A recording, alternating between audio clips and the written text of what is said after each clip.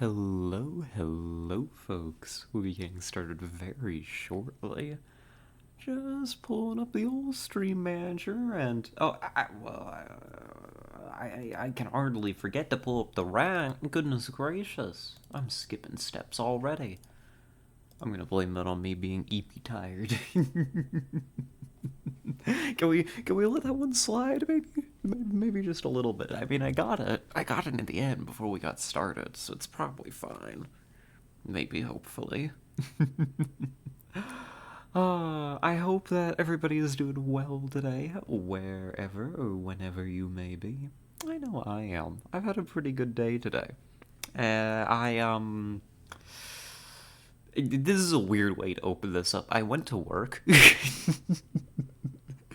um, and the work's been a little touch and go recently for reasons I'm not gonna get super into, but it felt good to be able to go in, and I got some extra hours in. Um, they, I actually was planning on going into work today because I'm always scheduled Wednesdays, except for last week, and apparently this week I wasn't scheduled Wednesdays either.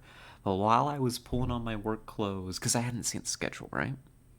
Then I can't see the schedule online. It's posted physically in the store, and it's always posted late, so I don't get to see it. Um, so I had just assumed I was to be in on Wednesdays, right? It seemed reasonable. And I was pulling on my work clothes, and I got a call from one of the managers that I know works technically evenings into mornings. And he calls me up and is like, "Hey, I know it's your day off, but do you want to, we don't have a back booth person. Do you want to come in?" And I was like, "Dude, I'll be honest. I didn't know I was off the schedule today until you told me. I'm already getting dressed to come in." And so I got to pick up a few extra hours. It was nice. I didn't mind it at all. So you get a little worried with those stream company, so happy to see you're fine, Vanessa. Oh, hello, Hazudia. Hello. Am I that late? Well, I guess the thing is, I think we discussed this, a week? A couple weeks? Some time ago, that I've been way better about being on time recently. And so when I'm a few minutes late, it's like, is she gonna make it? Is she gonna be here? Who knows? But it's delightful to see you, Hazudia. I hope you're doing well.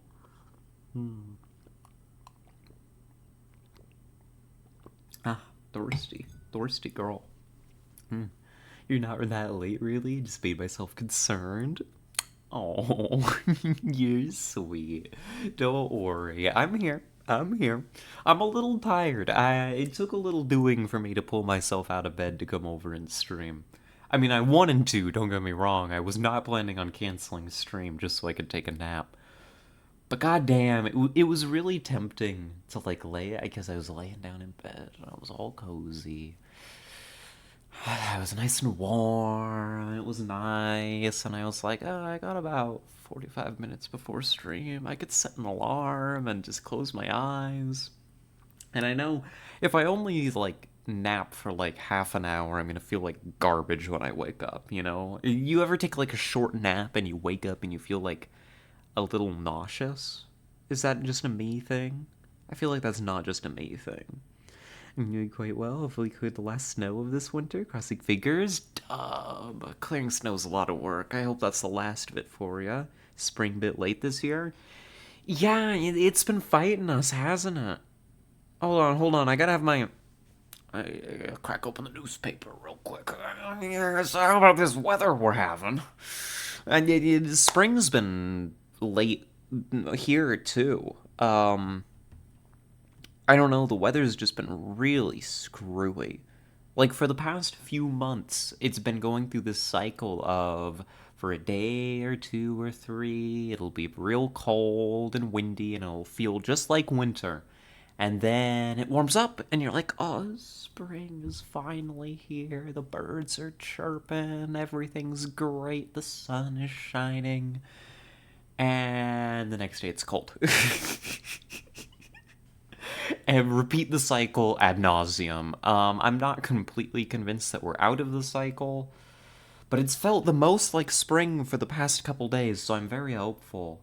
Is you must have woken up from REM sleep or something? Yeah, like that's the main reason I don't really take naps, is because I'll be, I don't know, I get into that, I guess it's REM sleep, right? And then I wake up and I just feel like, you know? And I think I get it very intensely, which I would believe because my dreams are weird too, and that's a REM sleep thing too, right? I wouldn't be surprised if something was up with the way that I sleep. Not in like a bad way, just in a slightly odd way, you know? That kind of exacerbates that kind of issue. There's the new Fallout series today. It was really good. Oh. I didn't really have too much of an interest in it, but I mean, if it's good, it's good. I don't know. If I end up being in a TV watching mode, maybe I'll give it a look. You know, after Crow Zero, of course. uh, I don't know. It's not even like I just haven't watched very much like TV in in a while. In a good many months. I don't remember exactly. Time is a meaningless concept to me, but like I haven't been really watching anime, haven't really watched any of my shows, haven't really watched any movies that I can think of. But here recently, I was feeling bored one evening, and I went ahead and I made myself a new Crunchyroll account for the animes. I didn't watch anything. I just kind of browsed for a moment, and then I was like, maybe I'll go to bed. But, maybe soon. I had to remind you of that for a while. Yeah, it's been a second. I still remember. It's just, honestly, it's not even that I'm avoiding watching it. I just haven't been watching anything. You know? Like, God, I haven't even caught up on my YouTube TV shows. I've still got that new episodes of Murder Drones to watch.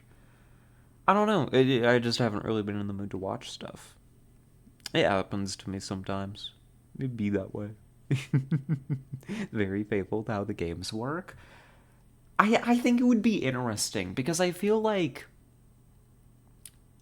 speaking broadly, because the Fallout games are kind of, I don't want to say all over the place, but they cover a lot of ground. There's some good stories that have been told in the Fallout games, you know? It has a considerable amount of world building and lore. It's, you know, a lot of it has kind of an interesting point to it. I could see a TV show adaptation being interesting depending on how they go about it. So many good shows going on recently. Maybe. I don't know. I haven't been watching them.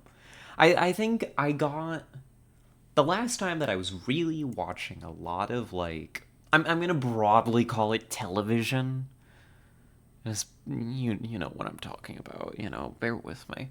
Um was during the season when both Chainsaw Man and Oshinoko were coming out. And I'd catch those live. Not live. I mean, I'd catch them when they became available where I live. It was like a simulcast thing, so I think it was live, roughly speaking. I'd catch their debuts like as they came out. Um, but I think the hi Tessa, hi, let's chat, more splat. I'm like, I gotta talk a little bit. Hear me out. um, it's like the thing is, during that time, I was watching with Kit, right? We would sit down in the living room together and, we'd put on our shows and we'd watch, he'd introduce me to new animes and stuff and, we just kind of hang out. So it was also very much a social event for me. And we all know that that hasn't happened in a long time, so maybe that's part of why I haven't watched a whole lot recently. You know? 2, New Vegas, Tactics are the best ones I have. Oh, a lot of people shit on Tactics because it's different from the first two. 3, 4, New Vegas are all a lot more different from the first two, and I think that really validates Tactics. I can't speak too much on it. I recognize the phenomena you're describing because, like, just by osmosis, you know, I know that a lot of people don't like Tactics, and complain that it's not Fallout 1 and 2. But I haven't personally played it. I haven't personally played 1 or 2. I've played 3, 4, and I've watched some stuff on New Vegas. But honestly, I never really got much into the Fallout games. I didn't. I don't know. I don't know. I respect them. I don't respect Fallout 4 very much. I respect them a bit, but they're not really the kind of RPG that I feel like I'm super into, you know? Is that why we're going crazy here to watch with a kid baby? I've forgotten. Maybe? I don't remember what the original reasoning was. I feel like we were talking about something specific. Like some specific phenomena. Like with TV based on like real situations and stuff. Like the show about the gun dealers or something. And you recommended it. I feel like that's related.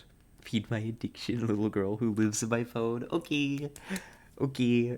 Tesla says it's time for me to start the game. Let me go grab it. This is gonna be a good game for rambling over.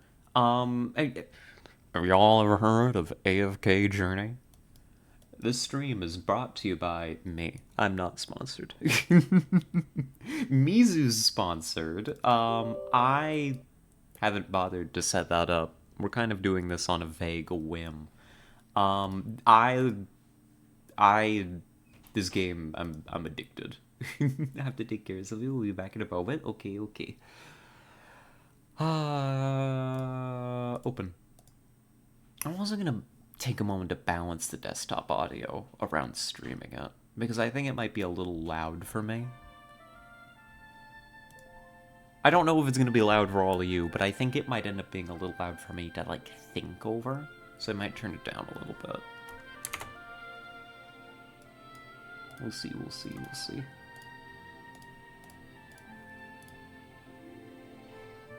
But yeah, I've been on that AFK journey. Sounds okay? Alright. I'm gonna turn it down just a skosh. Because, like, when I'm playing on my own, this is a fine volume. But when I'm talking, it might be a little touch loud.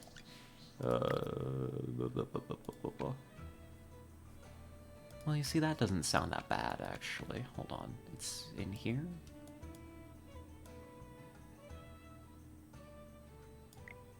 Let's do it like 40%. That'll be okay. As we use Desperately Rock, by the way, Fallout 3 and 4 are great. That's fair. I know people have their strong opinions about Fallout. Honestly, I'm just not really equipped to have them. I haven't played enough of them. New Vegas is overrated. You've said that before, and again, I don't have the experience with it to be able to really say. I can't really weigh in. But you've got excellent taste, so I'm inclined to believe you. 3 is better than 4 IMOs, it's less simplified. Yeah, from what I remember of 4, I remember it just feeling very simple. Go here, shoot that. I never really remember thinking about anything. You know? Best parts of that were the exploring. Yeah, definitely. New Vegas is all desert.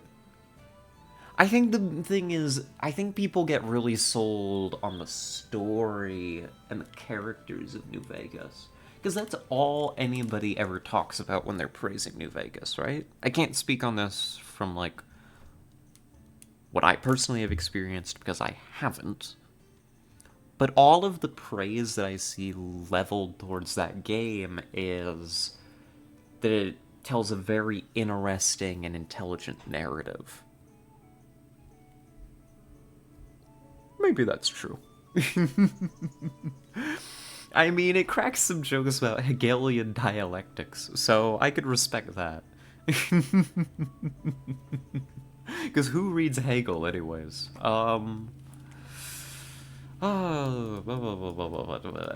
Anyhow, we're here. Willfully ignoring 40 hours of boring empty space for 10 minutes of good dialogue. RPG players be like... But that's the thing, is like... Sorry, we're getting distracted still. Like... Honestly? What you just said? Ignoring 40 hours of boring empty space for just a few moments, a few scenes that are really good... kind of feels like it was the norm for CRPGs, at least like mainstream ones, for a long, long time. Like, enter every Bethesda RPG ever. Yes, I'm even throwing Skyrim under that bus.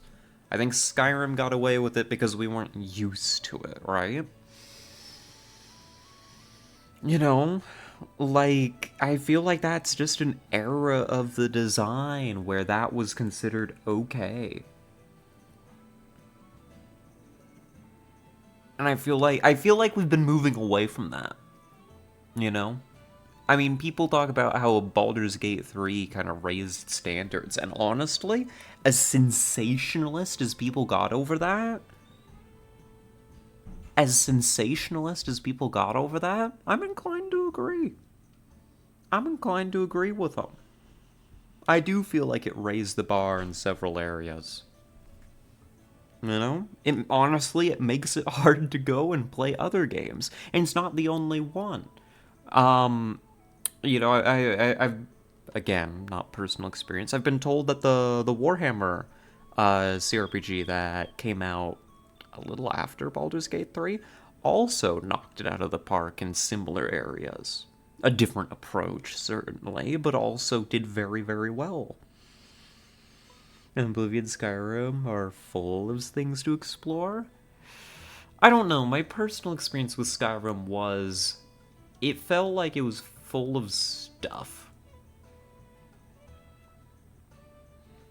It rarely felt like any of that stuff actually mattered.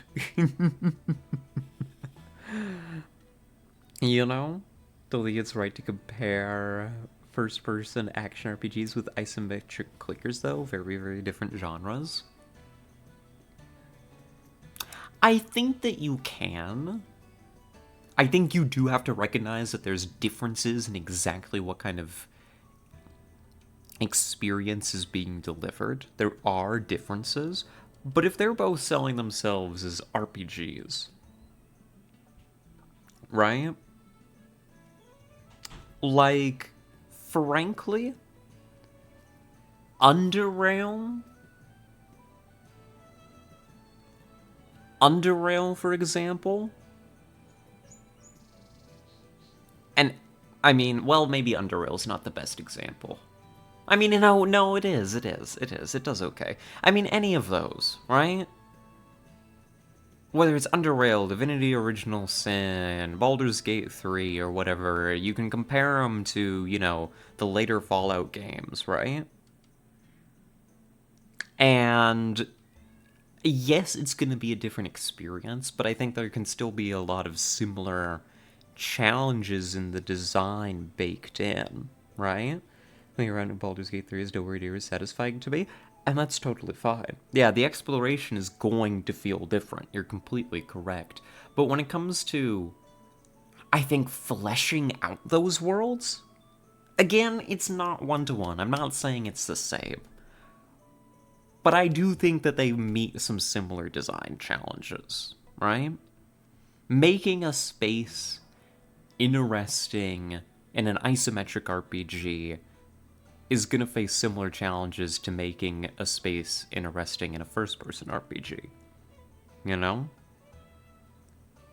Or at the very least in the sense that I disagree. It's a different genre entirely. World building is world building, sure. Yeah, world building is world building, but maybe the thing is, maybe what it is to me, maybe you're right. Maybe what I'm misidentifying here is that both of these, if we call them genres, have an unfortunate tendency to at times try to fill out spaces in the same bare minimum way, which is to stick some enemies in it. You know? And some half-ass tagged on side quests and call it a day. You know? And that's a sin in both of these. That's absolutely a sin that is committed over and over and over in both of these, if we call them genres. You know? And similarly, it feels bad in both. You know, and that's what I felt like about Skyrim. It's like I played a lot of Skyrim. Did any of it really feel interesting? It always felt like I was looking around the next corner for something interesting and never really found it, you know? But maybe it just wasn't for me. Looks and Turbidals and Environmental Hits stories are very well handled by Bethesda. There's some very good characters. To the point, as you said, it carries New Vegas for people. Yeah. And there can absolutely be strong points on that. Like, New Vegas may not be satisfying for you, but for people who really get into the narrative level, God, they love New Vegas. Seems we have totally different experiences. I think Skyrim would be for lazier Bethesda is amazing to explore. Yeah, I mean, I guess we were looking for different things. You know? I personally, I tried to find it compelling. I gave it a lot of time and space too. But it never properly captured me. You know? It always felt like I was just being tugged along, just wandering into the next thing, and rarely had much purpose driven behind why I was going places, besides to tick off a quest mark, you know?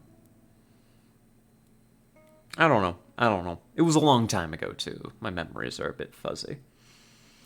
You use it in fast travel and DO3 for Oblivion or Skyrim, or just love wandering in them. Just saying there are 30 hours of lore videos with the random seeds of places in Fallout, Elder Scrolls. If Baldur's Gate 3 doesn't really have the cool stuff like that. Yeah, no, and that's totally fair. But aside from 30,000 hours of... Again, this is personal experience, right?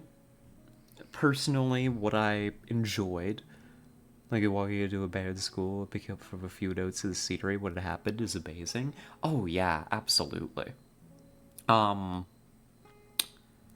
I personally, aside from just like that experience of just constantly having these little environmental stories to wander into, which ranged from interesting to, oh, okay.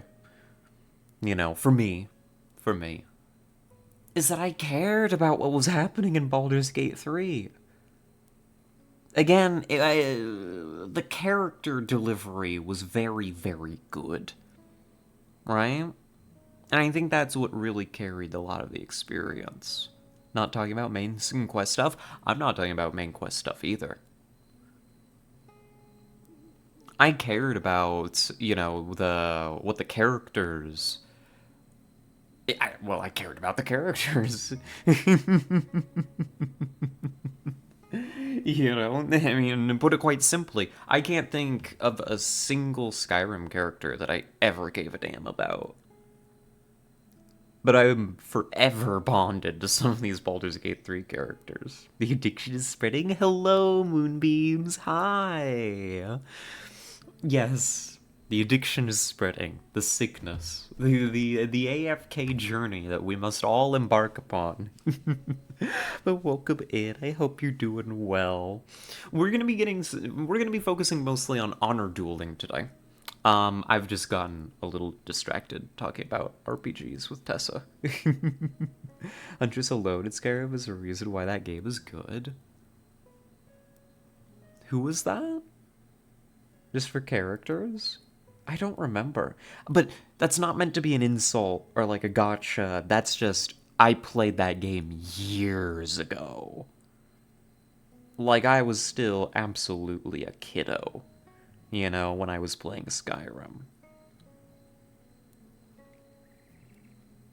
I have a vague idea that there may have been a character like that, but I don't remember much of it, you know? Distracted, I'm shocked. Never once happened before on this stream. I know. Strange and unusual times. Feel like you missed a lot then? I mean, there's always more in Skyrim, right? But I was hardly beelining the main quest. I feel like I had filled out a lot of the areas before, you know, even remotely going on it. And do you have Elder Scrolls is vital reading, Gaiabo? Yeah. Yeah. This is world building of realistic characters and motivations is perfect. I think they do a good job on it. Yeah. Even if the games are bad. I think that's the main thing. The game, world building aside, I can respect that Bethesda, you know, has built an interesting world in Elder Scrolls. It may not sing to me, but I do respect it. Right? I just kind of think the game sucks. Which is a strong statement, but God, I mean, I don't think I ever had fun with, like, any of the combat mechanics in an Elder Scrolls game. Right? This is part of the companion storyline. The companions, were those the werewolf ones? Were those the werewolves, or were they called something else? I always just don't know her by name. Yeah, I hardly remember any of the names. Yep, yeah. I did become a werewolf. I was very on board with being a werewolf at the time. I remember that. But that mostly stuck out to me because I could trigger a cool animation where I mauled somebody to death. And that was kind of cool. Do I remember any of the characters from the companions? No, not in the slightest. Felt very overhyped, but a cool world to explore. Did you know the part I liked? Able to play personally, fun to watch. I'm over click it to see if the dice says okay. Yeah. Baldur's Gate 3 is probably the strongest that D&D 5th edition ever has been or ever will be. And I have spoken at length about my issues with D&D 5th edition. You know? I do think that it delivered itself very strongly. I do think it's very heavily delivered by the character work. As I said, that's very much what did it for me, right? The characters spoke to me. I love Astarion. My boy. But as for actually, like, mechanically, it's just a competent adaptation. It's the most competent computer adaptation of D&D 5th edition. And 5th edition's combat just is weak, simply put. Daggerfall never locked you out of places. I could read a book if I want to solely resonate with characters. Let me have my own adventure. I feel like Baldur's Gate 3 did a very good job presenting multiple paths to get to places. Failing a roll rarely totally locks you out of an area. I've always felt like there was another path. You know? Options are not adventures.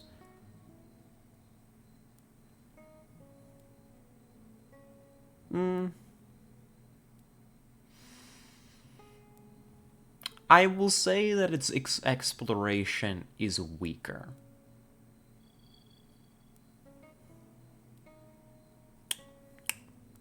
But as somebody for whom the exploration in none of the titles discussed was ever compelling, I can't really in on it too much. And say, sorry, you moved this far forward so you can't go over there anymore?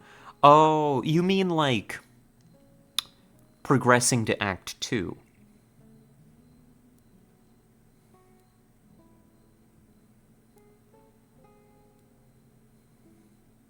Is that what you mean? You've also admitted that you were too young to get it, though? No, that's not what I said. I said I was younger when I played Skyrim. If anything, that would have been the time for me to enjoy Skyrim. Maybe not in a critical sense, but at least in a just having fun sense. And even then, I didn't. Did you actually enjoy the Exploring video? I'd say Oblivion is much stronger than Skyrim, though. Yeah, I mean, I haven't played Oblivion, but I've heard and seen a lot of stuff about Oblivion, and that does seem a lot more compelling to me. Right? Especially the way that the quests handle directions and stuff, that they're much fuzzier and, you know, less about go-to quest marker do thing, right? Trying to compare them as games, I'm not. And my point when I said you can't compare the different genres.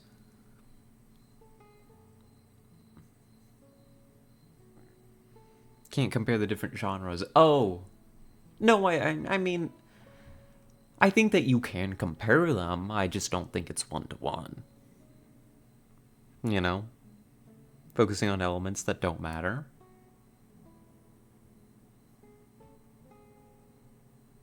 Am I? Maybe elements that matter less to you. If both worlds were empty and had no characters at all? Oh, well, if both worlds were empty and had no characters at all, they would suck as RPGs, whether they're first person or isometric. Oh, 34, Oblivion Skyrim would... Oh, Fallout 3, 4, Oblivion Skyrim would still be fun to explore. I don't think they would be. I think they'd need way stronger environmental storytelling to be interesting. Right? I'm talking like... something like Shadows of the Colossus. You know? Not talking about the RPG elements at all. Not sure why you're focusing on that. The environmental story is that good, though.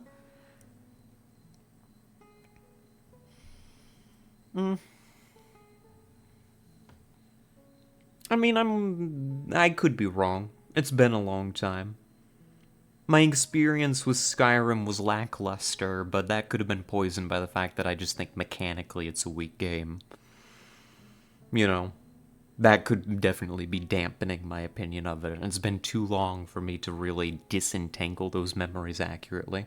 I'll admit that. Fallout 3 and 4? And, you know, there were definitely some very strong environmental storytelling moments in those. Yeah. I could see them... I could... Maybe this is more speaks to how weak the characters and the storylines were in those games to me. But yeah, no, I don't think the exploration would be hampered at all if you removed every living character from those games and just made it all terminals and environmental storytelling. I think that would be fine. Hell, that may even enhance the experience. I really just did not give a single damn about anybody in those games. Like, the only thing that was even remotely funny is Tunnel Snake's rule. That's it. As you realize why you're bad opinion rat, there's video essays on individual rooms in Fallout because the environments were that good. Feels like a failure for you to connect. I mean, I think it's legitimate that I don't find it compelling, but we can agree to disagree. You know? As again, the characters what carry those games for many people. I guess I just, you know, they just didn't for me, really. I don't know exactly what it was. They just never really did. But I didn't really... That's the thing, is maybe these games just weren't for me. And that's not even their fault. I'm not saying they're bad games. You know? You don't even dislike Vegas for the cast, you dislike it because it fails at the exploration. And that's totally fair. You know? It's a game for different people. And maybe all those games that you've listed aren't games for somebody besides me. Maybe I want different things out of the experience. It's baffling that you as a DM don't see the merit. I see the merit. I just don't particularly like them for what they are. Not in your tabletop RPGs, at least? Yeah, no, that's true. That's the thing. I don't run games that are very heavily focused around you wander off in one direction in the woods and come out, you know, somewhere. you know, you emerge from a cave and now you're in whatever the hell it is called, the Skyrim meme, where every cave leads to, some dwarven ruin or whatever. You can look at those worlds and see how basic the sets are, the minor details, most insignificant places is a masterclass. I see it. Here's the thing, because I do that. I flesh out the individual places heavily, right? You see the point again? Clearly I am. Like, I flesh out the individual places very heavily, right? I like to put a lot of work into my settings. But I don't know, maybe it's because as a DM, I recognize that's very much a labor issue. So do you think I'm saying big map good? Oh, no, I don't think that's what you're saying. I don't think that's what you're saying at all. My understanding of your point is, again, speaking broadly, that you really enjoyed the exploration because you felt like the environmental storytelling was very good. That you could walk into, just walk into a room and without any character standing there to tell you what was going on or what happened, you could piece together some kind of environmental story. Well, that's good. That's a good thing. You want the world to feel alive? I don't think anyone's done that better than Bethesda by the most insignificant things. Well, that's a good thing. I just don't think that I don't think that, however good it is, can carry an experience for me. I certainly found it interesting. I'm receptive to it. I remember ideas of... there's this one segment in, was it one of the Fallout games? No, it's not even one of the Fallout games. It's Metro. I liked Metro for this.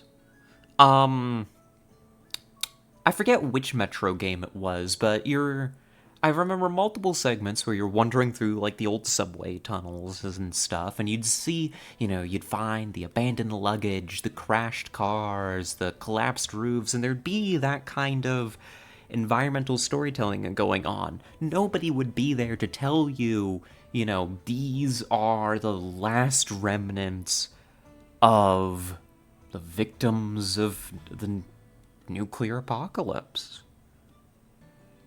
But it was still moving. It set the tone very, very well. Right? It was haunting. Regularly haunting. Sends chills. Because when you get into it, you're like, fucking hell. These people died. Metro was forced and trite. Metro was straightforward. That's the thing that I'll say about it. Metro was very straightforward. It had the story that it wanted to tell. And it didn't really deviate a whole lot. But that's the thing, is all that environmental storytelling was building towards that purpose. It maintained a cohesive theme that felt directed. There could be strong moments in Skyrim, there could be strong moments in Fallout, sure. But they never really felt cohesive. They felt like one notes. And just as I was getting really into anything, if there was a moment that I did connect with piecing together these environmental clues, it never really went anywhere. You know? You leave the area, you go do another quest, another settlement needs your help or something, and it's left behind. Don't think Metro did anything spectacular? No, Metro didn't do anything spectacular, but I still liked it as a game. That's the key. I still liked it as a game. You know? That's what a world is. I walk into a murder seat IRL. I don't impact that question. I guess the thing is, I'm not really seeking broad worlds. I guess that's the difference. Again, not saying it's wrong.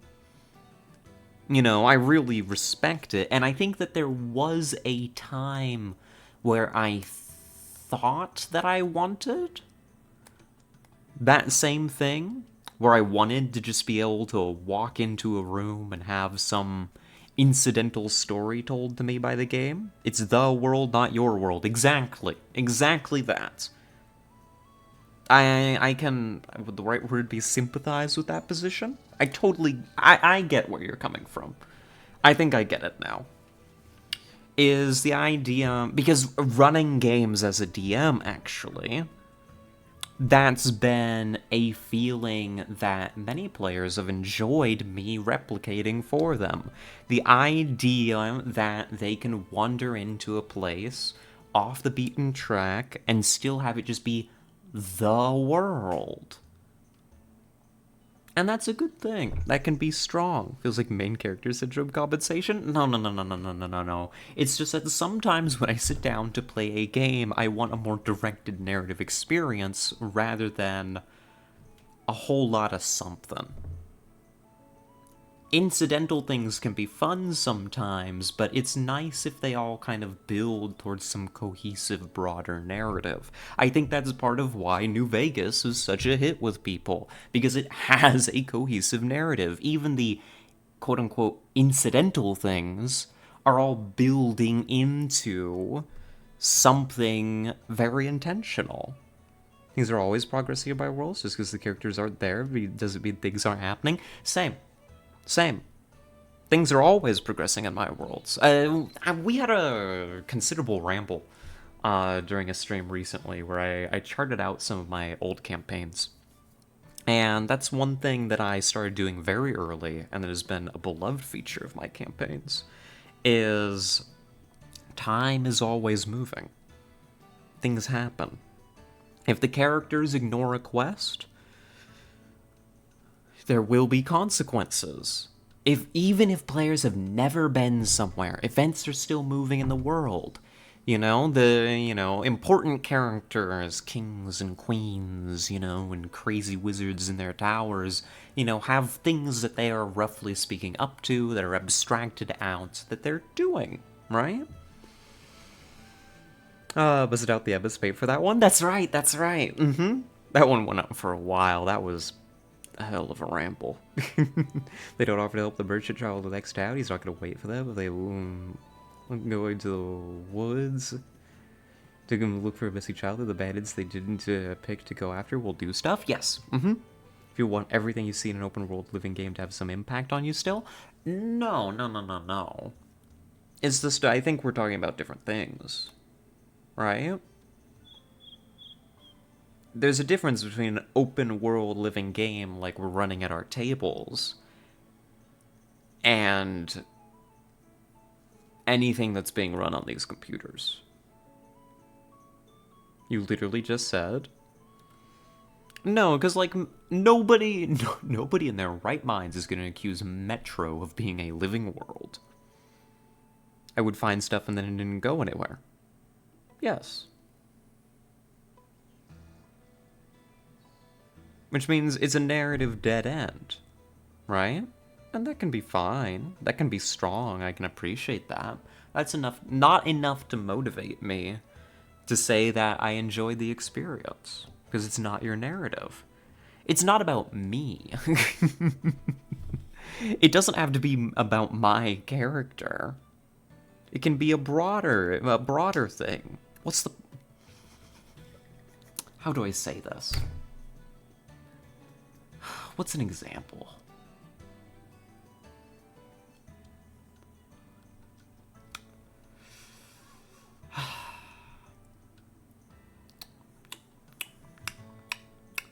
The problem is I'm mostly thinking of TV shows, because those are what I've really enjoyed trying to tell these things.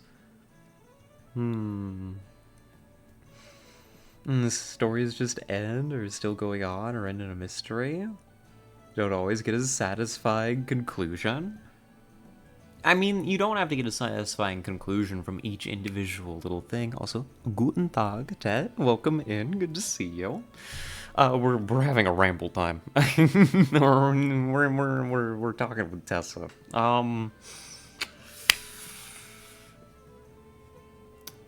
Individually, the plot, the details of some incident can be left murky, right?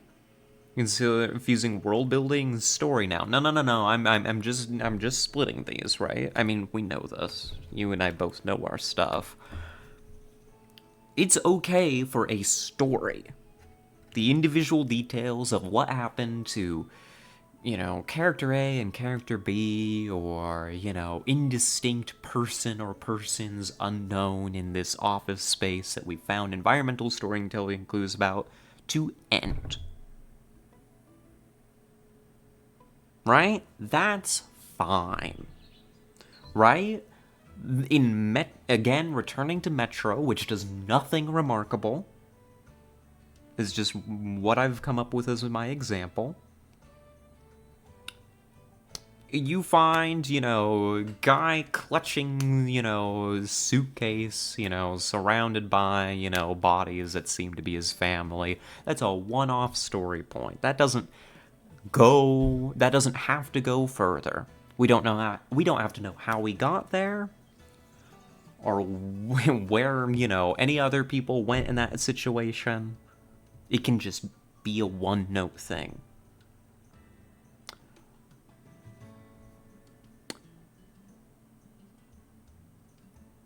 But it contributes to building tone for the story. Right? In that case, a kind of moroseness, a kind of horror, right? At all that's happened. I never really felt that I can recall from anything that I experienced in a Bethesda RPG. Same thing in Fallout isn't as merit-worthy. It's not because they didn't both do world building, and certainly Fallout had some very impressive moments of being able to tell a story, right? In a room devoid of speaking characters. I won't deny that. I haven't denied that. It never really felt like... It never really felt like it contributed to any kind of interesting overarching tone. Fallout's... Maybe it's just because it didn't speak to me. But at least from what I remember, mostly of 4, I don't remember a whole lot of 3, besides Tunnel Snake's Rule. But of 4, of Skyrim... I can't really tell you anything about the tone of those games. And that's kind of alarming. Yeah, I played them a long time ago and my memory is fuzzy. That's the big asterisk after all of that. I don't remember any of it. The tone is literally the most famous part of Fallout. I don't know. Maybe. New Vegas, I know people talk about how it nailed it. Skyrim's tone could be wildly different depending on where you were, and that's the thing. That's the thing that I'm trying to say, Moonbeams. Is like, Skyrim's areas could build a lot of tone. And then you walked away. You know? Tongue-in-cheek future retroism is the crux of Fallout. Oh yeah, definitely. It's got that, it's definitely got that theming built around it very strongly. I can't contest that. I mean, hell, they've got they've got the whole like Coke company like parody, Liberty Prime, like very tongue-in-cheek. You know, this depiction of future retroism is famous, absolutely. But I mean, like the feeling of it. And playing it, it never really felt like it could figure out what it was trying to make me feel. And it's weird. And so it just kind of left me feeling vaguely annoyed with everything going on in it. Comedic overtone of abstract horror is the whole point. You of all people should understand absurdism. Oh no, I totally get absurdism. And certainly it could be effective at times. There are particular vaults and stuff where I was just... God, there was one in Fallout 4. What was it? I forget what vault it was or what its deal was. I remember going and visiting that, and it felt horrifying. Like they knocked it out of the park with that one. It just never really felt like it carried to the rest of the game. That's really all I'm saying with it. It never really felt expansive.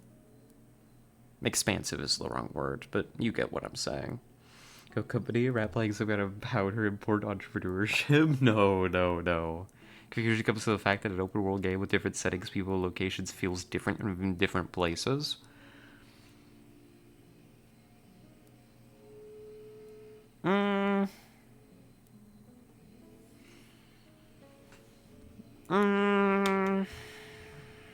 Kinda.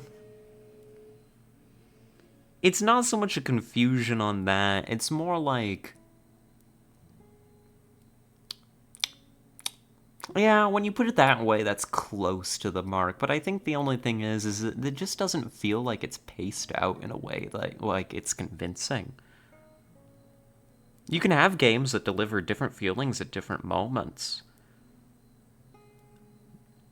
But I think part of the challenge of like presenting that open world and saying, go explore, is that can end up creating a lot of dissonance for players. I'm gonna, it feels bad going from the spooky, horrible, existential crisis vault to goofy side quest. With... God, I don't even remember the goofy side quests in Fallout. It's so unmemorable to me. But I know it's happened. It's got 'em. Wait, walking to the jungles of Vietnam, I'm not gonna feel the same as I do in Chicago downtown wearing a Red Sox jersey? No. But, like, if you're creating a game with a strong focus on narrative and tone, it feels like you would be responsible enough to not take the player from the jungles of Vietnam and stick them into downtown Chicago wearing a Red Sox jersey without a very explicit point in mind. Right? The variation can be good. I just don't feel like there's any pacing mechanism whatsoever, and it made it feel unconvincing to me. I didn't enjoy my time with it. Nobody's on your side here. Oh, my opinion doesn't have to be popular. Fundamentally, all I'm saying is I didn't enjoy the narrative. I didn't really like the games. I didn't, I don't hate them. I can respect them. People can enjoy them. But I found their gameplay weak, personally. And the narrative, tone, world building, whatever you want to call it, didn't carry it for me. That's all it is. It's fine, not all what I've said once. My understanding is that you said that you liked the exploration and you felt that the world building was very good and good to the point that a lot of people really enjoyed it. And that's it. That's fine.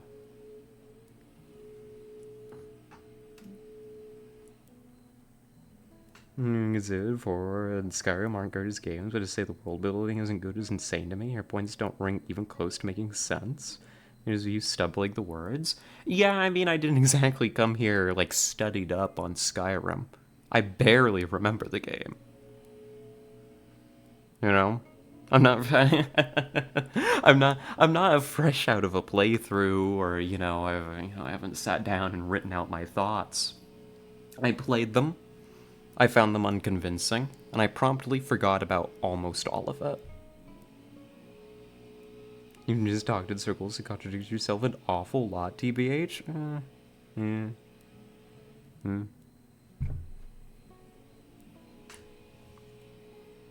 I'm not really sure where I contradicted myself, but.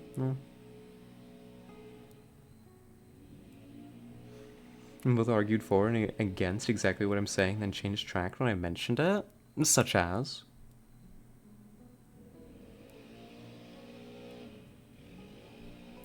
And see, again, I think this is just a point where I'm not really sure exactly what point we're trying to engage on here. Obviously, a lot of Fallout's point is the narrative you build for yourself. Yeah, and it's like, I don't know. It didn't feel like it gave me. I don't know, what it put out there just wasn't something that I've engaged with.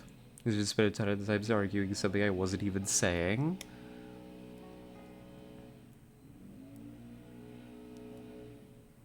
I don't really remember, to be honest.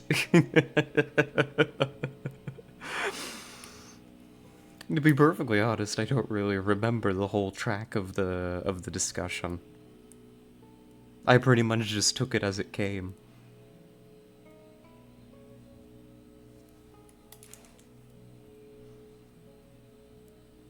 Yeah. That's fine. I'm gonna agree to disagree about it. No, I don't think I was planning on playing those games anytime soon, so such is life, such is life. Anyway, I actually do the game because I still don't know what you were trying to say, TBH. Yeah. What's this? Is this an AFK journey? You've heard a little bit of more to bounce off of, narratively speaking, as the fall allows you to yeet the ball into the far distance with a little hindrance. I think that's the thing, mostly. Yeah. I mean, she could have been AFK all this time and wasn't. I could have just walked away with the mic, except that the mic's wired in. Good point, Ted. Yeah, just as a final thing. No, I think that Hazunia, even though Hazunia missed a lot of it, I do think that speaks to my preference. Whether or not that's the point of the discussion, I don't know. I don't really remember at this point. But, like, it was never about the narrative. I feel like I thought it was about the narrative at some point, but who even knows at this point? But that definitely, like, helps. I mean, the games that I've spoken to liking are ones that have kind of more explicit paths through them. You know? Metro, Baldur's Gate 3, etc. It's very obvious you didn't know what you were trying to argue. Oh, I wasn't exactly giving them points. That was like, argue this specific thing. You just love to argue? I do. But it's like, here's the thing. I wasn't ever given a argue this yes or no. Right? What was exactly what I was saying. I don't know that I ever had that really defined. At least in a, you know? Again, I think my understanding was just that you liked the world building. And extrapolating things that were completely unrelated from it somehow. Maybe. I mean, I do tend to ramble a bit. But it certainly felt like it mattered to me. Oh well. Oh well. I'm moving on. I don't think we're gonna get anywhere with it. Bah, bah, bah. Bah. Oh my god.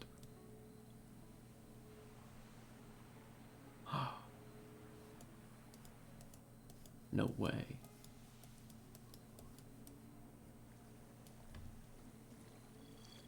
I'm gonna be completely honest. I didn't know that you could drag the map like this.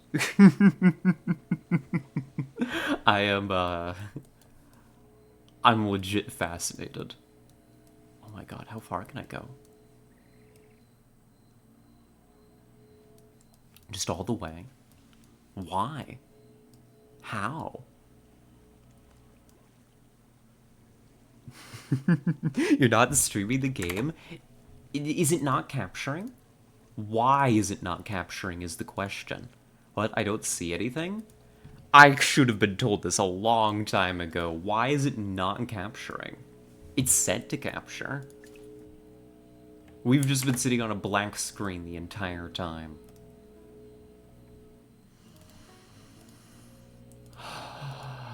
Yup.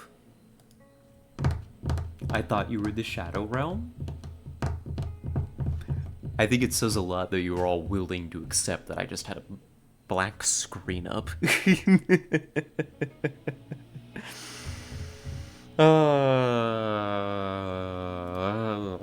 Why does it not want to capture? Hold on.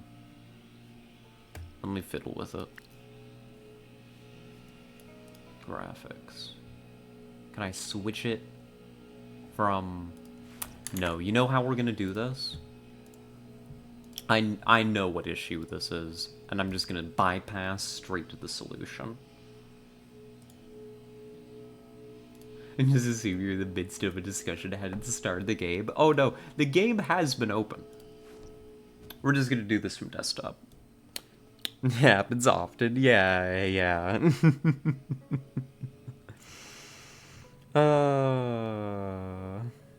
Oh, wow.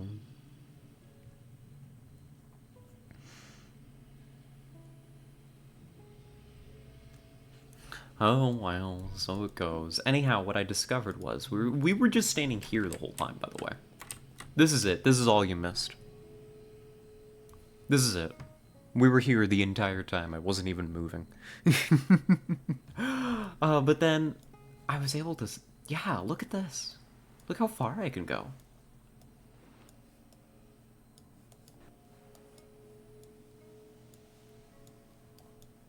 We can come all the way over here. It looks very pretty. It's such an unreasonably pretty game. You haven't even seen the characters yet. Hold on. Let's look at them. Let's look at our folks. No. Now I need to get into... I need to get out of argue with Tessa mode, and I need to get into play game mode. This is a massive gulf. But, look. Food is coming. I've got characters. Look at that. They've got a snake. You can get out of that mode? We're gonna find out. It's a challenge. You know this. And what do you offer? I mean, look at her. I'd love it if you did one day. Look how pretty her bottle is, and another thing. I mean, look at her. And, like... Listen, I thought I was getting into this game to play with... Oh god, I had her on the other server. I switched servers, so I don't have Muriel here. Hold on, can I... Muriel. Where's Muriel? There's Muriel. Don't worry. My flames will never This is Muriel. I thought I was getting into this game to play with Muriel. I didn't realize I was actually getting this game to play with Cicia.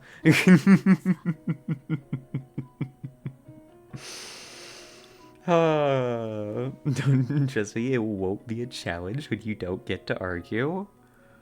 What do you mean?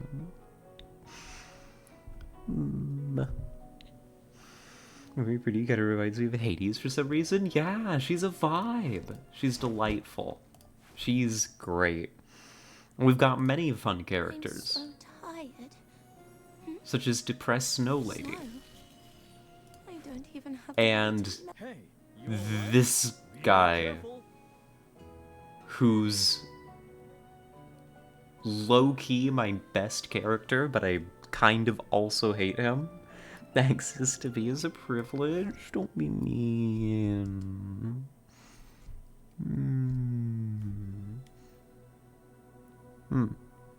Don't be mean. Then there's Granny, Mizu's favorite.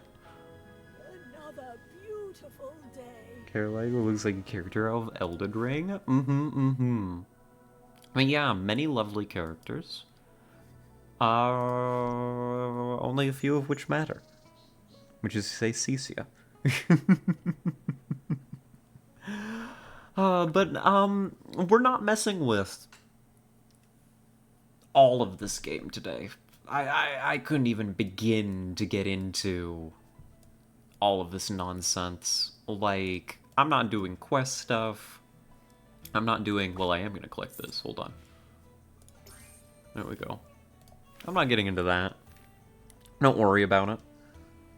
I'm not getting into the many different battle modes available to us. I'm not getting into how you can use Mizu's download link and give her money because I didn't set up mine. I'm not getting into all that. We're here for one thing and one thing only today. We're playing Honor Duel. We're here to Honor Duel, folks. It's gonna give me this little thing to tell me how to play Honor Duel. I know how to play Honor Duel. We're skipping by it. Right? I played Honor Duel. It's good. I like it. This might be just what I play the game for. I've heard rumor it's the only game mode that matters. I've heard rumor too, and I'm inclined to believe it. This is the premier PvP game mode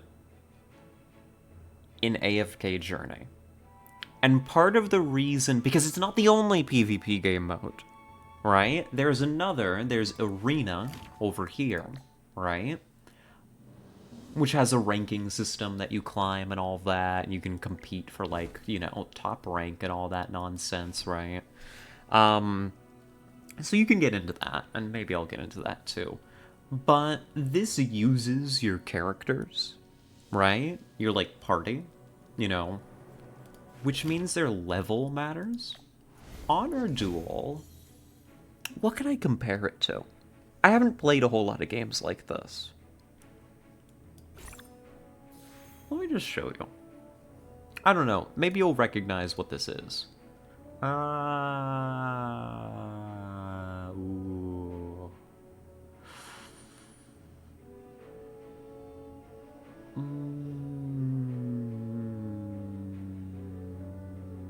Let's take Cecia.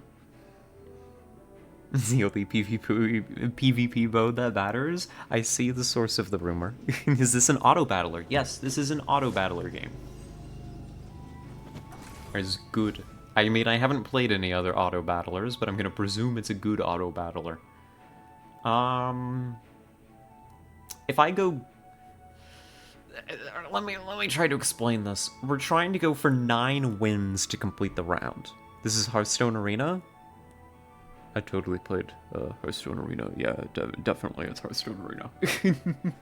I played regular Hearthstone. I don't think I ever touched Arena. But I am inclined to believe you. We try to get 9 wins. We try not to lose 3 times. In between rounds, we go to this duel store and we buy upgrades, new characters, items and stuff to enhance our team. And life is good.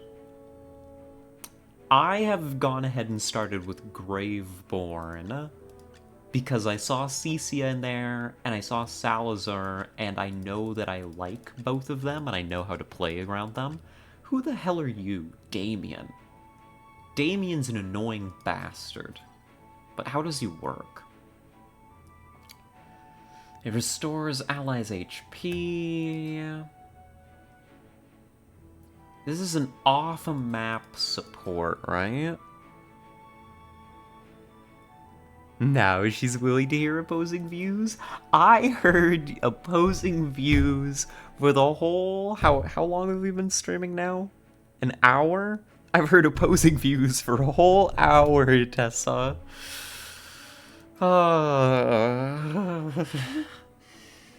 We've got a stun. A blind. Yeah. So this is just this is an off-map support. Heard, not the word I'd use. I don't...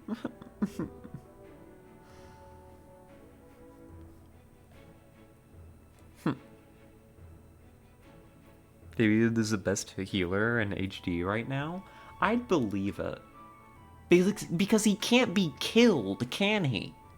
Do I understand Damien right? He's an off-map support, right?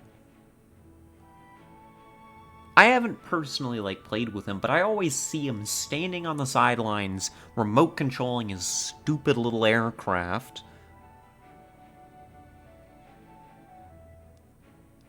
And I hate him. I hate his goddamn guts. No supports can? Really? Is this just a fundamental game mechanic I've never interacted with? Are all supports off-map?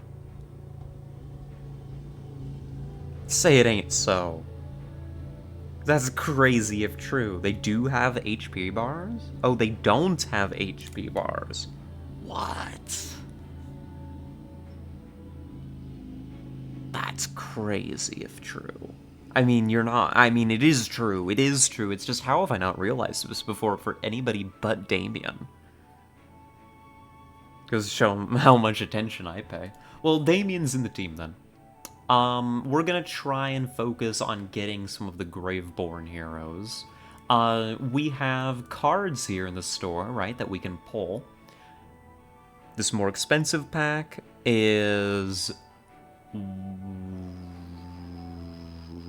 3 random Graveborn heroes, which is what we want. They'll combo well together for reasons we'll get into. Or we could just pull random, which could be Graveborn heroes, or could be other interesting fellows. I wouldn't mind pulling these. Most of our power, I think, is going to come from pulling more heroes, especially starting out, and then we're just going to keep an eye out for interesting items. Bell of Valor could be good, for example. So let's pull.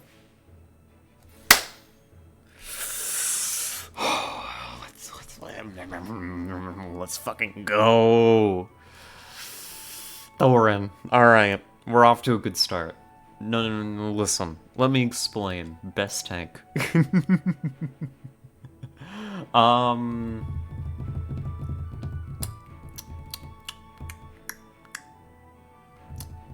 I've basically got my team. But I would like to get an alternate option for Sylvina because she's not someone I always want to use against an enemy team. Sylvina's a counter pick. We'll explain why once you actually see what a match of this looks like. I've got an idea. Very good. Easy game. Just pull 3 totally random Graveborn.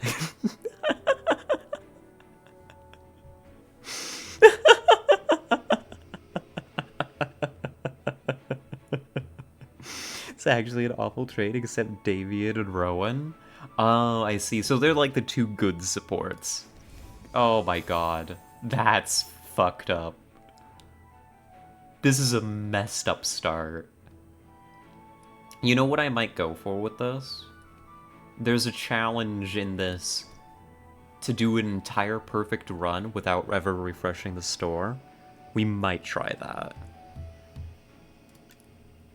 So what just happened to Thorin here, for those of you who are uninitiated in the AFK journey? So, it's a gacha mechanic. If you've played gacha, you know what this is. If you haven't, as you it's not enough to just get one copy of a hero, right? Whatever they're called in a game. Gambling? Welcome, Pixel, to gambling. And we're gambling so good right now. Oh my god. So, it's not enough to just get one copy. As you get more copies of the same character in gacha games, they get more powerful. Exactly how that works differs gacha by gacha. In this one, as you progress up the tiers, they get stat boosts, and they can unlock new abilities. Right? And that's good. We like that. Thorin is immortal. Allow me to introduce you to Thorin here, who is going to be the center of our entire build for this run of Honor Duel. He doesn't die, actually. Where's the ability? Where is it? Here it is. So you know how tanks kind of do their thing? This is kind of cool, right? When tanks, like, take damage so the rest of your team doesn't have to. What if when Thorin died from doing a tank's job, he just got back up? And what if he also had, like, built-in lifesteal in his abilities? And damage reflection on his ult. Oh my god, the lawnmower is right outside my house. Anyhow, this is great. This is an amazing start. This is a team. The question is, do I want to beat Mian? And I think the answer is yes. It's just, who do I ditch in order to be very incredibly rude? Is it starting to sound frustrating to play against? Oh yeah, listen, I'm about to have a good time, trust me. I half want to just get rid of Damien here. And instead...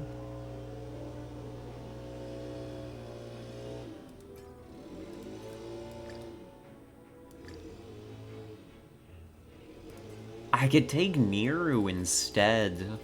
Because the more heroes that you have in... I keep calling them something different. The more characters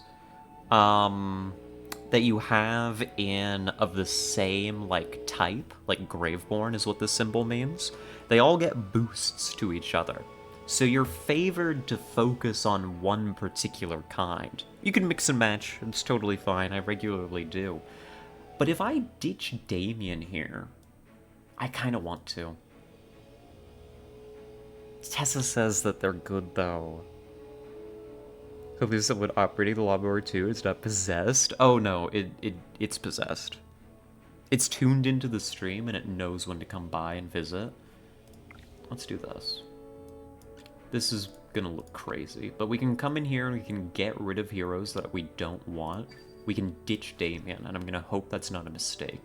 Then we're gonna grab this bell. This bell will make the hero that is in front of the hero that gets this bell have 12% damage reduction.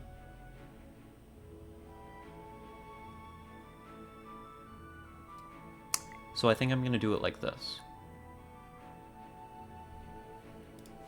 I think this works. And let's see if I'm stupid, because I've done a lot of talking. Wait, sold like God for your roster for the duel or permanently? So this roster that we're playing with isn't my account's roster. We draw this up specifically for the Honor Duel. That's why it's Honor Duel, right? It's not about how developed your account is. This is purely self-contained within the game mode. It is good. So we might get Damien back from a random pull later, right?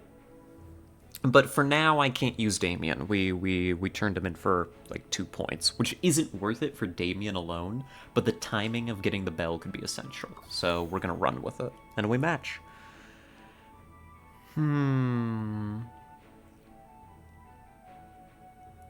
Not only each other, 3+ of one faction boosts the entire party regardless. Oh, really? Oh, so I don't need to stack up this much, do I? Okay, we need to deploy 3 heroes. You're not even worth getting up for. Everyone must pay a price. They're gonna go there. No, wrong, incorrect. We place 3 and then 2, and I want to bluff them just a little bit. Screams are the most exquisite. Let's go harvest together. You're not even worth Hide getting the up for. tank. There. We hide where the tank is. There we go. See, they've got Damien, they've got their 2 people here, Everyone Present. Your command? and then we go commit murder.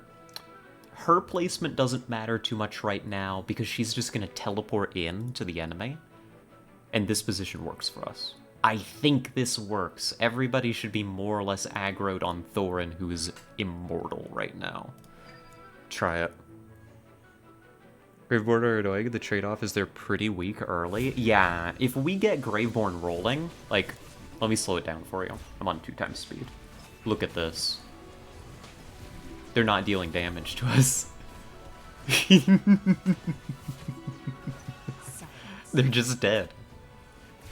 And this isn't a level difference. This is honor duel. These are same level heroes.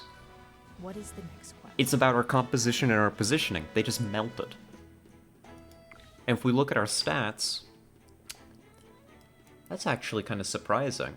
Really, Nero did that much damage? Nero popped off!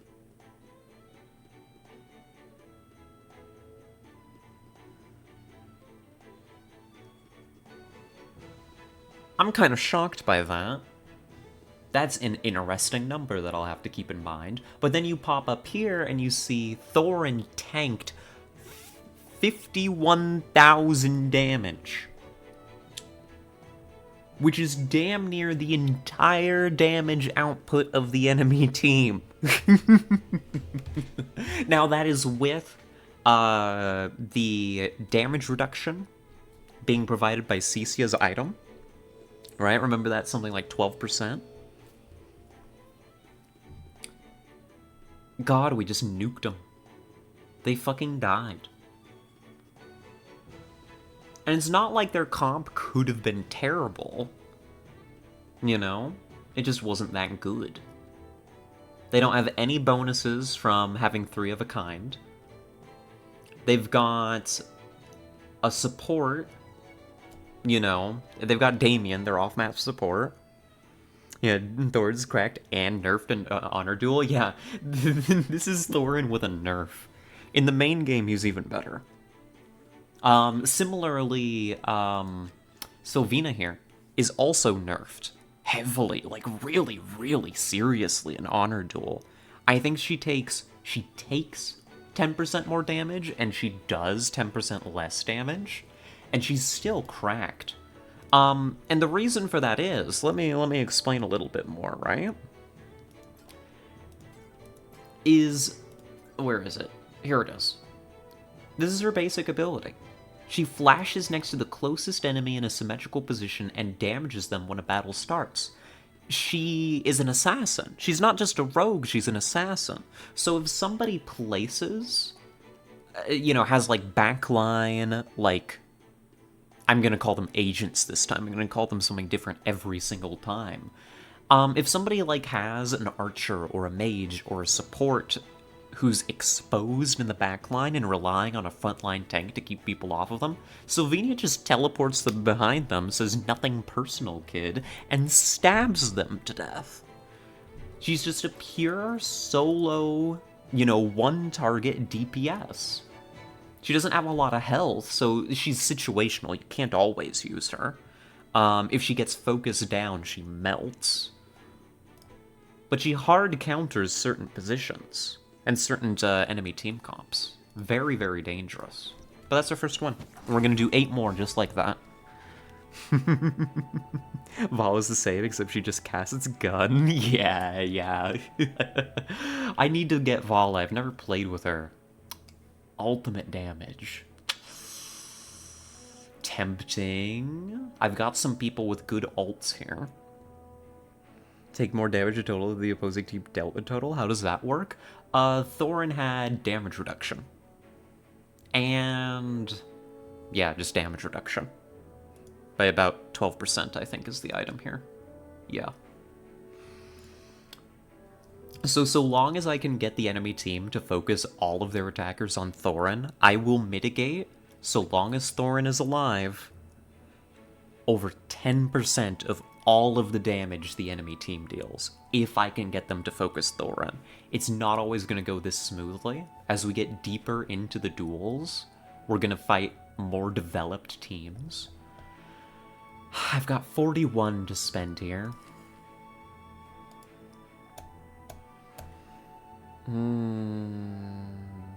Like that hamster or whatever wiggles his eyebrows is weirding me out. Oh my god. Ugh. Stop doing that, dude. Quit that. Quit wiggling. Enemy skills, what matters here? The good cones will place... The good ones will place...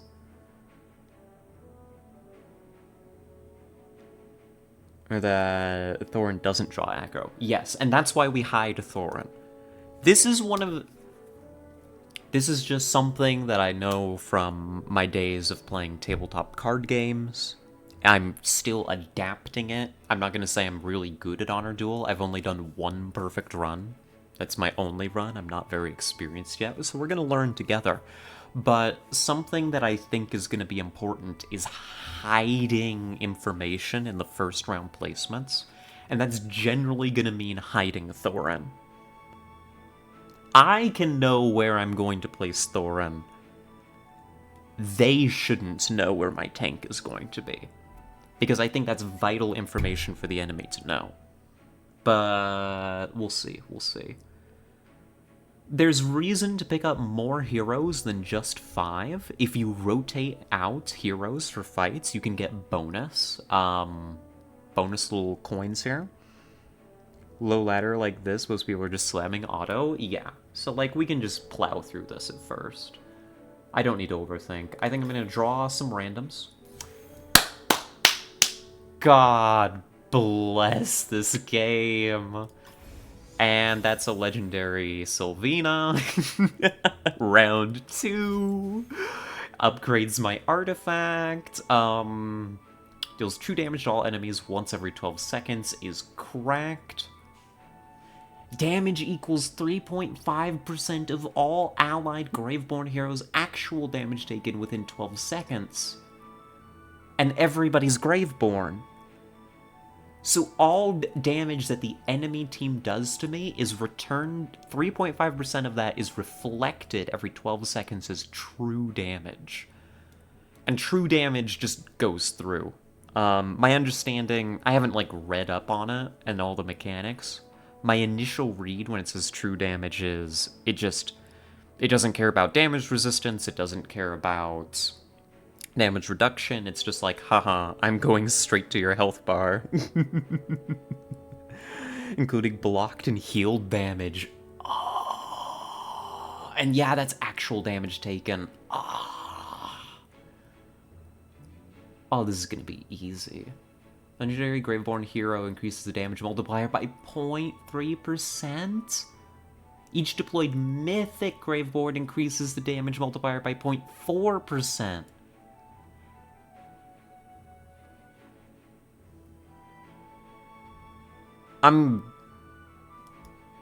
Okay, yeah, we're just pure Graveborn.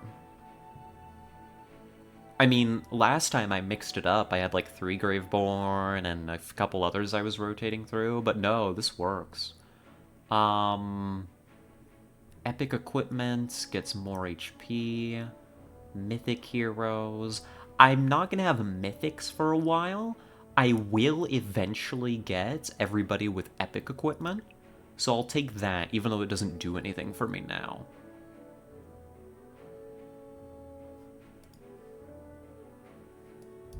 Let's do it.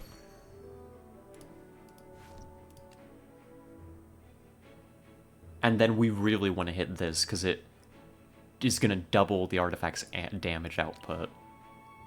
We need to ascend heroes, join battles. Yeah, we just need to ascend our heroes to get this up. This is a Korean game originally? I don't know. I'm not sure, actually. I know very little, except that I like it. I could sell some fellas in order to grab an item. More ult damage on Beast King's Claw is actually something that I desire here. I'm gonna show you a little something. Hold on. Because you know who deals a lot of damage with their ult very early into the fight? Sylvina. To a single target. And I think that early tempo is going to be really good.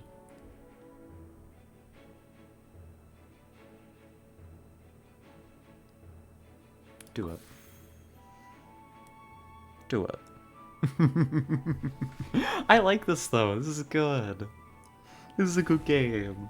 Hello, Philomena. You're gonna die now, goodbye.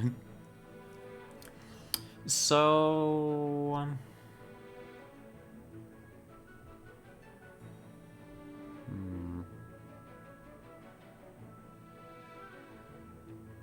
You're not even worth getting up for. We're gonna put you here.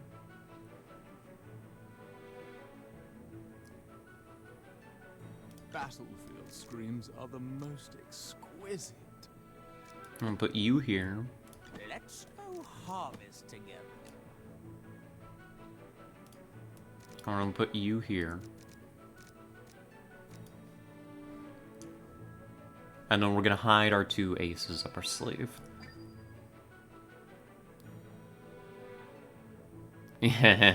You see, like, we see this all the time. And I'm not sure if this is just people playing on auto, or this is just, like, something they're taking early. But this is how people are always starting their damn formations, and, like, we know what happens here. Your command? They die. We position Sylvina so she assassinates one of their better DPSs, and they die horribly. We see the bell here, so they're gonna put a tank here. That's fine by me. This guy's gonna eat all aggro. Life goes on. We win. It's Cryware's almost certainly. Oh. Yeah, so they're dead. Goodbye. And she hasn't even ulted yet. Watch this. She hasn't even ulted yet. The whole back line's gone. Silence.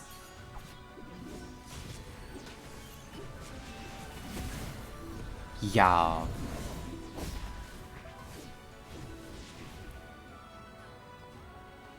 Look at this dumb little support in the background. Fight for me.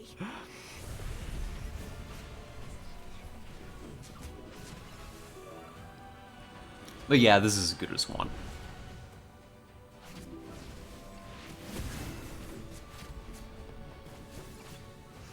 In Spanish, a little surprising to me. We can sort of see it. Is it?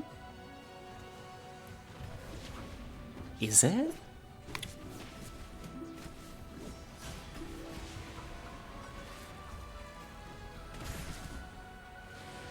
This would be a slight surprise to me. Yeah. Talented tank Thorin. Thanks, buddy. Good day's work. Oh my god. Here it is. This is what we're looking for. Reduces energy per second in 40 energy per second in 10 seconds after a battle starts for the enemy placed near the symmetrical tile. I could give that to Thorin to get him the HP boost. Tracks, Farlight seems to be Spanish-based. Who developed it? It's Lilith Games, right? Are the developers? I think Lilith Games are the developers. Alternatively, you give him Silent Helmet, but no, this is way better. Let's do this. And Salazar's been popping off, so we're gonna work towards an upgrade for him, and we're just gonna go. So, Gaze isn't gonna be absolutely incredible as an item purely on Thorin. The effect is just gonna help suppress the enemy tank's ults, which is cool. Enemy tanks can have good ults to prolong the battle, and I would rather this not take very long. But the main thing is, this is going to now activate for Thorin a 20% increase in max HP, which on the tank is just good. It shows that both as devs, Farlight and Lilith games. Lilith games is Chinese. That explains a lot. Yeah, that makes sense. This kind of game is popular in China. Alright, now we go. We go again. Mustache Man. But Mustache Man doesn't have a mustache. Yeah, I know that you want me to use another hero. Check out my But also, have you considered fucking off with that noise? You're not even worth getting up for. Have you ever considered... Harvest battlefield no, streams are the actually. most exquisite. Little flank. They're not... If they do have an assassin like Sylvina or a Mauler that can jump in, there isn't anybody super vulnerable in my back line. I think this is a flexible starting formation. The only thing I'd be worried about is enemy AoE, which I can target with Sylvina. What's the AFK part of the AFK journey? A fine question. Quite a bit of it, actually. As an auto-battler, progressing your characters outside of this mode... Everyone. Present. Yeah, see, it's the same nonsense. Kill the mage. And go.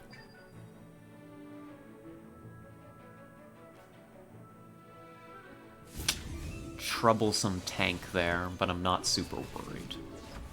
Yeah, enemy mage dead, enemy backline's completely destroyed. There's an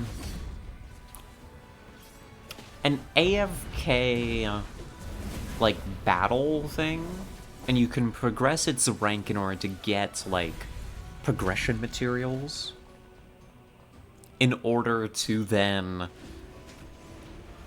progress your account, level up your characters. Alright, he's immortal now. Cleaned up, no casualties. What is the next quest? Resource gathering, arena defenses, legendary tower progression, and guild tasks are all progressed AFK. Lots of things are AFK. And even the more active things, like, once I've committed my stuff for this mode, I don't think I need Carolina, even though she's cool. We'll think about it, hold on. A lot of it, you can just set the battles and get up and walk away and they'll finish for themselves. You can manually set to control when your ults go off. But honestly, the character AI, except for very specific situations, handles it very well on its own, so I just never have felt the need to.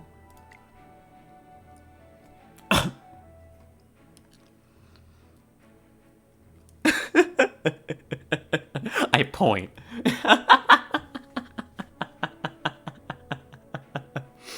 Hear me out.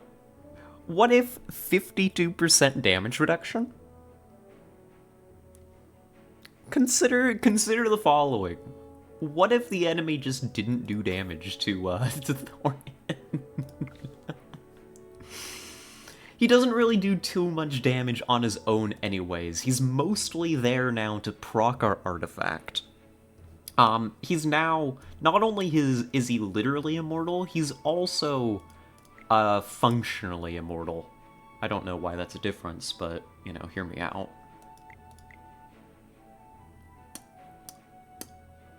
Let's give the other item to our other frontliner, Salazar.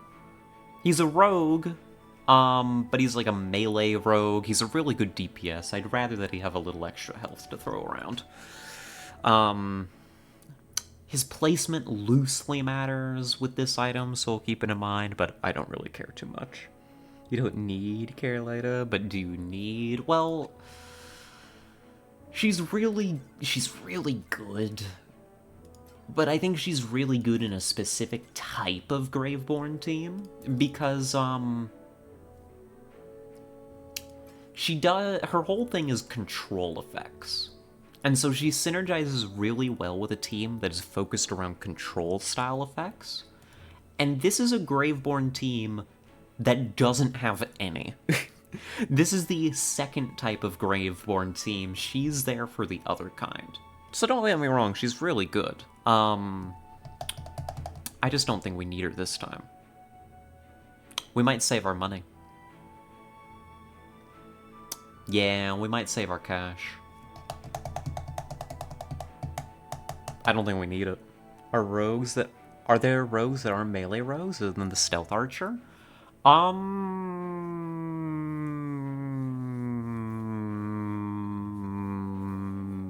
I think they're all like loosely melee rogues. That's a good point. That's a good point. I don't think that there are any like besides Vala, who's like a hybrid.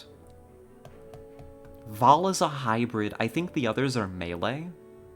I think the main thing is, like, Sylvina teleports into the enemy backline, and that's her job. Salazar is, like, a frontliner. He's even mislisted here as a warrior. A warrior who can imprison enemies with low HP, except he's a rogue. Some characters are just typed wrong, too. Yeah, like, he's honestly... He plays like a warrior, but he uses rogue equipment. So, there's some marksmen that are clearly rogues. CC as a marksman despite obviously being a mage. Yeah. I mean, she plays like a liar and fires stuff out of it at people. See, she has control effects. She could pair with Carolina.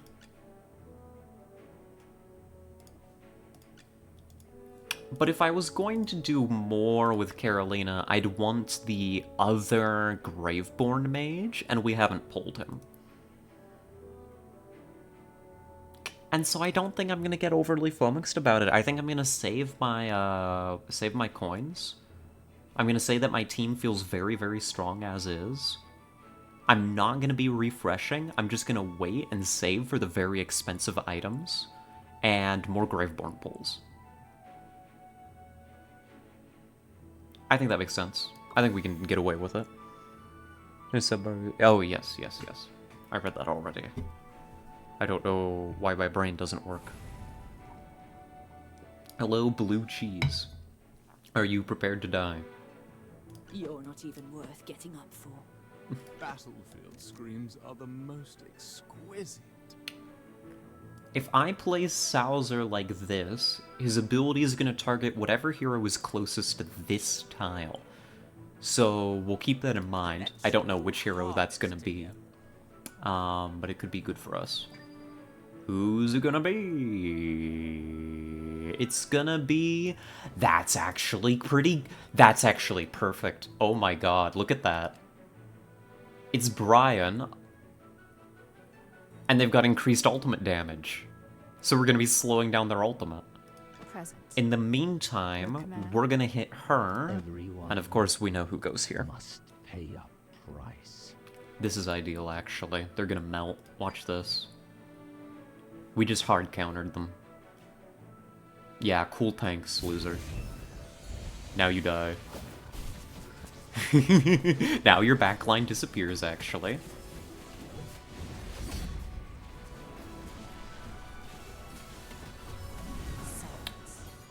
Your ult guy never manages to get his ult off because he's being suppressed.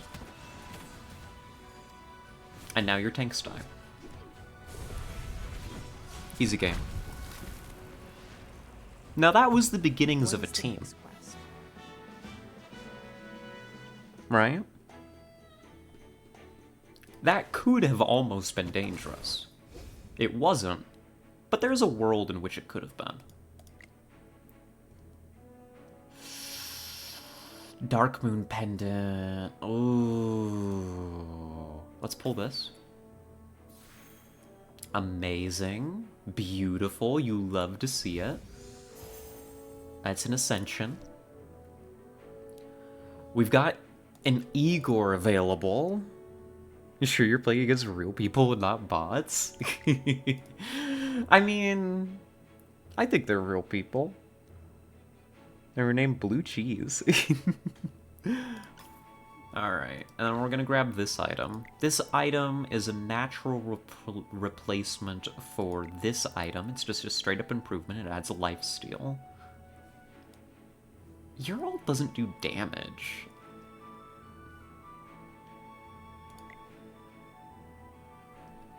So hear me out, what if we switch this up? This is going to change how our formation looks, but I think it'll be okay. This Niru is now going to be the one that goes behind Thorin. And I think that's okay. There are no bots, it's a ladder. Yeah, and right now we're at the very beginning of the ladder. So I'm probably overthinking all of this. We could grab Igor for the hell of it. But I think I'm just gonna save my money. I think this team just works too well. I don't think I need another team at this point. I don't really need any items from the duel store besides more pulls to enhance what I've got. I think I'm satisfied. Servers are only 200 people. Really? They're that small? Oh, that's kind of cozy. I kind of like that.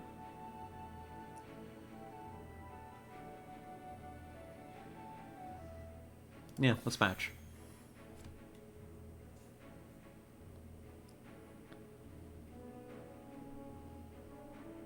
Mario. Luigi. We got walls? You're not even worth getting up Which for. could be interesting. These are low walls. They block movement, but not shots. So we could put you here, and that's okay. Battlefield screams are the most exquisite. You're gonna go... here. And Neru's gonna go here.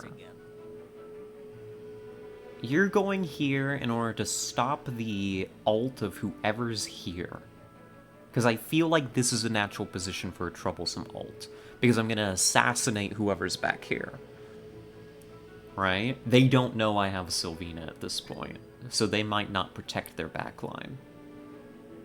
Yeah, see, it's the same thing as before. Everyone must pay up. We're fucking with this off-map support's Presence. ult. Your And that's command. cool. And we're gonna go deep into their backline. This feels okay. Do it. And there they are.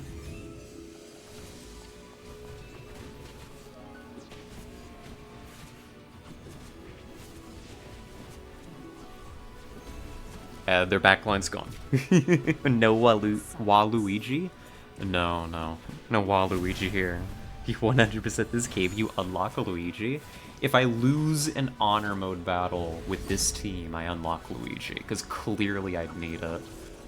Salazar ult into the guy who's reflecting damage. Good job. Niru's unkillable now. Well, not unkillable, but if he dies, he gets back up. And Bestie's fucked.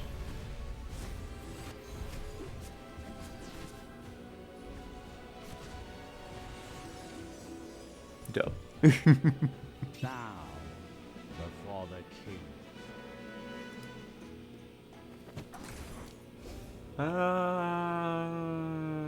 So what do we got here? We've got interesting options is what we got. Mindful Bow. Fallen Dagger is useful for ultimate spam.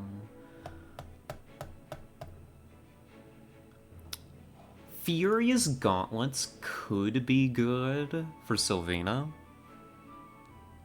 Thorin carries. Yeah, Thorin just carries this. We got incredibly lucky in the first couple rounds. Mindful Bow could be good to put on Cecia because she's only getting her ult off once. And her ult's damage isn't the main thing you want it for. It's really good CC and it puts a summon on the map. She's really, really good, but I don't really need the ult damage on her. I don't really need a life drain on her, and she's never gonna trigger being on the enemy side. Sylvina does get that. But I think that she's fine with the ult. I don't think I need any of this.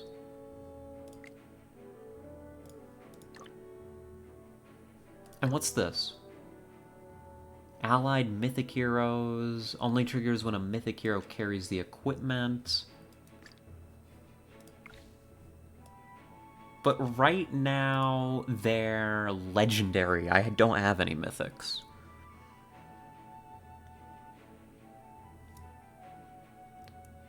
Mr. Carlisle's damage output can be mental? Oh, yeah. Is his damage output modified by this item? I could see that going either way. I just kind of assumed that it wouldn't be. That it wouldn't count as alt damage, like his basic. Mr. Carlisle's is her summon, by the way, for those who aren't aware. I'm half tempted to get Mindful Bow for her. It's not the best item, but it does put another... It's a step in the right direction. His damage is considered ult damage.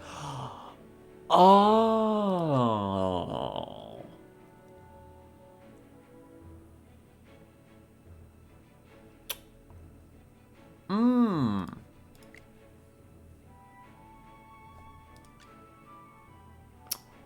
Well then, that changes the equation. Instead, we take Furious Gauntlets for Sylvina, who will definitely trigger them. And we switch over the Dark Moon Pendant to Cecia. And then this stays on Niru because our wonderful Immortal Pink deserves it.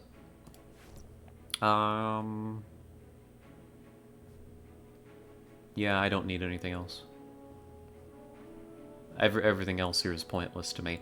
I could be like skyrocketing this team in power if I was hitting this refresh button. But for this run, since it's off to such a strong start, there is a challenge to do a perfect run without using that button. So we're just not gonna do it, actually. And I think I'm gonna get rid of Damien, just so he's not there to tempt me. This is the team. They're perfect, just the way they are. Okay, so Mr. Carlisle just broke. I like this one. This is gonna be Niru.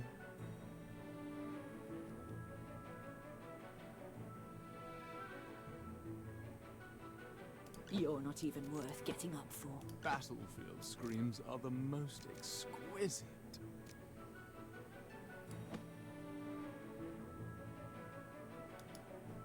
Battlefield screams are the most exquisite. Yes. They know I'm presenting a lot of force here. Again, they just focus everything into here. It's the exact same team comp we've been fighting the entire time. There's nothing important that I need to say about this. I would love if I could find how I could target the mage specifically. I think because this is an off-map support, my targeting will switch to her, but we're gonna find out the hard way. Whatever, so long as I hit their backline. Do it. Yeah. Ah, I'm not gonna hit their backline. That does fuck us up slightly. But not as much as it needs to. Because Bestie over here is still killing it. Cool spell. Have you ever considered a knife in the back? Cool spell. Have you ever considered getting shanked? Come out, my servant, and fight for me.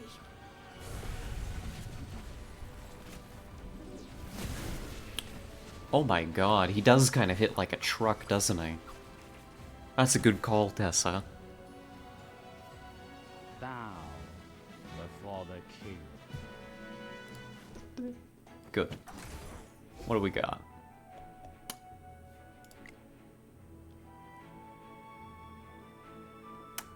I don't need that.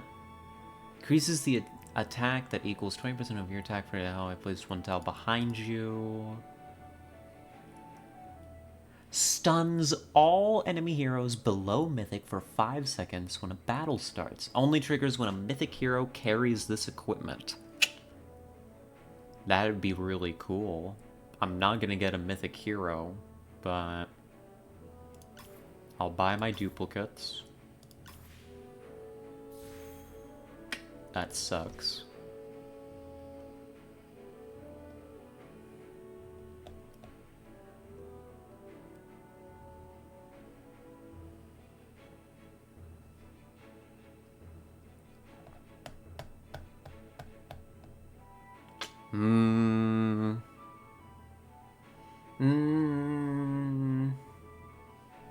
Save the rest of our money. Save our money and get rid of these freeloaders. They don't get to be on the winning team.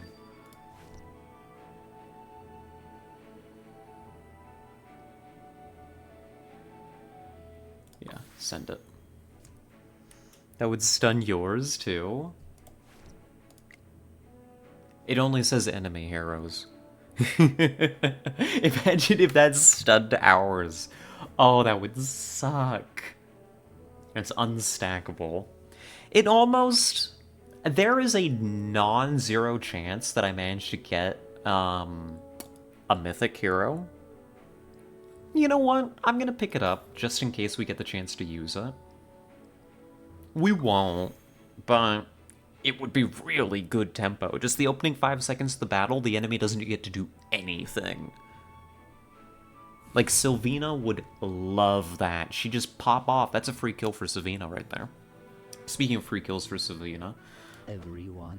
Hide the tank. Go harvest together. I mean, it's obvious where the tank will be, but these people aren't You're not thinking even clearly. worth getting up for. And... Screams are the most exquisite.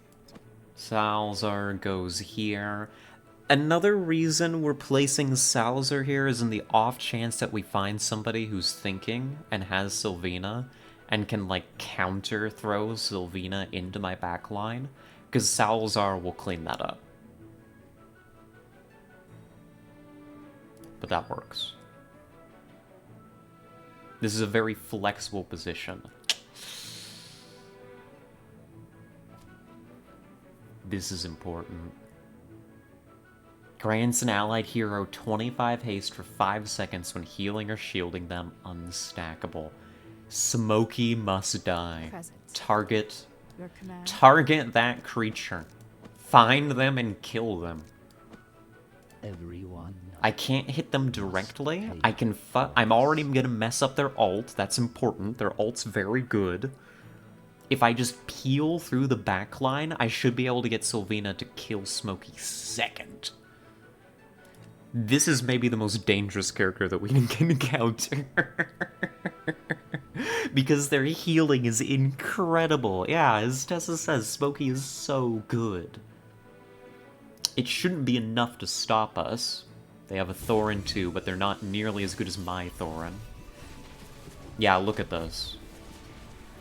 It's not quite outpacing Sylvina. We're gonna get the first kill. Good ult. I don't think Sylvina gets the kill on Smokey. No, no, no. Come on, kill him. Yes! And fight for me. Salazar procced. And saved the day. The Spirit ult goes on to Sylvina, which is essential.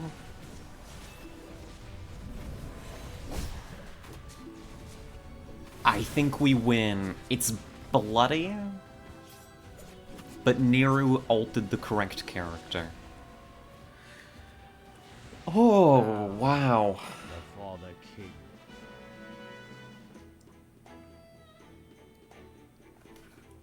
Oh. This was an easy draw of Sal. Did it hit Smokey? Yeah, absolutely. That would have been a draw, absolutely. But that's why I hadn't really noticed this so much in the what I'm gonna call the main game. But Salazar, we'll take a moment and we'll look at Salazar's abilities, because Nero, you do deserve a promotion, maybe more than anybody. So we'll work on it for you.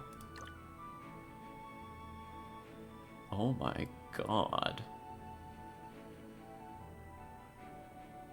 What? Hold on, we're gonna come back and look at that, because that item, if I'm reading that initially correctly, that's amazing. But,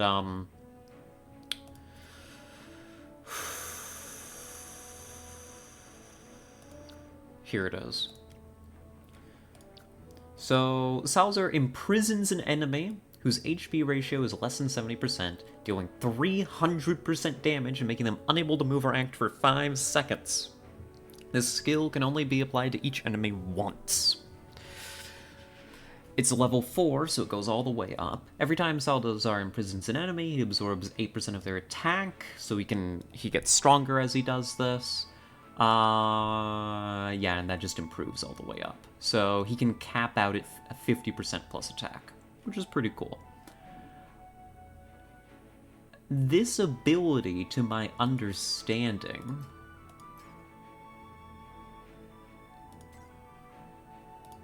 just can trigger on any enemy on the map. 5 seconds in this game is an entire fight. True, yeah. So, whenever you're seeing, like, the 3 swords come down on an enemy and hit them and deal a bunch of damage, that's Salazar using this ability specifically. Which means that if you drop Sylvina into the enemy backline and she hits and she deals a bunch of damage to a backliner, then Salazar from across the map is like, yo, let me help you out, you know? It's as good as a one-hit kill. Yeah, like, these two working together is making our ability to eat the enemy backline work. Smokey almost managed to stop Sylvina there. And if that had succeeded, if the enemy had survived Sylvina, then we probably draw, because our team is tanky enough to survive from there, but it was getting kind of dicey. They had a Thorin too, that was a good enemy team. Right?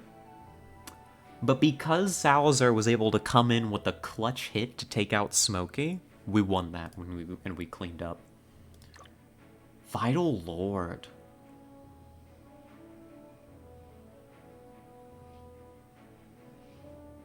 I mean, this just seems great. This would also increase Thorin's damage again, too. They had the Mauler bonus for Smokey you couldn't have killed. Another thing, yeah. If their team comp had been better, this isn't just I'm lucky and I have a broken team. They could have built for a better team comp. They could have had Mauler bonus. Tess is completely right. I think I want this. I think this is very, very good.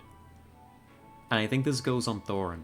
So now Thorin's going to be healing and healing our allies, which is valuable in and of itself. He has a lot of health. He still gets a little bit of damage reduction. So that's not out of the window just yet. I could reconsider whether I want him to have damage reduction. But honestly, that just seems so valuable, I'm going to keep doing it. Even if it does make Niru a little less survivable than I'd like. And then everybody around will get healed, and we've just increased Thorin's attack because he's no longer getting the 40% attack debuff. I think this is a no-brainer. We go again. Smokey is good enough to run without it, but not as stage 7 of a honor duel? Yeah, yeah.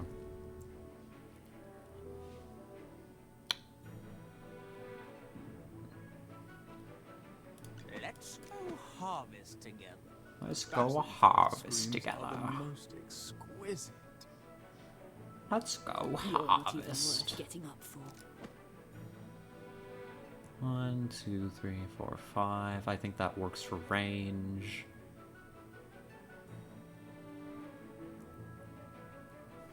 That looks fine. Ah, there's that piece of garbage. This looks like an actually troublesome team. Everyone. Present. Your command? I want that healer dead first. Who needs to die to make that happen? The answer is Carolina's the most dangerous mage on the board right now, I think. That is a legendary Parissa.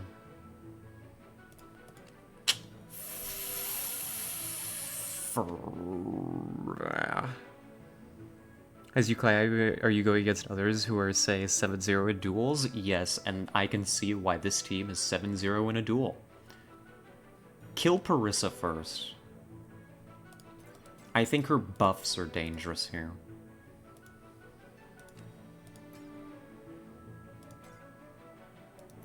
Carolina is gonna do debuffs. Hell, do it, yeah. And Igor, fuck off. We're never gonna kill this guy.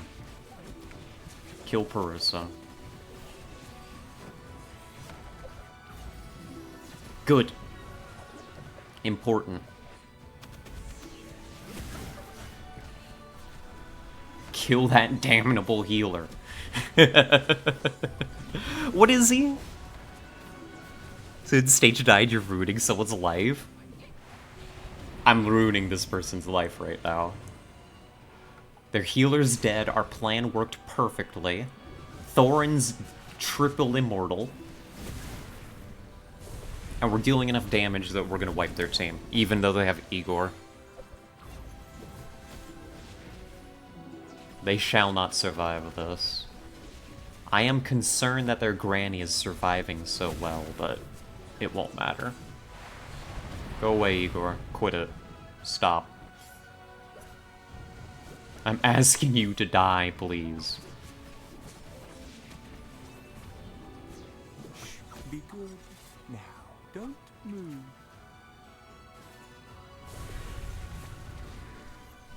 There. 40 seconds left to kill Igor. Let's see if we do it.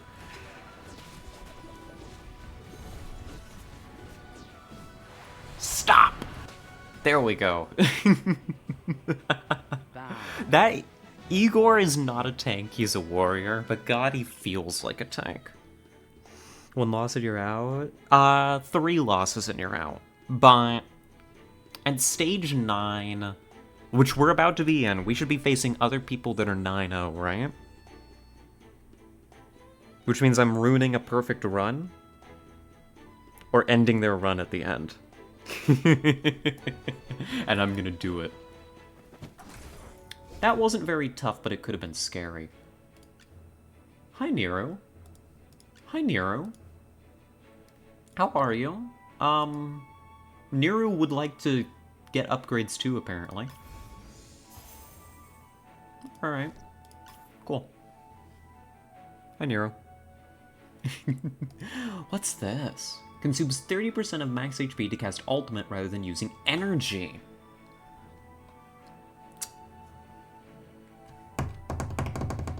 That feels like it's for a different character than what I have available. Although...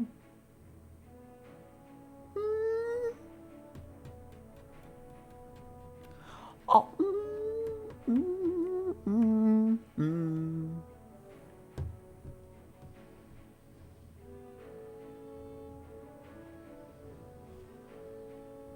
No, I don't think that's useful to me. There is a world in which you use that to get out Carlisle instantly. Just woke up a while ago, had a little bit of a nap, haven't had wood on Steam for a while now. Ah, EP. A honk shoe. Welcome back.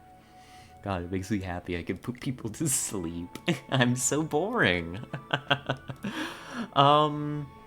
There is a world in which you put this on Cecia in order to get out an instant Mr. Carlisle. I don't even know if I'm pronouncing his name right. But honestly, the Dark Moon Pendant buffing Mr. Carlisle so much kind of feels less risky. I'd be more willing to consider it, except that if I take away her epic equipment here, which is this purple, right? That's epic tier. It doesn't tell me readily. I wish it would. Right? She's not only going to be losing 30% of her health at the start of the battle to get out a summon, she's also losing 20% of her max health. So Cecia's survivability goes from pretty darn good to in the toilet. Don't worry, my meeting put me to sleep today, so I'm awake-ish now. Dub. Somebody will be awake for my stream for once. Second one, Mr. Carlisle is beyond cracked, but the damage boost is too good. Yeah. Although, counterpoint, second one, Mr. Carlisle counters smoking. Smoky? Okay. Second one, Mr. Carlisle. You've got 2 sources of healing, which is kind of unusual for a Graveborn team, so we shouldn't look a gift horse in the mouth, right? We should just work with what we got here. We've got a lot of healing.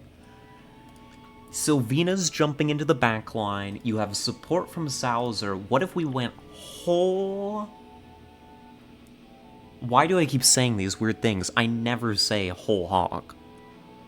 What if we went whole hog on killing the enemy backline as soon as humanly possible? Forget drawn-out fights.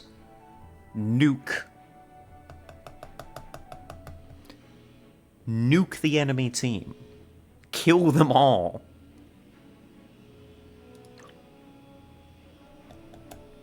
It could be really good.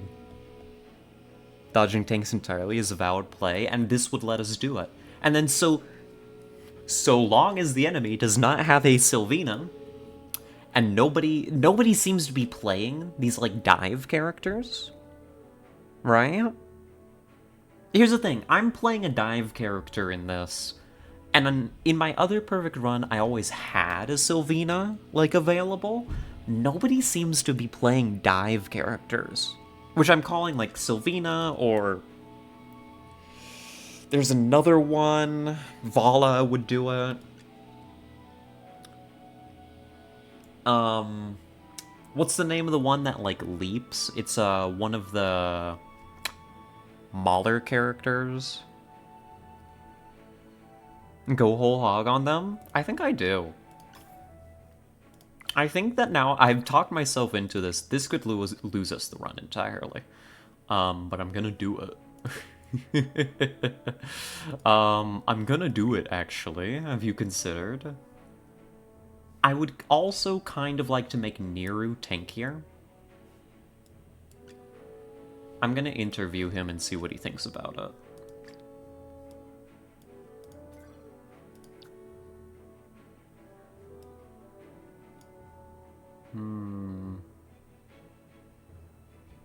Most damage equal to 0.3 times. So he does 30% of the enemy's missing HP. So he deals true damage.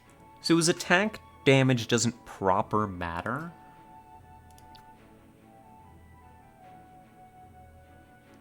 Yeah, he just deals... He deals true damage.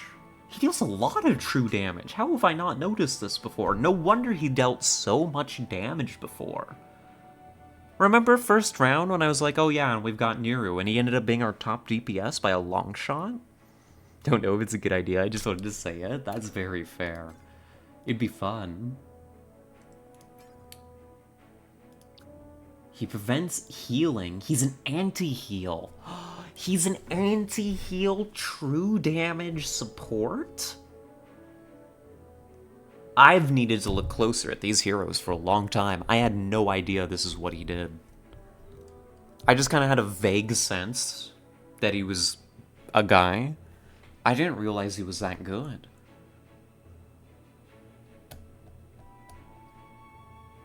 Now, the main thing is his ult doesn't actually deal damage, does it? No.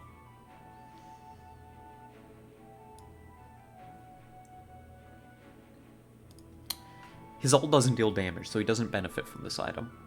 He would benefit from this item. Hold on, let's do something very smart and switch things up for the very last fight. There we go. Now hear me out, tell me if I'm crazy. The more you know, shooting star. So now here's the play. Nero now has more health. Thorin's a little weaker, but I don't think we've even triggered Thorin's, like, self-resurrection.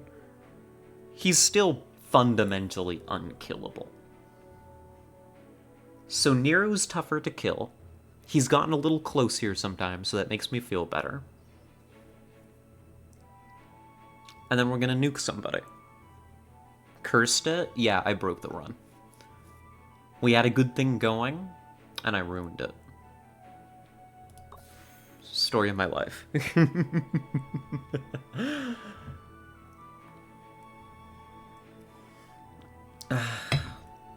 But I think this works. I do think this is an improvement. It's just a slight change in how we play our position.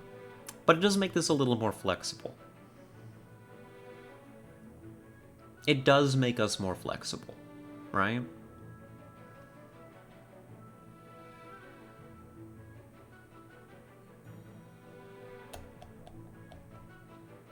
You're not even worth getting up for.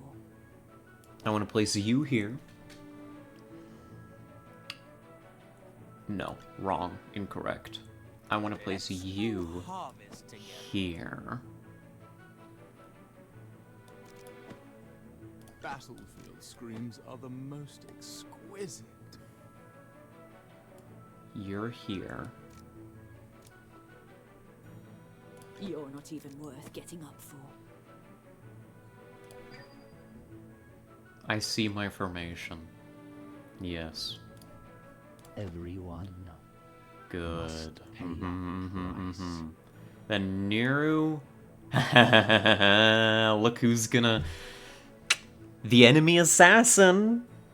She loses this with this build. That'll be two bad decisions to blame for her L's, because this is crack. This is very good.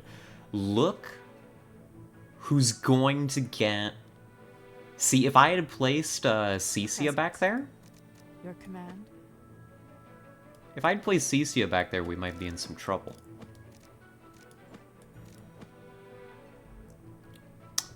But now this works.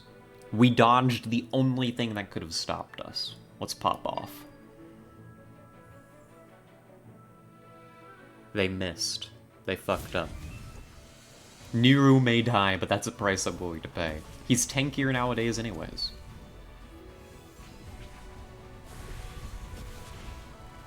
There we go. Cecia is on death's door, but she got out Carlisle. And the heal. Mulched. We couldn't even see what was happening half the time. And that's a perfect run. I need to see these stats.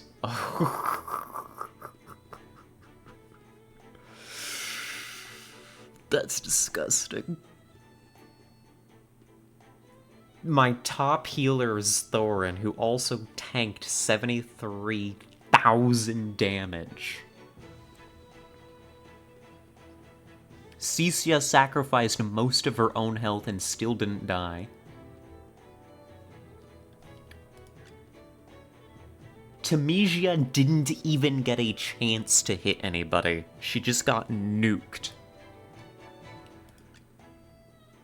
This guy did damage because... This guy almost was trouble because he got it off his ult, like, instantly. And then he died. The instant afterwards. Carolina did damage because she got off her ult. And then she died. And Sylvina lost a duel to Nero, which is funny. We made all the correct decisions. And it was just brutal. It was brutal. I kind of want to see it again. Show it to me one more time. So this is the big ult. No, no, no. Don't exit replay. I want a pause feature. He's dying. Here's the ult proper. Then Carlisle entangles everybody. Nero is winning down here somehow. And they all die. Well, Wow. victory is deserved. As I said, Graveboard late is basically free. They just suck early. Wilder's even stronger later, but harder to build. I'll have to try a Wilder build sometime. I just haven't fallen in love with any of the characters besides Granny. That was pretty good. We collect some rewards for a perfect run. W. And I want to pop out. We're going to keep doing Honor Duel. I want to pop out and I want to grab... Where is it? Expert Dueler.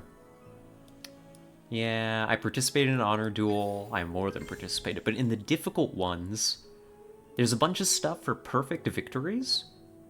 Right? So we got one perfect victory. So we get 50 points on this little tracker here.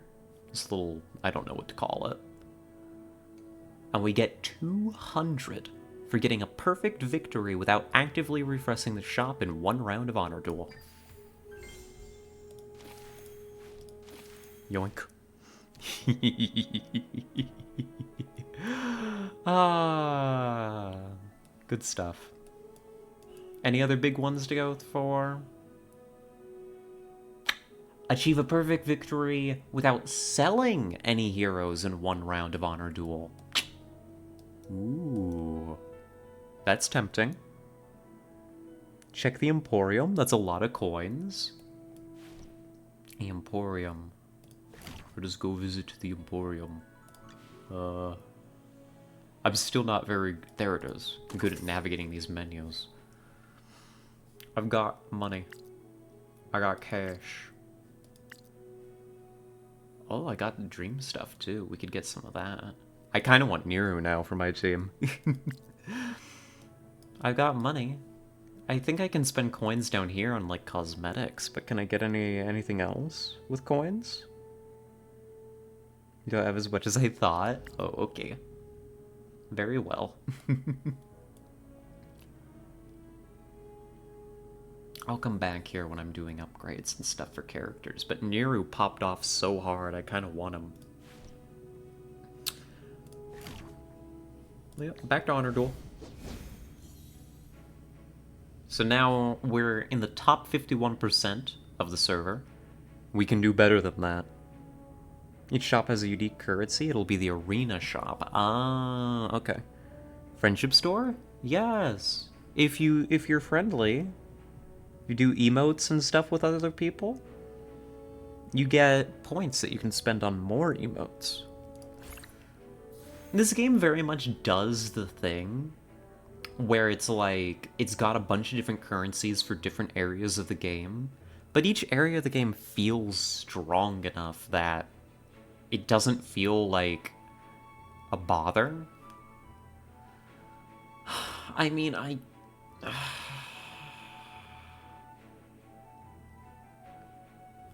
just want to build Graveborn again, actually. Sorry.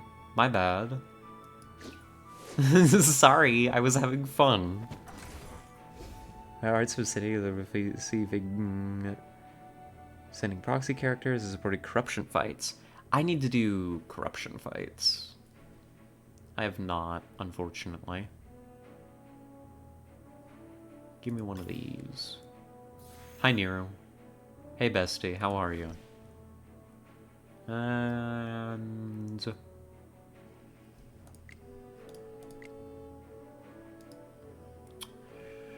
these would be good for helping my early game. These would. It's true.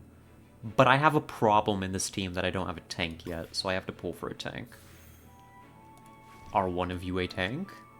No. And no.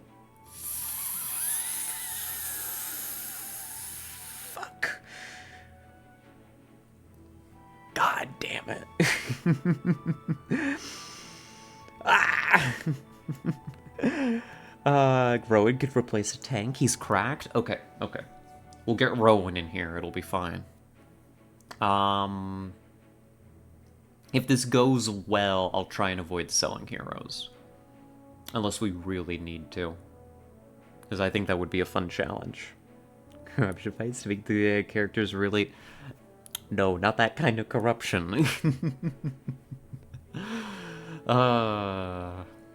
Well, there's nothing more to be done here. We match.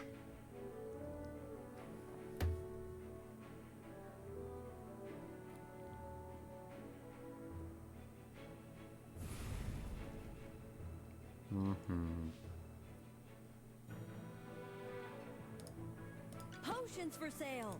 Buy full potions for sale. Potions for Buy four, sale. get one Hi, free. Rowan. You damn kid. How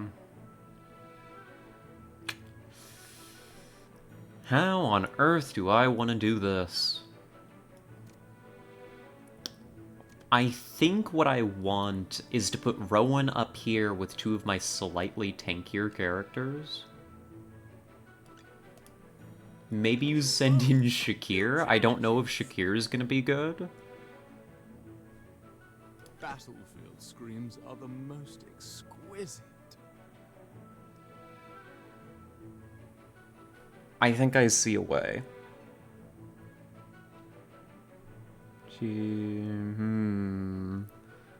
Yeah, let's do this. She is. She's also by far the worst character of the game. The redheaded cat girl? Oh, hello, enemy team. What are you doing here, Laika? What is this deployment? Present. Your command? Cool deployment. Not sure how I feel about it, actually. Let's go harvest together.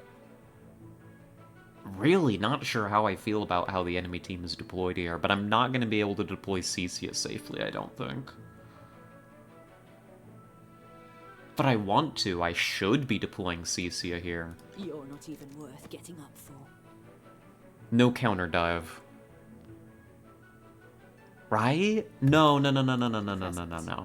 Well, no, because she's gonna log on to some loser over here. You're not even worth getting up for.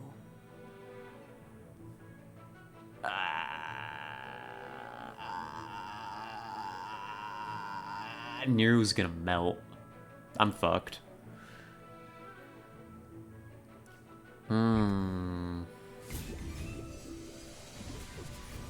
Wait. Did they not deploy more heroes?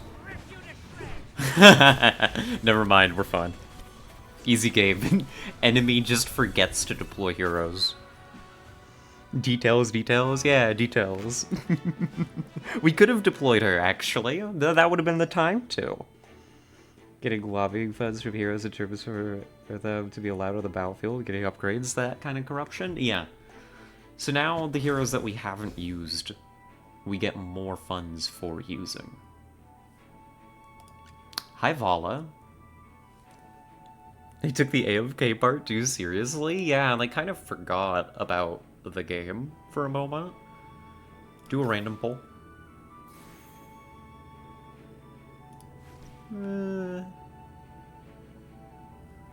Vala or gays?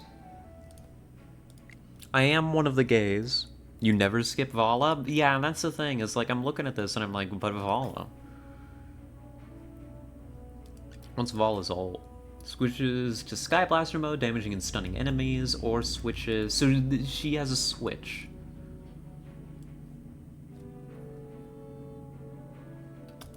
She'd probably benefit from exquisite leather. I am walking back my sentence. Hold on. No, no, no, I commit to that. She would benefit from exquisite leather, it's true. Ball is a switch? Yeah, yeah, yeah. It sounds like her ult is really good and you want her to hit it early and often. We're gonna be stretching our early resources pretty thin. But I'll do it. Because I'm a little worried about our early game with this challenge I'm going for, that I can't sell back these extra heroes.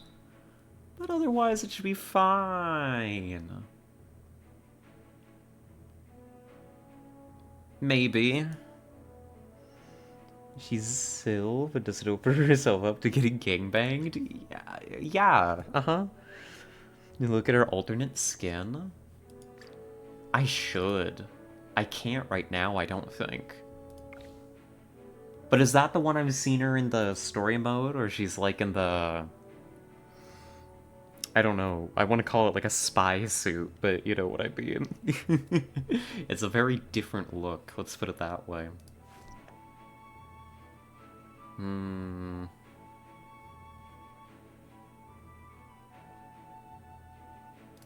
I'm gonna do something else here for a moment. No, no, no, put that on her. Put that on her.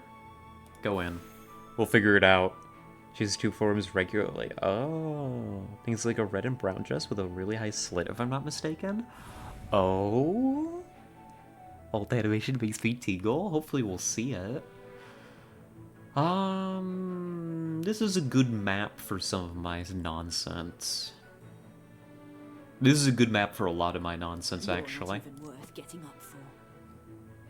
What kind of treasure awaits us today? Yeah, yeah.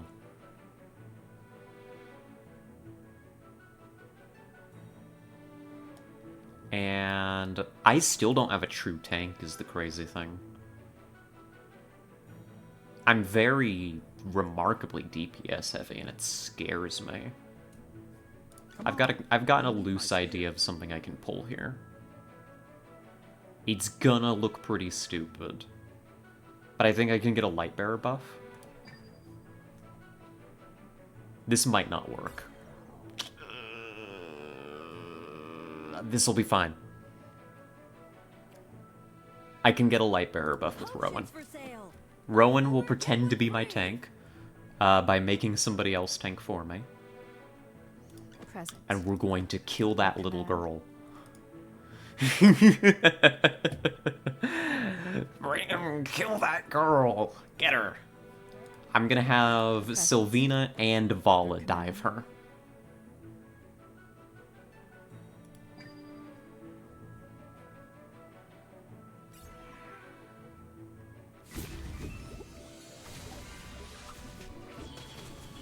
They're on my Rowan.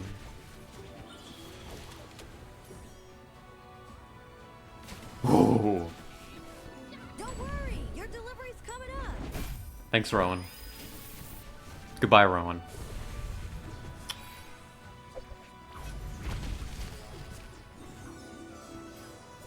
I think this is our fight to win. But I'm not sure. It's very close. Alarmingly so. Yeah, no, the Nero ult, I think, just pulled it to their side. Come on. Come on, come on, come on. We got it. Did we? I think we didn't. I think we did. Oh. That was so close.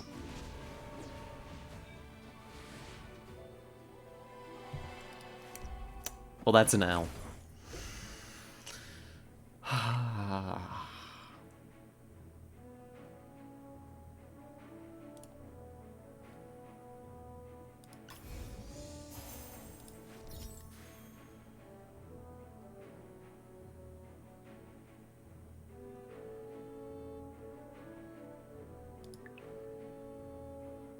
That's an L. That's unfortunate. But we'll be okay. This just won't be our challenge run, unfortunately. We'll just play this one to play it out. This is gonna be for you. It's a present. And now I can sell some heroes.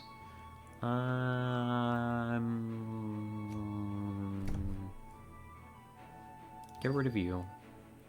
Get rid of you. Pull random. The Valis brings everything. I would fight for that woman. Yeah, she deserves. Good. I finally got a tank. And I like this tank too.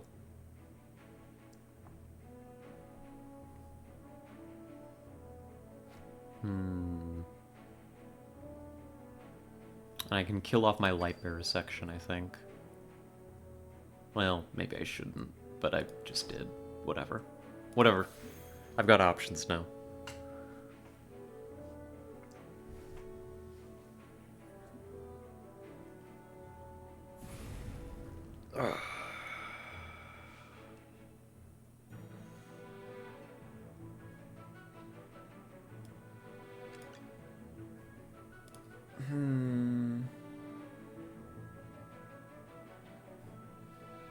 Let's Niru wants in. You're You not even want worth getting in. up for.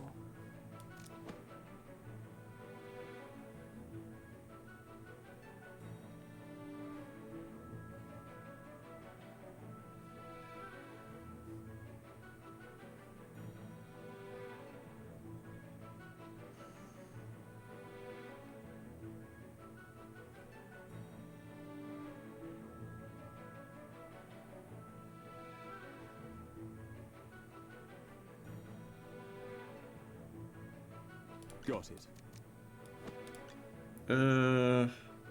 Battlefield screams are the most exquisite. Let's do that. Get Graveborn Core. And then we're gonna do a proper tank for once.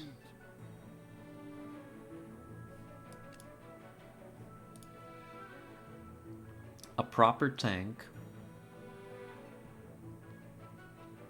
I do kind of want to still dive the enemy. What kind of treasure awaits us today?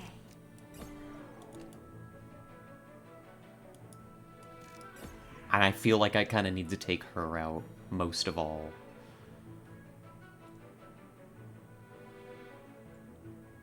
It's not great.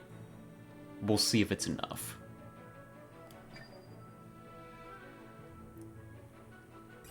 This is far less synergy. Yeah, there's Thorin. Their light up sucks. You got this? I'm gonna hope.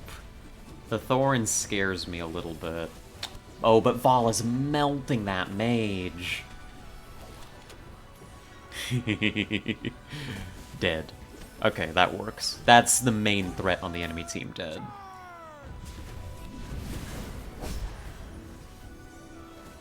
Thorin's back.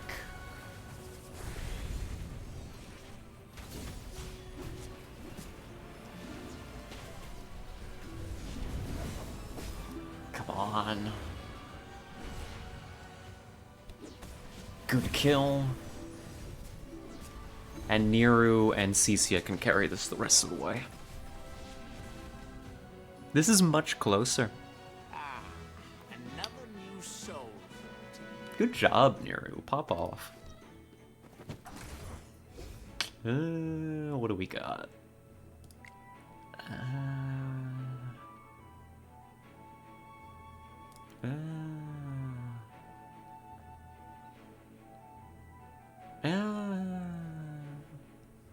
This is really good on the right characters. Bone Amulet? Never a doubt? Yeah, never a doubt, never a doubt. I'd never have any doubts. This is definitely a weaker start than before. I mean, we lost one. Let's do random poll, see what we get. I think I see something we can pivot into. Yeah. Hold on. I want them both, and I'm gonna get them both. Watch this. we can pivot back into a different type of Graveborn team. And you're like, why are you obsessed with Graveborn? Because I like Graveborn. False, you have Vala now? True, we do have Vala. Sell you. Ditch you. That's enough. We're gonna get this. Because this is really good on any character with AoE. Because this is a ticking true damage, right? 3% of the enemy health. And this is Carolina is able to deal damage to a lot of enemies individually. She'll be hitting a lot of people, so I think she gets this item. I think that works. So our ideal lineup is Nero, because Nero is apparently secretly cracked out of his goddamn mind. Sylvina's our counter pick if we see a weak or important enemy backline. Cecia has control, so she's gonna want to be doing her thing pretty often. Well...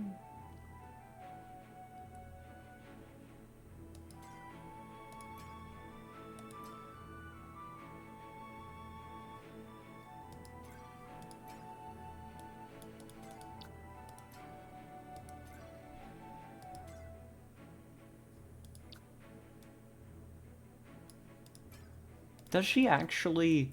What is her control effect? It's this, right? Entangle is a control effect. Evan, do I understand that correctly? So she's doing... basically a free attack on top of Mr. Carlyle. Maybe I should swap this around.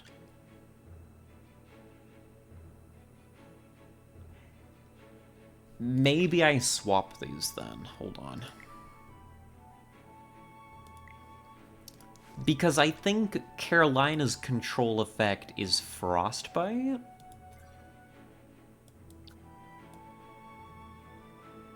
I'm not entirely clear on how control effect is defined. It's kind of a weird term.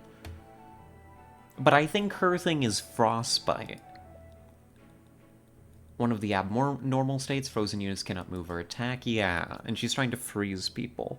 Do I understand this correctly? Oh.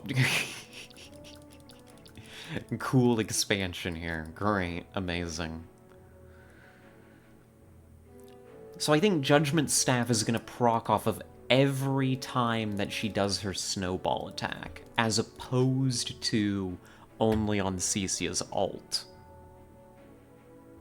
I'm gonna choose to believe that this is true. Then again...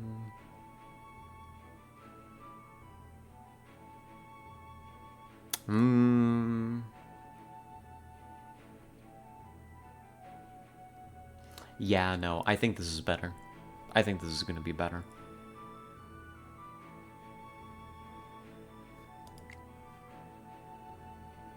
I do want to increase attack speed. I don't think I can afford to sell enough people for it, but let's see.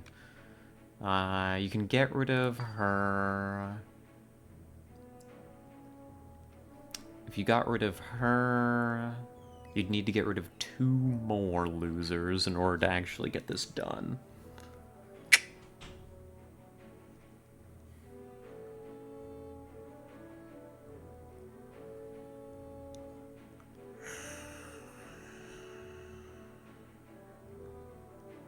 Which would have to be both of my healers. But hear me out. We don't need Rowan. We don't need Smokey and Murky. I mean, sure, Smokey and Murky is really good and could probably carry our team. This is such a weird position for our composition to be in. Like, I'm on the verge of greatness here. I'm just not quite able to grasp it.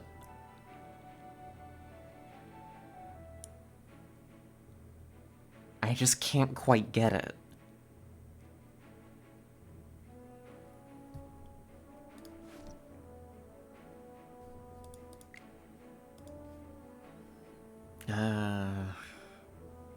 Let's leave it for now. Let's just go in and get to work.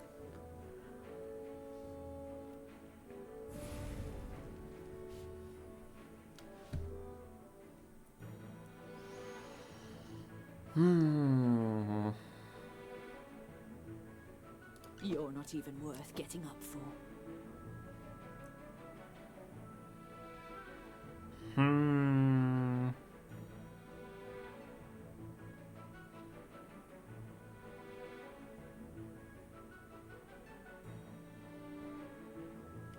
Oh, God. Let's go harvesting. Let's go harvesting. It's almost harvesting season. Oh, sleepy. Honk shoe, Hazunia. Am I really that boring?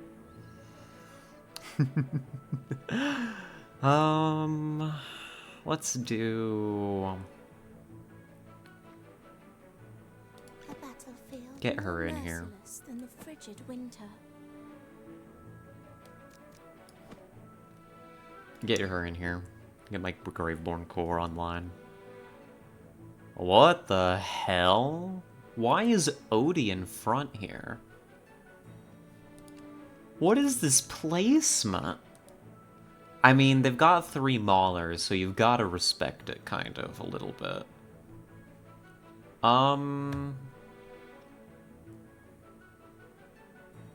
Present. Your command? Well, I'm not sure who I'm gonna hit in the back line at this point. I think I have to abandon that. And we moved to bed proper. I feel really pooped for some reason. Have a lovely time playing. Thank you for stopping by. You have a good sleep. I'm gonna try not to die too horribly here. Potions for sale. I think I need a healer. One free. I kind of feel bad, but I think I need a healer.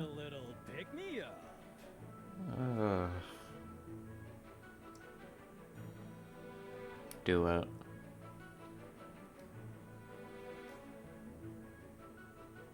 Yeah, what is this enemy team? Oh, I fucked up my healer placement so badly, though. Don't worry too much about it, it's fine. Niru's getting it at least. Niru the true tank.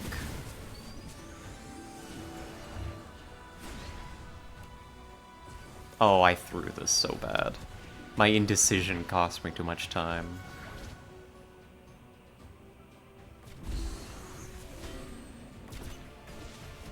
Come out, my servant, and fight for me. Hi Carlisle, welcome to the team. Very good to see you right now.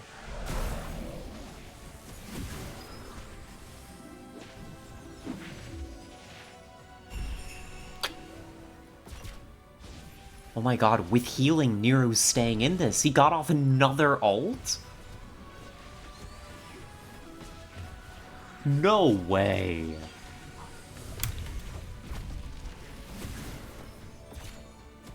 Nero MVP, actually. Whoa. That's gotta be a frustrating loss.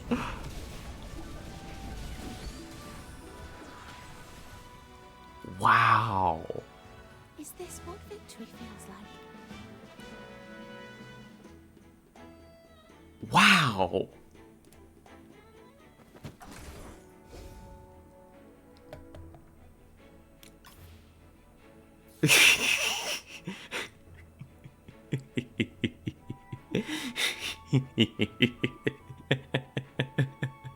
Hi, Salazar. Listen, I'm sorry I keep dodging your calls, okay? I guess you're gonna be in for the next one. Pull random. There's Thorin. Okay, we're back online. I should have taken this, but it's okay. I might still be able to. I need 15. I need 15, and I think I can ditch everything that's not Graveborn again. Would that be enough? 1, okay. 2, 4, 6, 8, 10. No, it wouldn't. Damn. That's okay. Life will go on, I suppose, a little bit as a treat.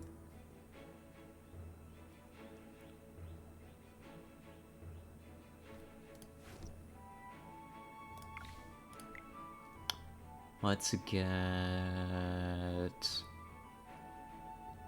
I mean, hell, get Nero in there. I'm just really happy with how Nero has been performing. I have no complaints. I need to get him for my actual team. Steak. Oh, hey. I like this map. Hold on. Everyone must pay. Tank goes in center. price. It's funny, You're not trust me. even worth getting up for. Well, sometimes. We'll see. I mean, maybe Niru goes in center.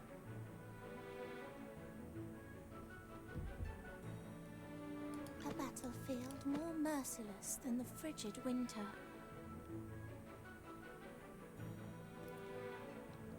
No, we'll figure it out in a moment, actually. Battlefield He wants screens in. are the most exquisite.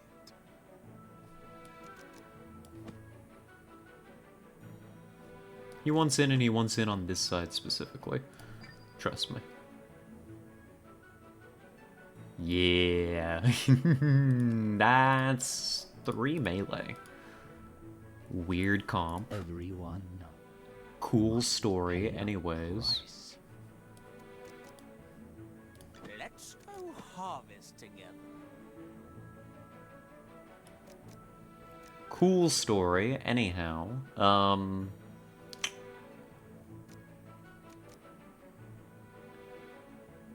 Let's do you now. So I don't have anyone to target with Sylvina, unfortunately. They've hidden their back rankers, which is kind of smart.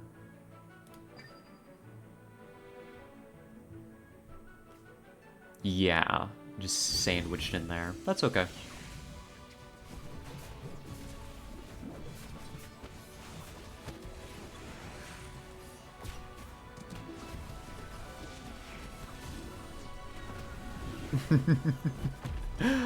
But because this tank is moving around all over, their back rankers don't actually have any protection from Niru. Cannot leave yet. Thorin's triple immortal. Come out, my son. Literally can't Fight die. for me. And this is an easy one, of course.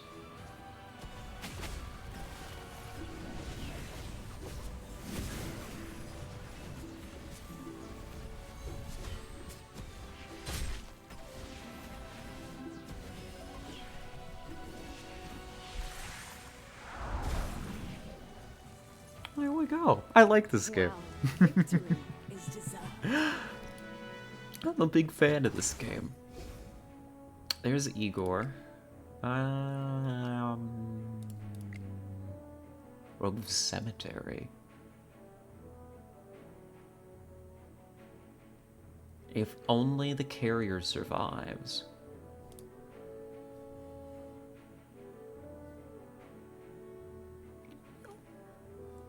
Wait. That's unethical. Hold on. That's a waste. Hold on, this is unethical.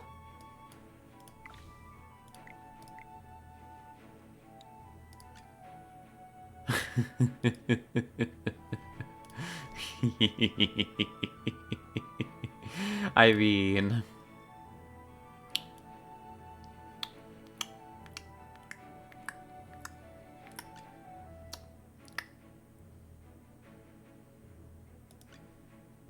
why not? I probably won't use Igor to start out here. I probably want to put this on somebody else. Like... put this on you, and then put this on you. I think that's better overall for now.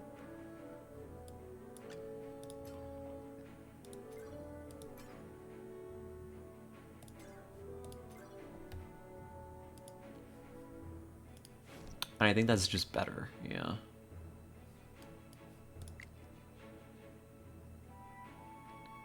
You're gonna get Totem Bracers, so that you can put that on Sylvina, who kind of wants to be in the next fight. And then you match.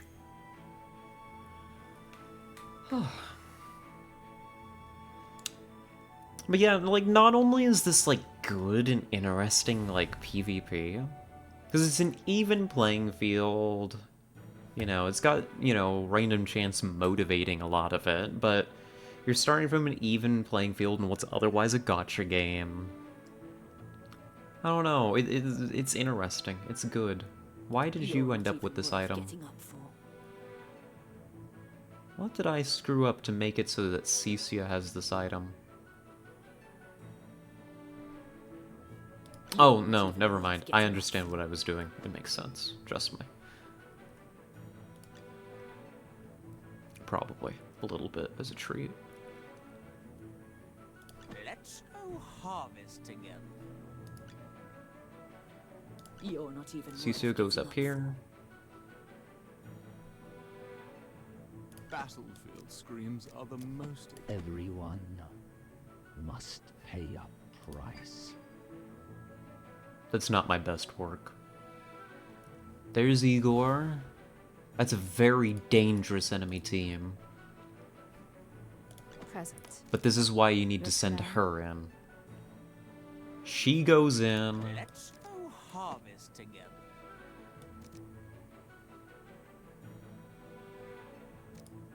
And we're gonna slow down Cecia's ult. I think, right? Yeah, slow down Cecia's ult and try to kill her. She's the most dangerous opponent on the board. We need to focus her. She's not allowed to do anything. If we can guarantee that, I think this is in the bag. I think this is just in the bag anyway. They have no tanks. I think they're focused on trying to out DPS us. I think that's their play here. I'm sorry to tell them that, it doesn't work like that, actually. Like, fun fact. You haven't even managed to kill Nero. Be good. Now, don't move.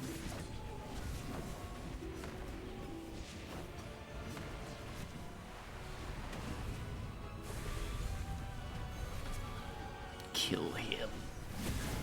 Bring me Igor's head, please, for the love of God.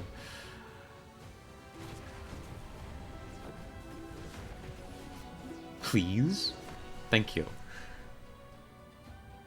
I should show the enemy more cruelty next time, eh? Alright.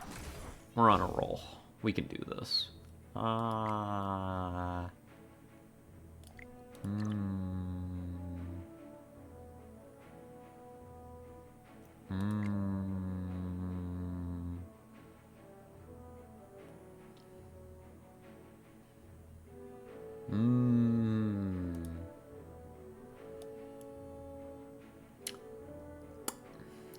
I don't want any of this.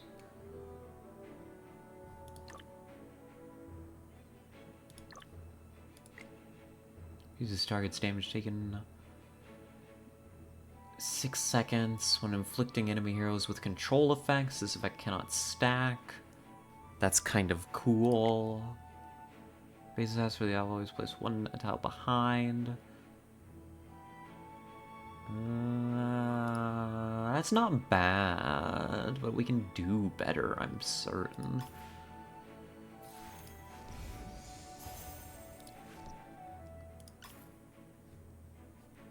Come on. Come on, you want to give me something good.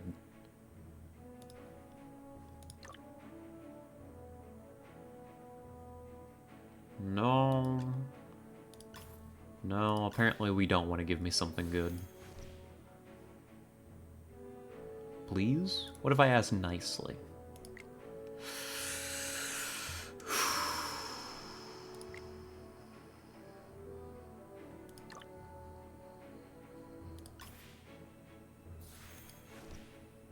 I'm not allowed to have nice things, actually. That's unfortunate. I would have liked to get a nice item for Thorin here. That would have really completed this. But as it stands, we did not. Let's go through and sell a bunch of fellas.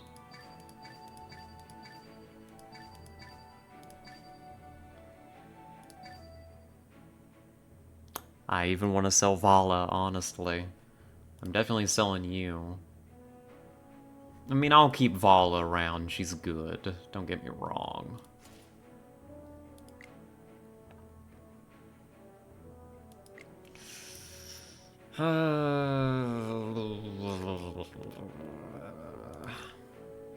Carries damage dealt by 20%.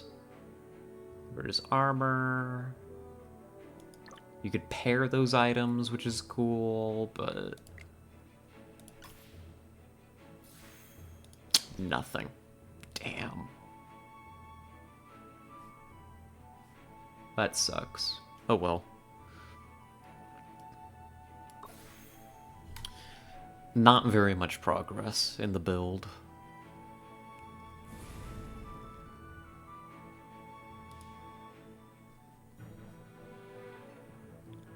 You're not even worth getting up for.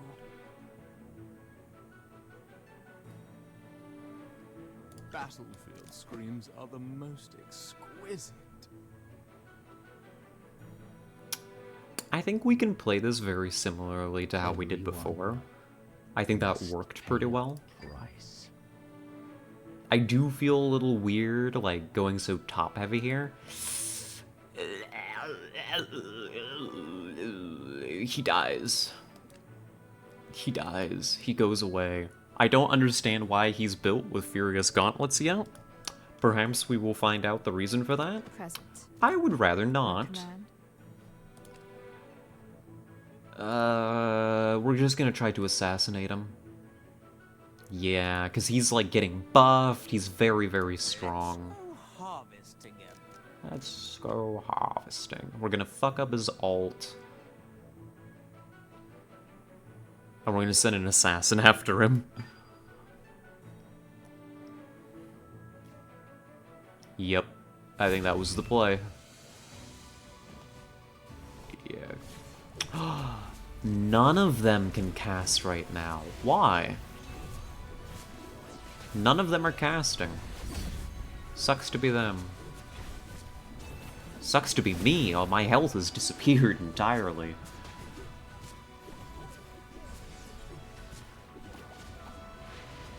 What?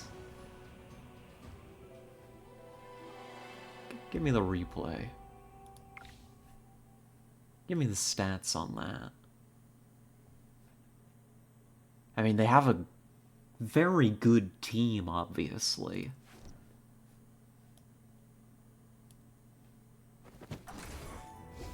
None of them could cast. But that wasn't my doing. They must have had some kind of item that was trading their ability to cast for something else. By the way, that's unfortunate. We're on death's door right now.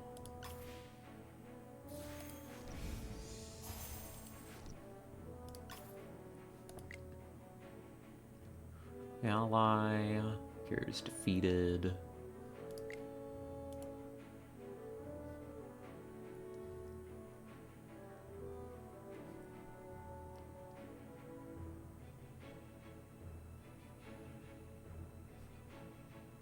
Give me another roll. This would improve Igor, which is worthwhile. And there's Dark Moon Pendant, and we know what that goes for. So we do this, and we do this.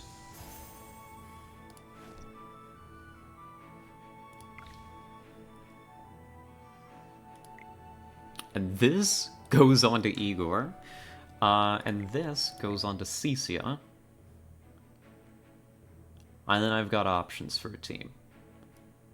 Thorin might not make the cut, and that's okay. Thorin is kind of weak right now. We haven't been able to get a reasonable item for him.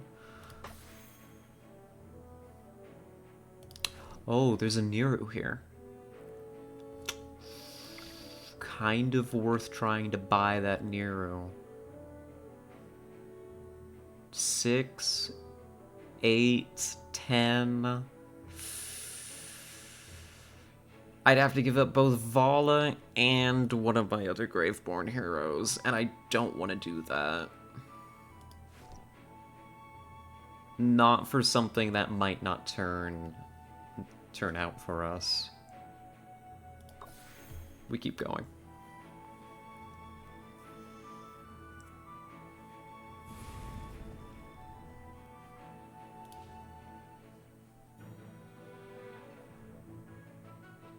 Let's turn the battlefield into a cemetery. Alright, Igor, now's your time to shine. We kinda need your help right now. It's kind of More vital. merciless than the frigid winter.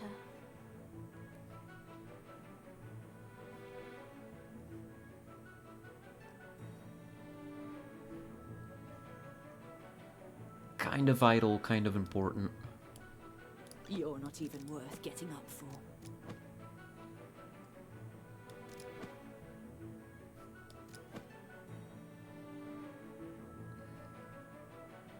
Let's give it a shot. Very backline heavy, familiar characters, but they're very well leveled. But one of them's off map support, so...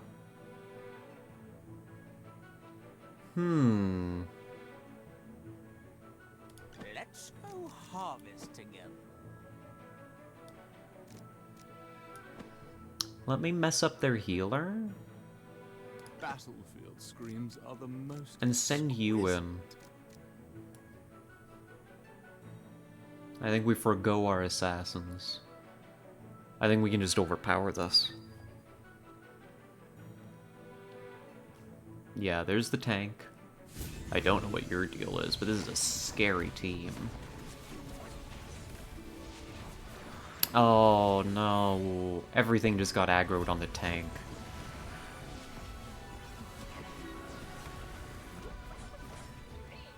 Never mind, we're fucked. This is it.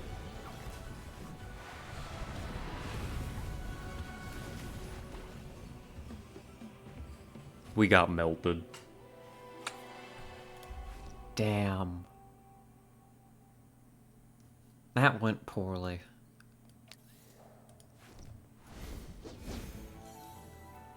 Feels like we hardly got off the ground that time. Oh dear, oh dear. I mean, we still climbed a little bit. I mean, I'll take that, but... Oh, I can do so much better than that. I know that I can. Again.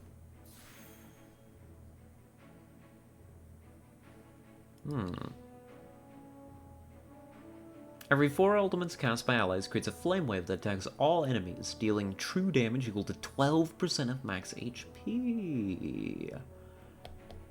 Each trigger increases the flame wave's damage by an additional 4% of max HP. Ooh.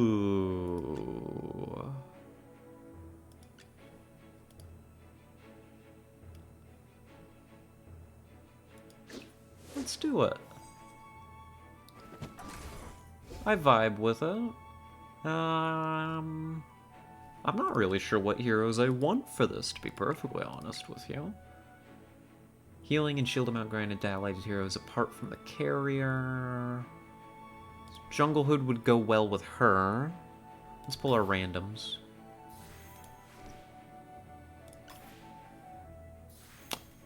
Very good start. I know how to play with those. And grab those. So we're going to do... You're my healer. And you're my tank. Let us go forth into battle. How have the duels been?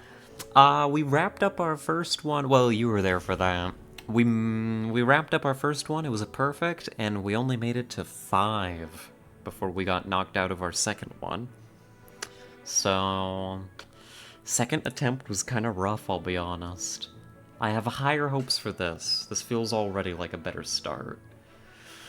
I want... Did you have a sketch lineup for the second? Yeah, I had a really sketch lineup. We didn't have a tank until like the third or fourth round. It kind of sucked. We're gonna trigger Graveborn here. Battlefield screams are the most exquisite. Yeah, we're gonna trigger Graveborn.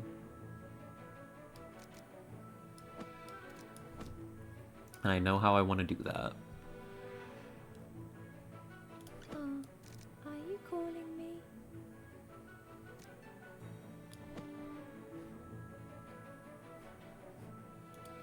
Let's do it this way. Yeah. There's an enemy, Vala, who's targeting someone who doesn't super matter Everyone yet. must pay a price. What kind of treasure awaits us today?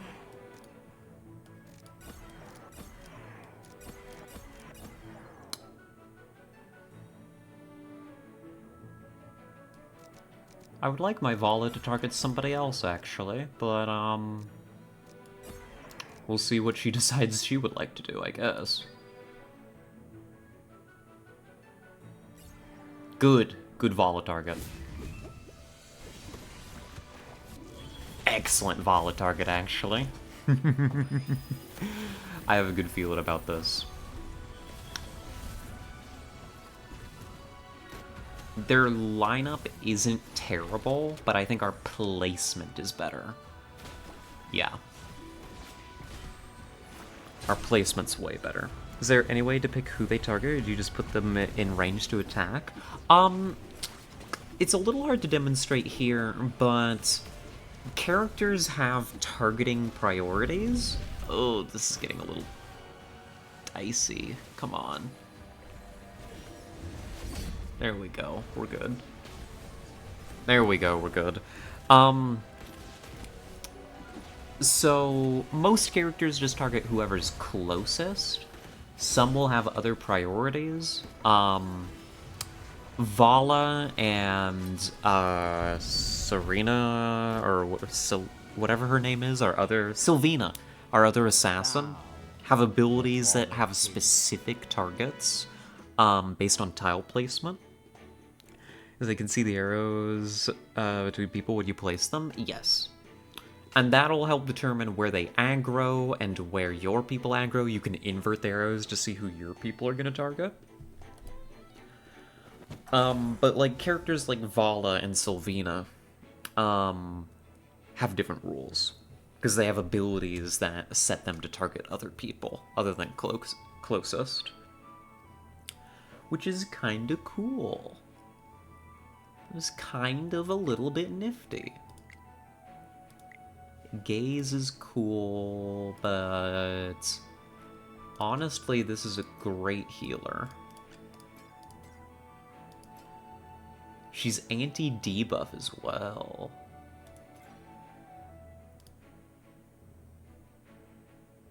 Let's take this. More for Vala.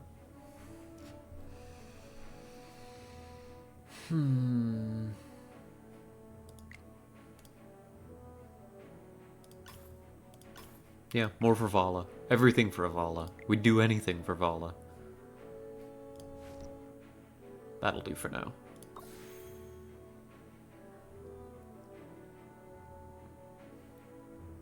The Sunny D. They're playing Graveborn Core, so I know what I'm looking out for. Which does mean I know how to fight it. I play it a bunch, so I know how to counter it. Are you calling me? Are you calling me? So where do I set up?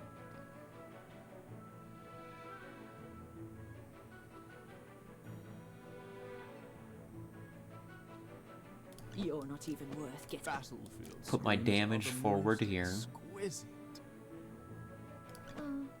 Are you calling me?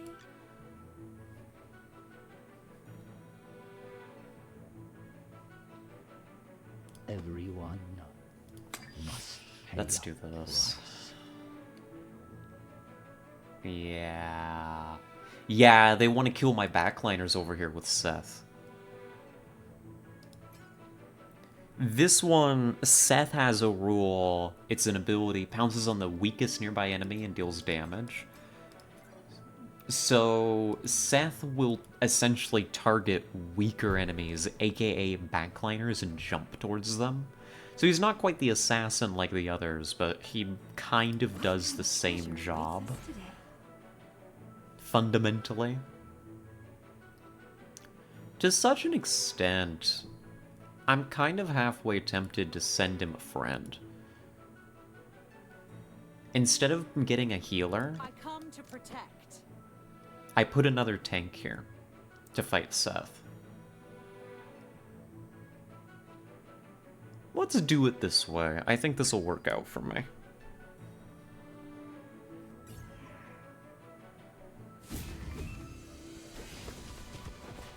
Yeah, I feel okay about this.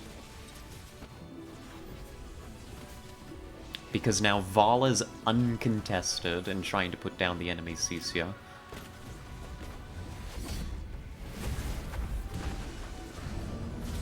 Not anymore. Things are going wrong.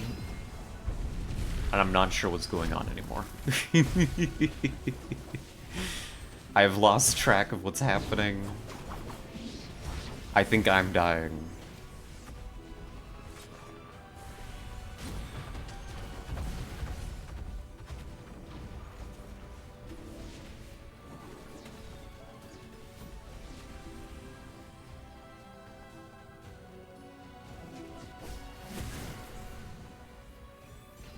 What? Where'd the enemy team go? Wait. Bow.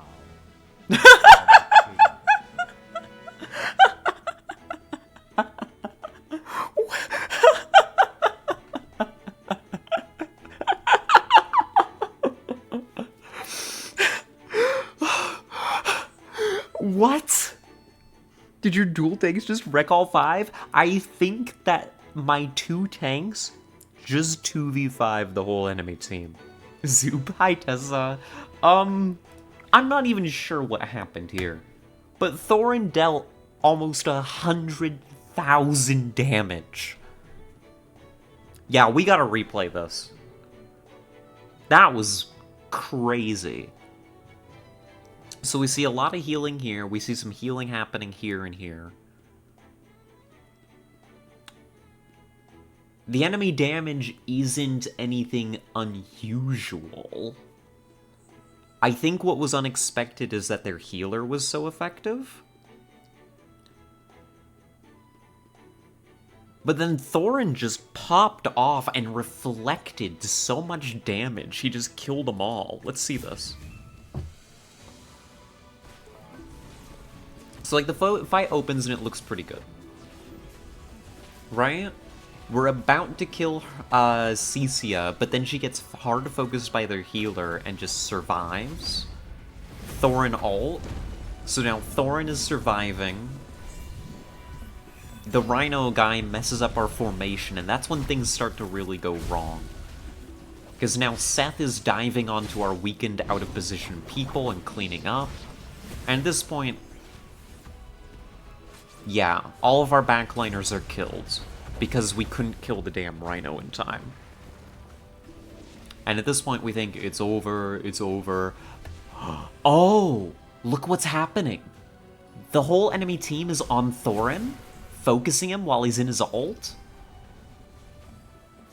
He damage reflected all of that back at them, twice in a row. Bow before the king. He ulted back to back,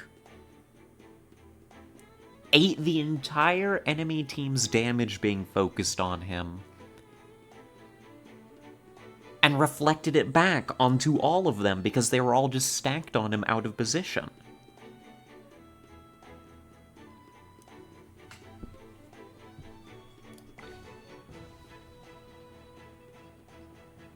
And that was so effective that he completely outpaced the enemy DPSs. That's crazy. That's gotta feel bad as a loss, oh my god. So you see why I like playing Graveborn? They're kinda good. They're kind of okay. I kinda like them. Wow. Just wow.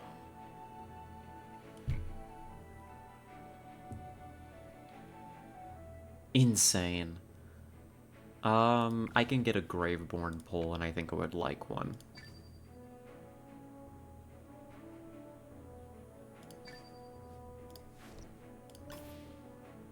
Yeah, because I would like to start working on more Thorin, please.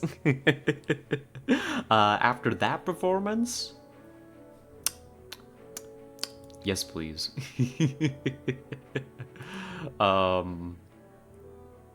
Would prefer.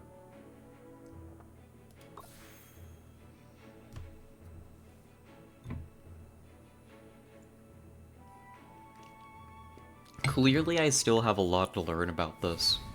Because, like, these are, like, some wild upsets from things I'm just not understanding entirely. But it's still just delightful. Like, wow. What kind of treasure awaits us today?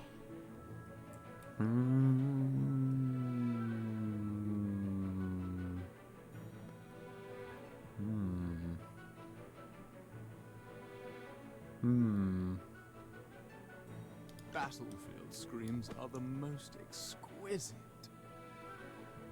You're not even worth getting up for. Oh, are you calling me?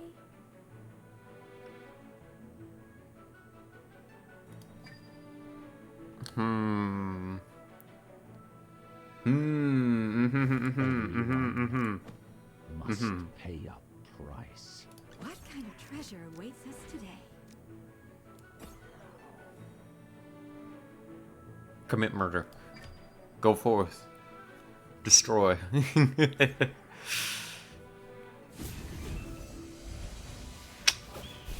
Not my ideal target for Vala, I'll be honest. Oh, but now it kind of has to happen.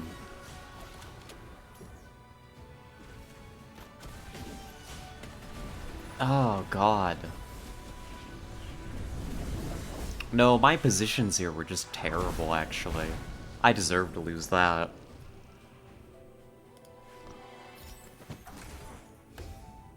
Store 80 energy for every allied Graveborn. Yeah. Okay. Cool, I can do that.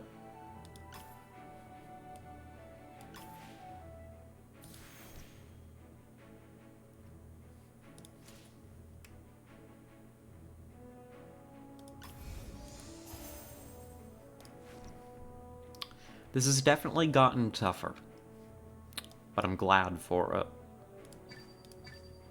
So we're going Graveborn Core again. But listen, I didn't plan on it this time. This is the game's fault. It's making me do it. I'm being forced to go Graveborn. Yield equals 12% of the carrier's max HP every 5 seconds. Taunting enemies within 3 tiles. That's cool, but I need this. Yeah. Listen, I need to, because it's extra good for the Immortal Flame. Hear me out. It's not my fault, okay? I think I need to switch this to you. I think I need to switch this to... you.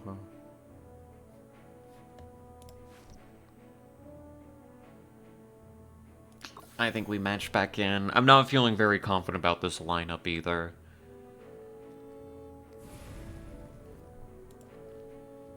I feel like I haven't been able to build up very impressive heroes, or really get many items that really are doing much work for us. And so even if if I play stuff Everyone okay, must pay a price. I'm not really sure how it's gonna pan out. Great materials are everywhere. Well, we gotta try, you know? We can't give up.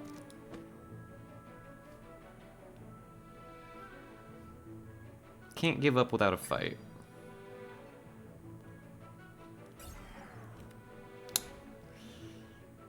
There's the enemy Vala.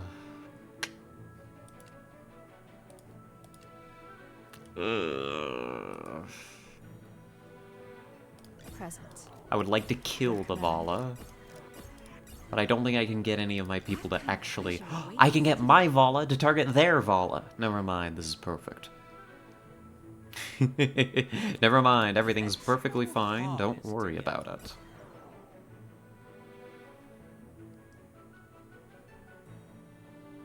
Just hope Thorin doesn't melt too badly here.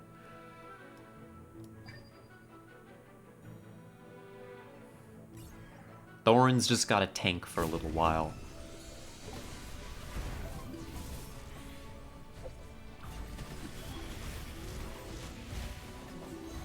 Who's...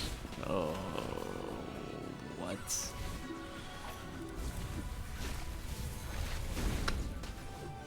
Eat your fill, my children. This is okay. The enemy fireball ability kind of screwed us there, but we're okay.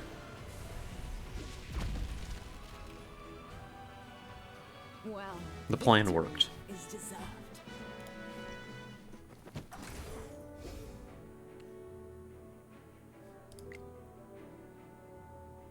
Increases target's damage taken by 10% when dealing ultimate damage. Unstackable. We are an ult build. But are we really an ultimate build?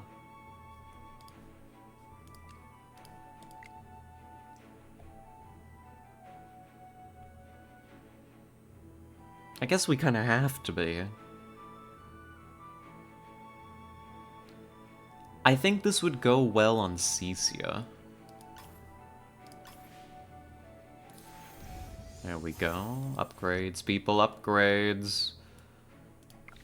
This would go well on Cecia because she hits a lot of people. Well, well, well, look who it is. It's me. I return? Oh, it's you! Hi, Tet, welcome back. How are we going? How's Tricks? Tricky, I hope. Yeah, this works. I vibe with this. I vibe with this, indeed I do. Indeedly D I do. I should get an item on you, though. I'm good? Good. I'm glad to hear it. Let's actually get this on you. I think your ult does good damage. Give me one of these.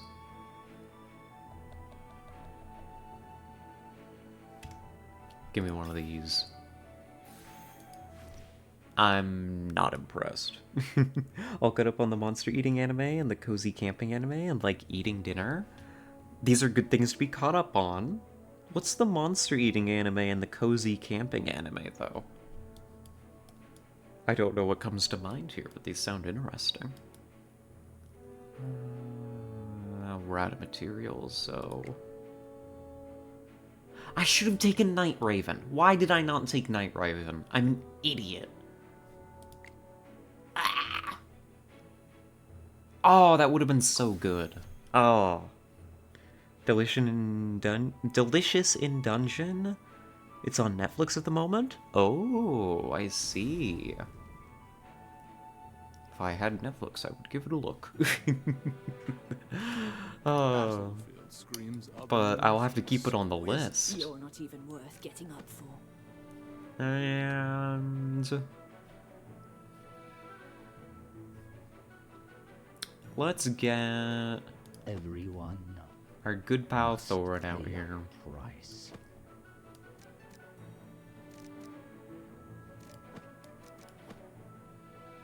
There. Just play for a strong center and see what tricks they've got. A knight and some backline damage. Nothing too crazy. Present. Your command? What kind of treasure awaits us today? I could go to assassinate one of them in the back. I don't mind that. That feels good. There we go. Just anime eating monsters you kill in a dungeon, it's fun. Eurocamp is just a delightful anime about girls going camping. It's a sweet slice of life. Aw, that does sound awfully cute. Come on. Get the kill. Kill! Good, alright.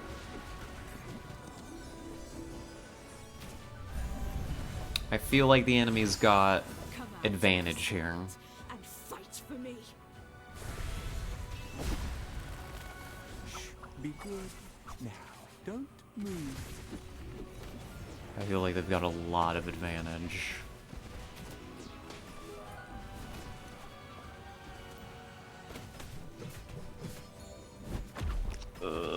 Come on.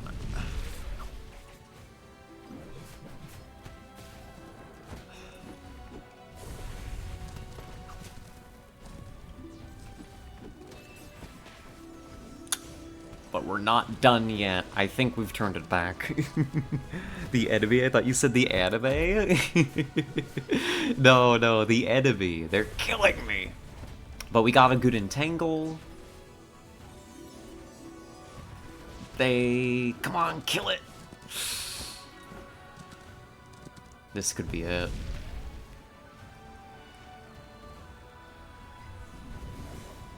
Yeah, they kill Thorin here. Damn! That was to the wire. Aw, that sounds awfully cute. Get the kill. Me versus Gaming V. Listen, I'm a little competitive. If we had just gotten a little bit of extra damage on that night, okay? The result would have been different.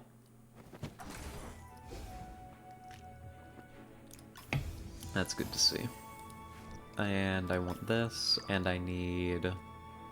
Increases haste by 75, prevents the killer from dealing damage. Once without costing energy? Reduces carrier's damage dealt by 50% for 10 seconds after. Really? That feels good for what we're doing here, though. Take a random pull. I want to beat them up. I want to kill the enemies. I want to make them pay for what they've done, you know? It doesn't feel right that I'm on the back foot like this. So what we're gonna do...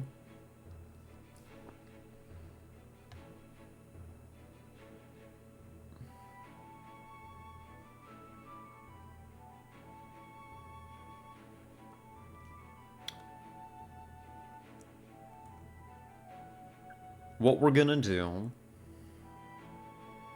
Would this be good on Cecia then? Dealing ultimate damage, unstackable...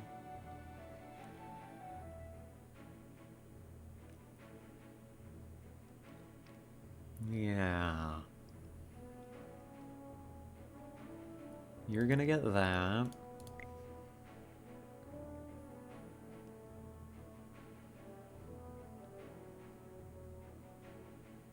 No, you're gonna get that. You're gonna get...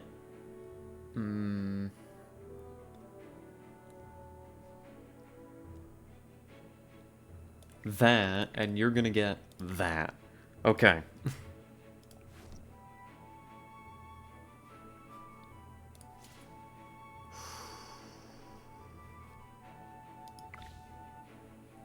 Lots of good stuff available.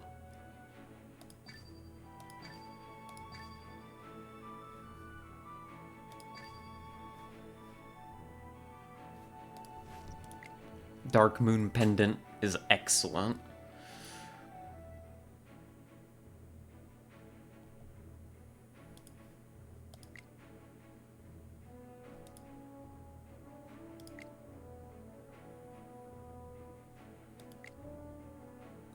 So I'm gonna take it. I'm gonna take Dark Moon Pendant.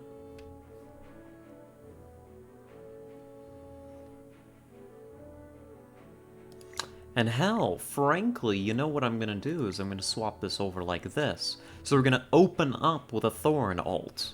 I feel like that could be very effective. I feel like that's a nasty trick.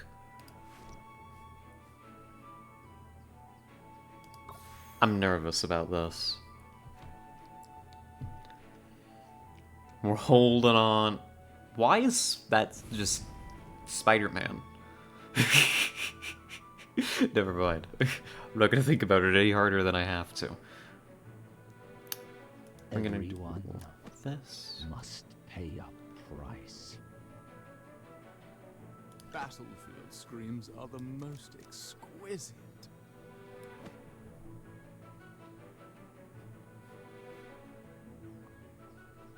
You're not even worth getting up for. Something like this, maybe.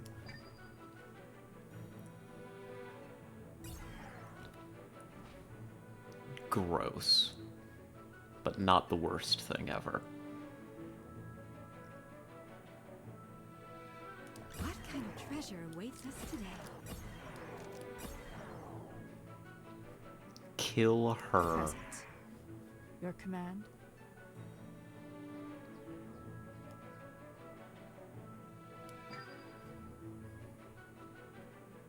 Kill the exposed DPS. Apparently my assassin has decided to go somewhere else, but that's fine because we're melting center. Silence. And I'll take it.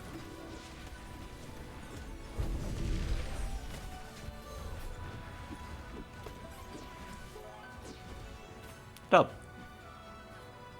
Well, This is working better. victory is deserved. We might be able to hold on a little while longer.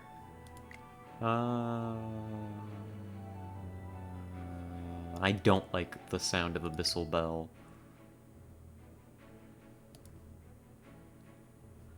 I do like the sound of Forest Guardian.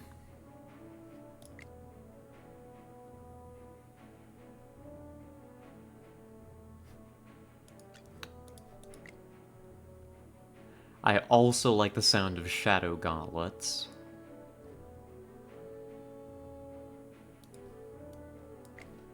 And I also like this.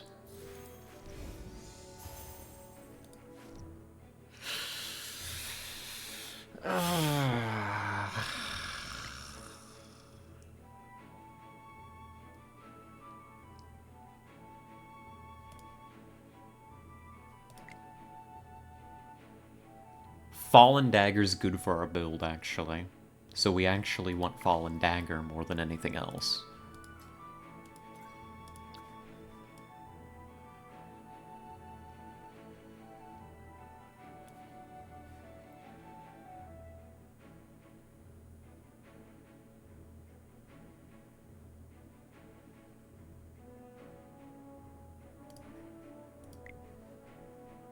You're gonna do this.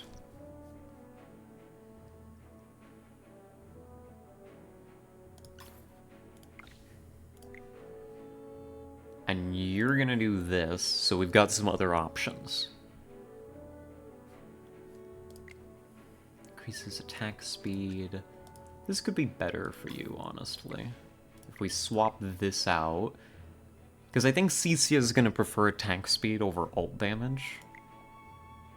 And then ult damage / lifesteal can go on to...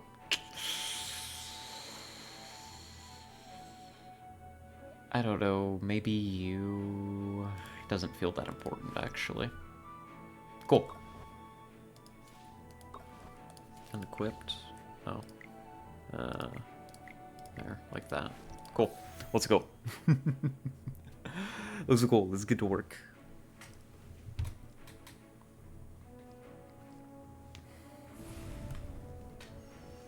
But yeah, this game's just eaten a lot of my time and my brain.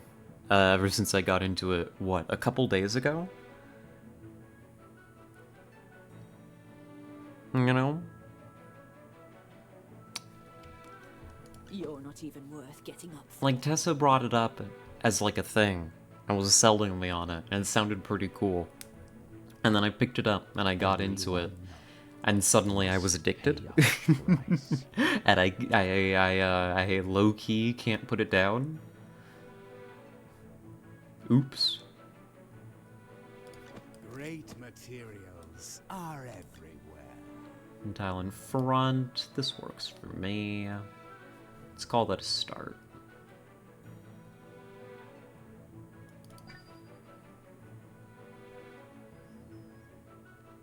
Yeah. Okay. Let's turn the battlefield into a cemetery.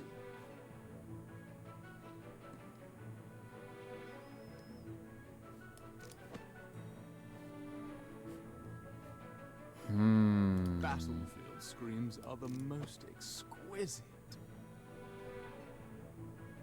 I don't love how much is here, but...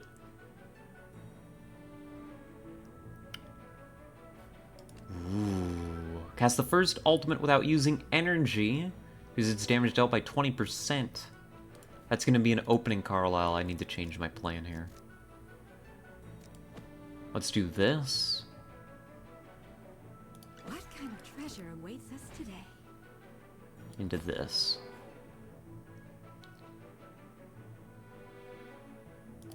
Do it.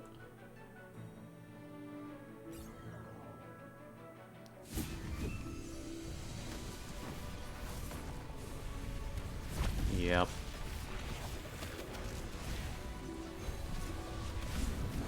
Big ult.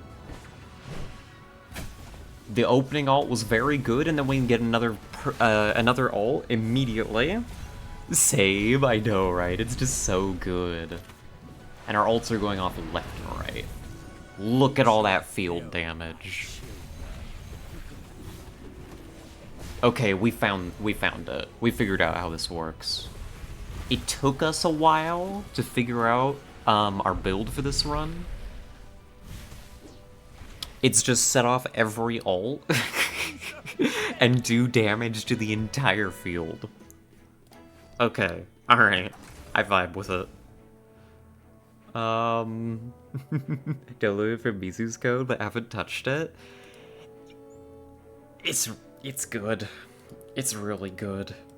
I don't know, it's devoured a large section of my brain. I don't know what else to say. Take an Igor. I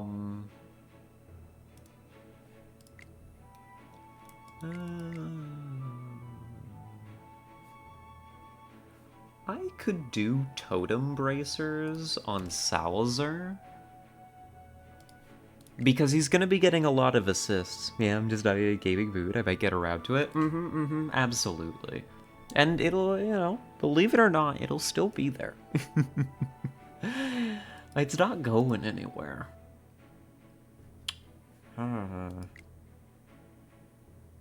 Totem Bracers, 150 attack speed.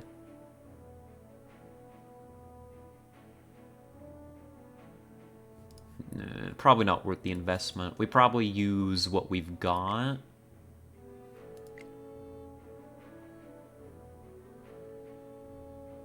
To find more pulls for our people. Which is proving slightly elusive. Decaying Ring. Oh, because we're running like all Graveborn. That's actually really good value on that.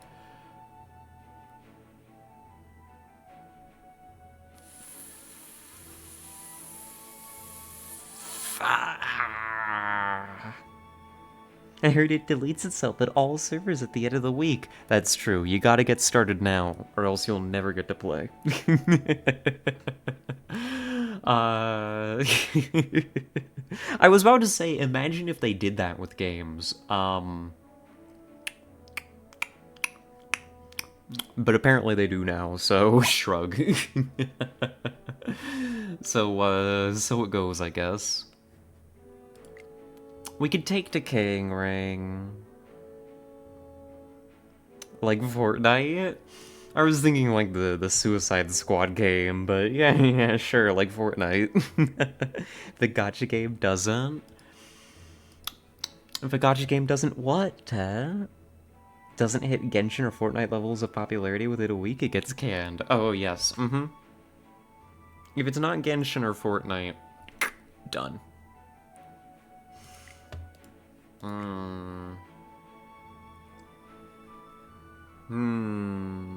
Enter the middle of that one? That's okay.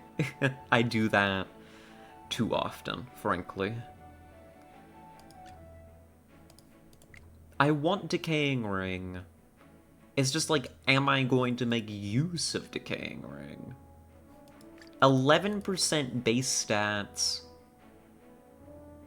for 4 characters is a 10% increase in damage, health, defense values.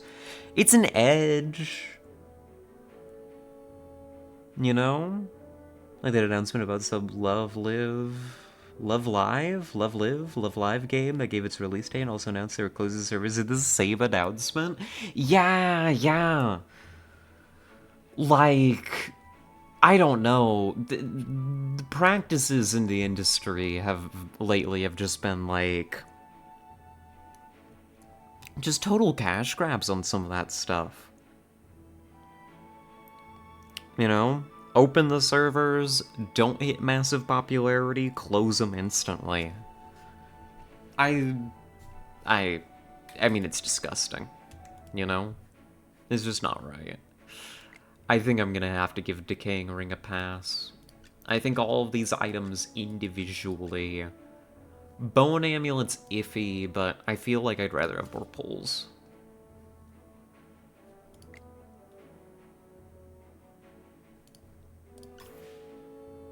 Ugh. Ugh. Ugh.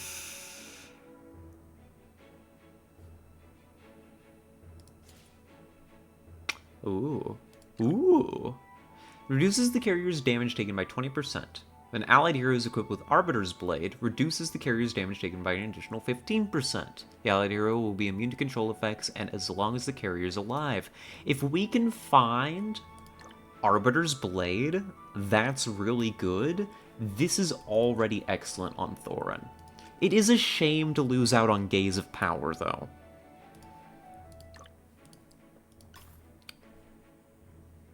So we want to think about this for a moment. Let's ditch some of these heroes that we don't need. Don't really need you. Don't need you. Don't need you. That's 33 again, so we can get this. Cool. Gaze of Power.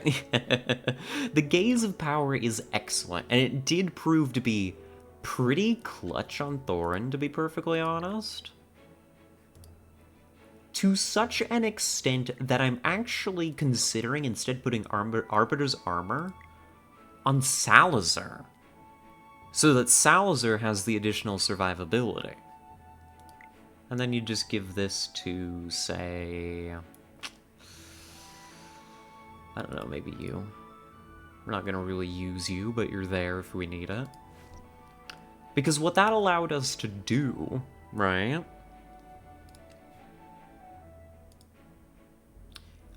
is it allowed us to tank a bunch of initial damage and return it when the enemy team was at its strongest, right? We could kind of take the brunt of an enemy rushdown, which I think proved to be essential, right? I think that was the game-winning move, because we were going to be in big trouble otherwise.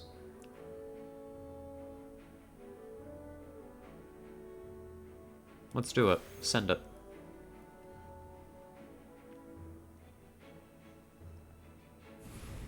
I think we can do this.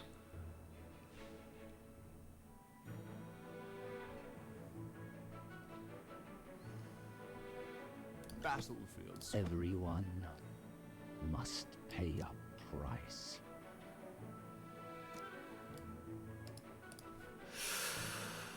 I am tempted to start back this time around instead of going for the forward push. But I could also not. Everyone must pay up. Battlefields. You're not even worth getting up for. Like, we could do something like this. Hold on. Let's turn the battlefield into a... Great materials are everywhere. Like, this could be really funny, actually, if you think about it. Watch this. I think this is about to be really extraordinarily funny. Hold on. Wait a minute. Our formation gets a little messed up. Oh, they kill Thorin early, but that's okay. Igor's doing a lot of tanking. Come out, my servant, and Gotta fight lick the for me. stamp and send it? I wasn't about to lick the mic for a bit. Leave me alone. See, now we're fine. Now we're vibing. We're about to return a bunch of damage to sender here. Salazar, Cecia go down. Oh, are we fine? I'm not sure.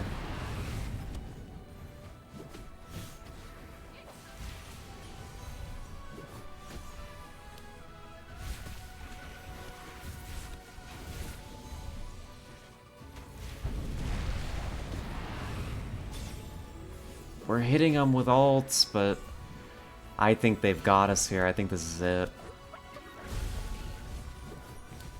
We just didn't quite manage to cinch the kills that we needed. Now, he's not going to be able to do enough damage on his own to keep his tombstones up. Yeah. Damn. I want to see what happened here. What went wrong? What went wrong is their Leica and their Aaron did a bajillion damage. That's what went wrong. We did a good job tanking. Our DPS was way too low. Viperion dealt like nothing, and I don't understand why. Viperion normally deals really good damage. So I'm not really sure why he only dealt 20,000?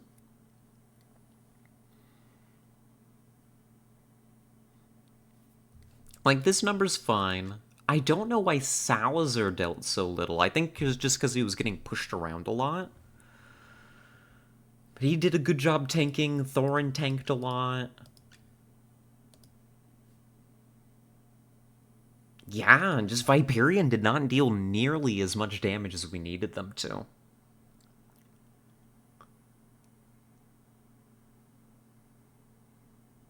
Weird. Really weird, huh? Oh well, that's the end of a run, unfortunately.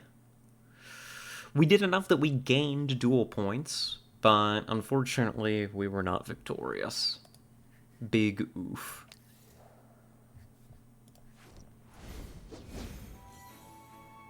Despite this, we climb into the top 35% of duelers.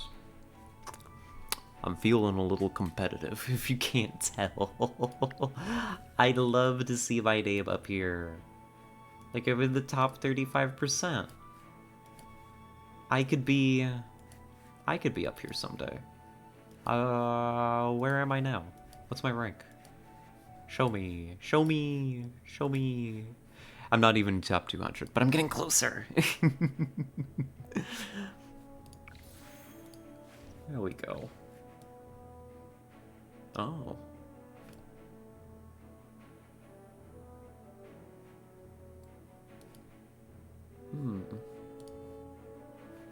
Well, I'm not going to be getting any rewards for it now, but... Well, no, I will be actually still. Hold on. Because there's still this event thing. Expert Dueler. Which does end in, like, 4 days. How are we doing?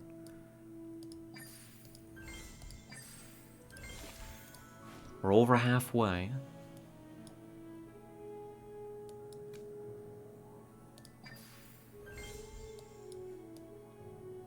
We're doing pretty good on this front too, actually. That ain't bad.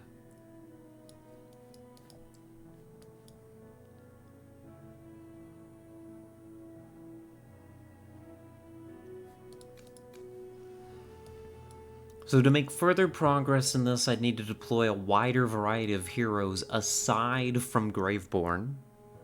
Which ain't happening, bestie.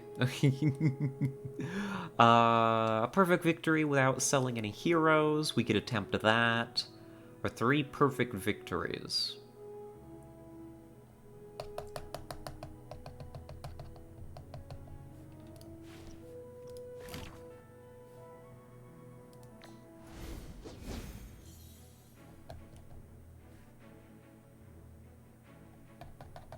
Go again. What do we got? All enemies here's current HP by 50% when the battle starts. The lost HP will return to enemies in the next 20 seconds. What? Excuse me?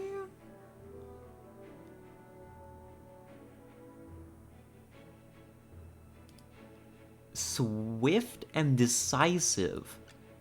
Just total beatdown.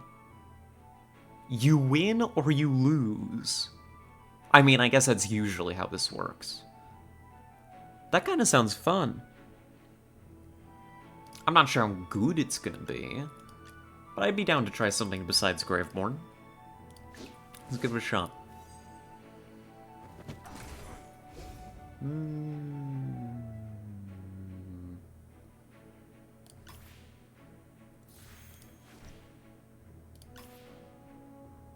The game gives me a bunch of good Graveborn heroes. Damn it. God damn it. Give me some of these so we'd survive the first fight. None of this is yet very impressive. We want you. Well, actually, hold on, no. We want you.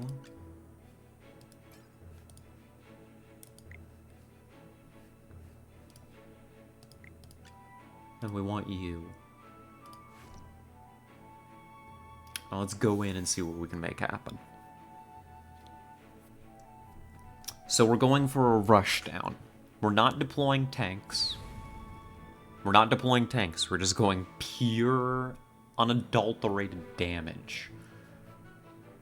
What do they got? Rock Necklace. Shoots rock shells once at the enemy heroes who had taken control effects or forced displacement in 3 seconds. Cool. Hate it. Loathe it. Don't like it very much. What a tough fight. Time for work again. Who's my next prey?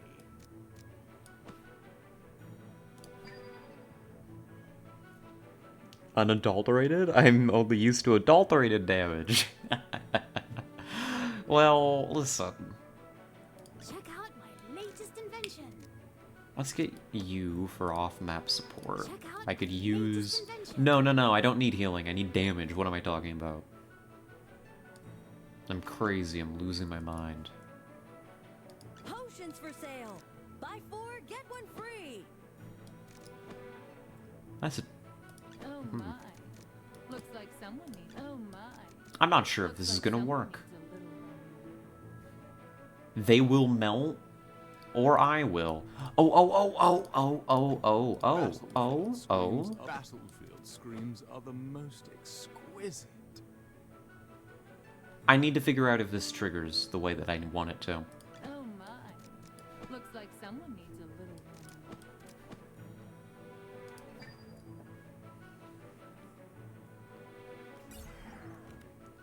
Alright, kill.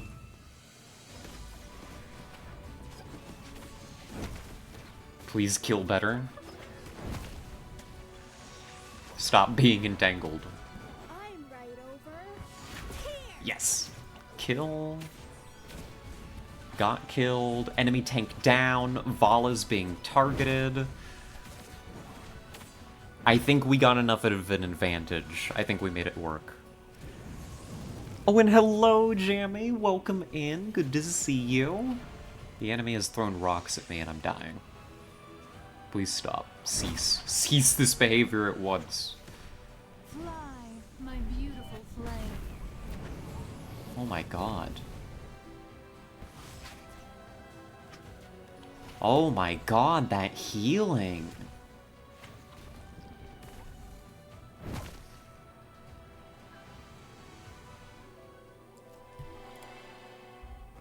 I thought you liked getting stoned? Shaking my head. I can't believe you would say something like this to me. Damn. Okay, enemy healer's just cracked. Maybe I should just start running healing. Oh, and a treat? Thank you, thank you. What kind of treat should I get? What kind of treat do you want me to get? Let's get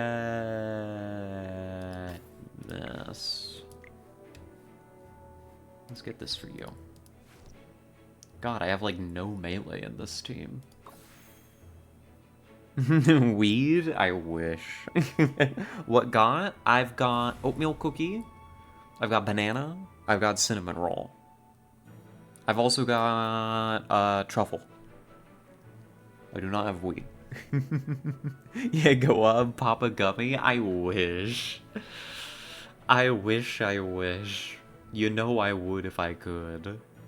Battlefield screams are the most exquisite. Alright. You're right, Salazar. Potions for sale. Buy 4, get We're gonna one put free. you on the field. Who's my next prey? That'll be our forward element. Uh-oh.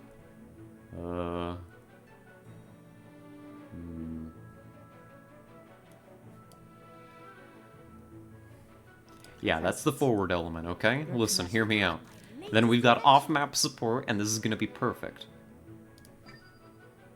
I'm just countering them. Hear me out. We're gonna kill this side instantly. Yes! Yes, yes, yes, yes, yes. And they can't kill me because I've got, like, 2 healers. Because I'm a mad woman. And then they're all dead before they get the chance to do anything. Victory is victory, no matter Do how it's Shuffle, attained. though I think that has a bit much of a refined aesthetic. I'll fight you, Jammy. That worked. That worked.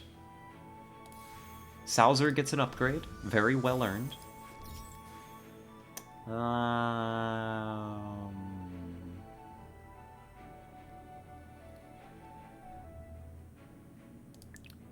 Let's do Foremost Allied Hero.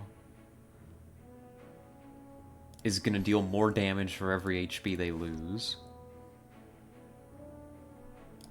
And we'll get you. And I'll get you a knife. I'm gonna purchase a knife for this woman. She needs it. For reasons. And then we'll match and I'll get my treat.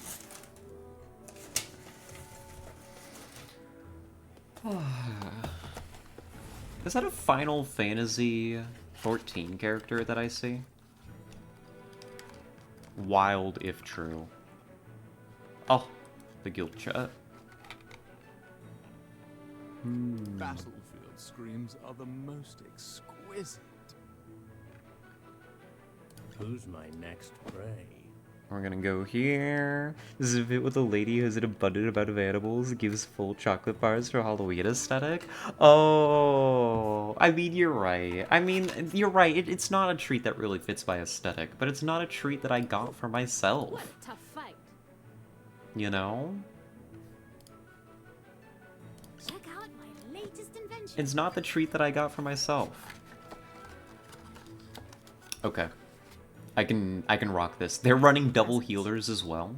Your command. But hear me out. I'm built different. You're not even worth getting up for. Time for work again. Time for work. There we go. What a tough fight. Hear me out, I'm built different. Watch this. Watch this. I think I've got it. I think I've solved the problem. It's been as well since Valentine's Day, though. Kit got it for me, when he was going to Japan, okay? Listen. Oh, did we get the healer? I think we got the healer. We got one of two healers. Oh. Oh.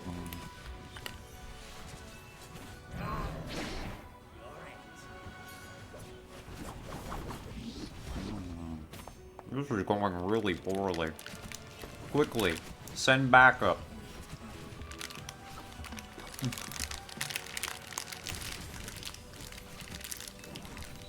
Never mind, this is going very well. I'm a great strategist and planner. Don't worry about me at all. Send in the wheelchair? Send in the wheelchair. Strap a bomb to it. We'll do this like, We'll do this like Breaking Bad.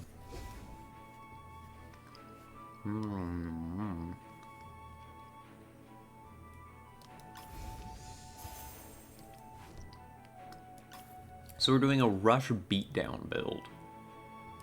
That was really good. That was really good, thank you. I haven't seen Breaking Bad? Don't worry about it. Alt, damage, and lifesteal.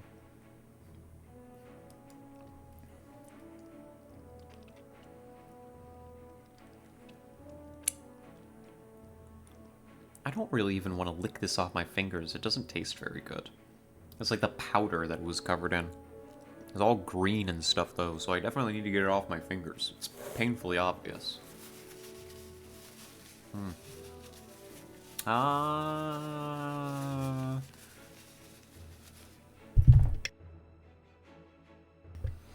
And it made me cough, too. Matcha powder? Yeah, the matcha powder. Oh, it's under my fingernail. My fingernail's all green now. This is tragic. How am I supposed to survive this? Those sound like some fancy-ass truffles. They are. As I was saying, Kit got me for these when he was like flying through Japan months back. And Kit's fancy rich boy, so he got me fancy rich people treats. It was kind of cool. Kit got me for these? No, Kit got these for me. I don't know how to speak, okay? Leave me alone. I'm only a streamer. It's a lot for you to ask me to also know how to speak. Oh, your sugar daddy.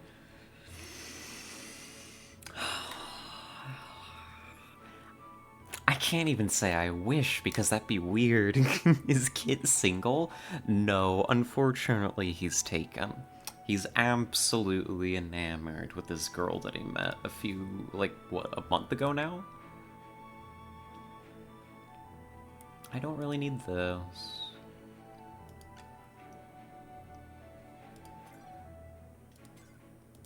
Shakir seems like they could be good. But it might be too late for me to get them.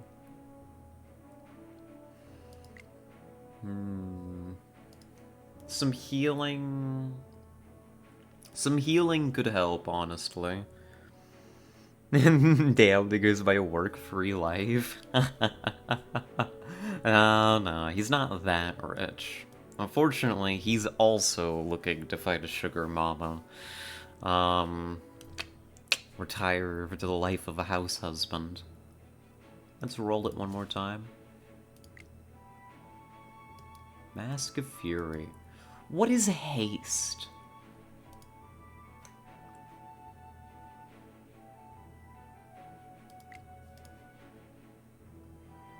I'm gonna assume that haste is something like movement speed. I'd be so good at that. Listen, I'd be a great housewife too. You know, I getcha. I feel ya. Unfortunately, there just aren't enough rich single people to go around right now in this economy. Let's double our attack. Going all in on attack feels very, very important to us right now. Let's do... I don't know, nobody else really needs this thing.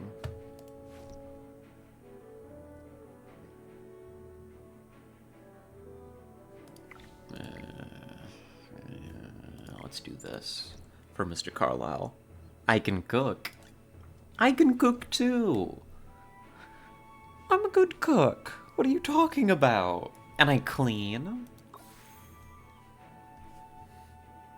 And I wear cute outfits around the house. And I can do the paperwork. I can do our taxes. And be a terrible housewife, but an excellent pet. You know, I vibe with that. It isn't me, but I respect the hell out of it. At least you recognize it though, right? You're not like, oh, I'd be a great housewife, or I'd be a great maid, and but all you want is the fantasy of it, you know? I respect you knowing. I respect you knowing. Let's do this. You're not even worth getting up for. No, let's not do that. Let's do this. What a tough fight. And let's do... Check out my latest Let's do this.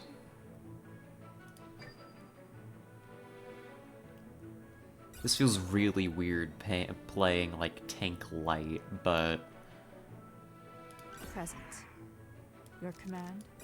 I think it works. Battlefield screams are the most exquisite. I think that this works.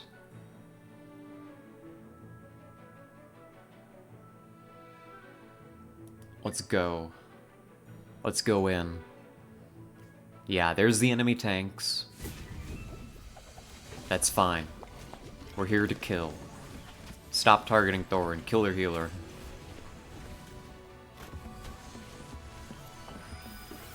Kill that healer. There we go.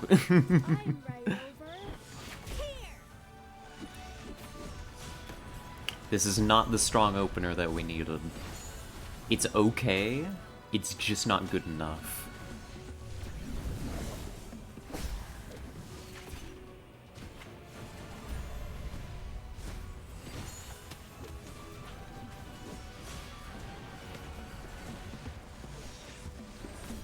Yeah. Here we go. We're falling apart. Oh! Salzer? Come on, pop off. Keep going. Do it. No. You're gonna die now. Sorry. Oh. It's easy, you just make a Capri sandwich and everyone thinks you know what you're doing. True. That is true. You're not wrong. Damn, that went poorly.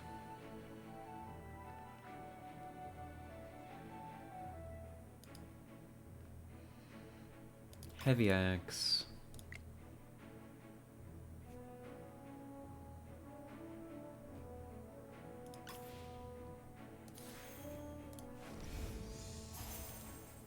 That's fun.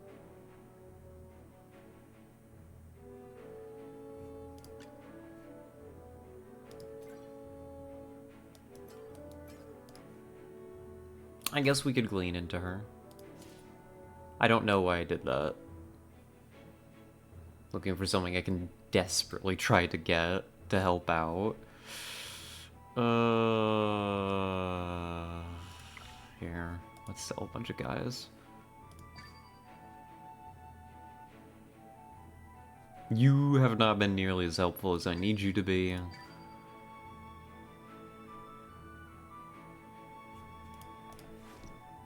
Let's get you. Okay. Oh, and thank you for the hydrate.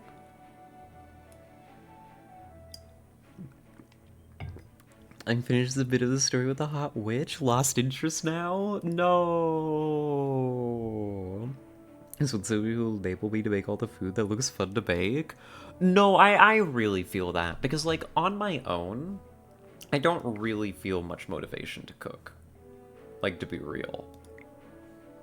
Let's take you, and you. And you. Like, I don't really feel a whole lot of motivation to cook when it's just me. I'll make basic stuff, and I'll make the things that my tism says to make, which is mostly pasta, right? And mind you, I don't do a bad job on it, but I'm not making anything fancy, right? I'm just chopping up some meat, boiling some pasta, you know, salt a bit of water, and throw some sauce on it. Like, it's not that hard. But I can cook more complicated things. I can cook really nice things. But I only do that for other people, never for myself. I need somebody around me that I'm responsible for cooking for to have that motivation. I think this run's dead in the water. I'm sorry to say it, but I think this is about to end.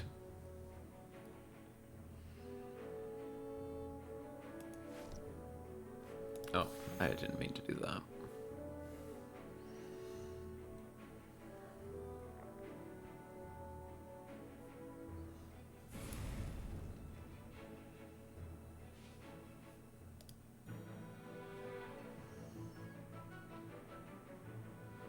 Oh my. Looks like someone needs a little warming. I could do with a little warming up, please and What a thank tough you, fight. Muriel. Battlefield screams are the most exquisite.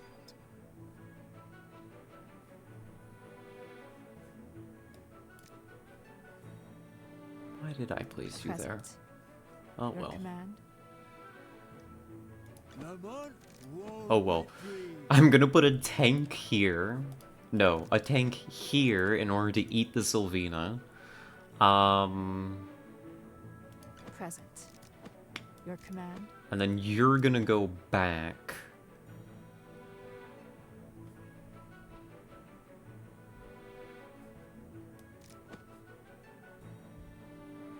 And nuke somebody. And it's gonna be perfect, and it's gonna be ideal, and... Actually, no. Potions for sale. Heal. Buy 4, get 1 free. We're gonna catch their assassin in a trap. And then their assassin will die. Yep, like that, and that's gonna give us some advantage here. Don't worry, your delivery's coming up. Stop being on my wavelength, I'm an idiot.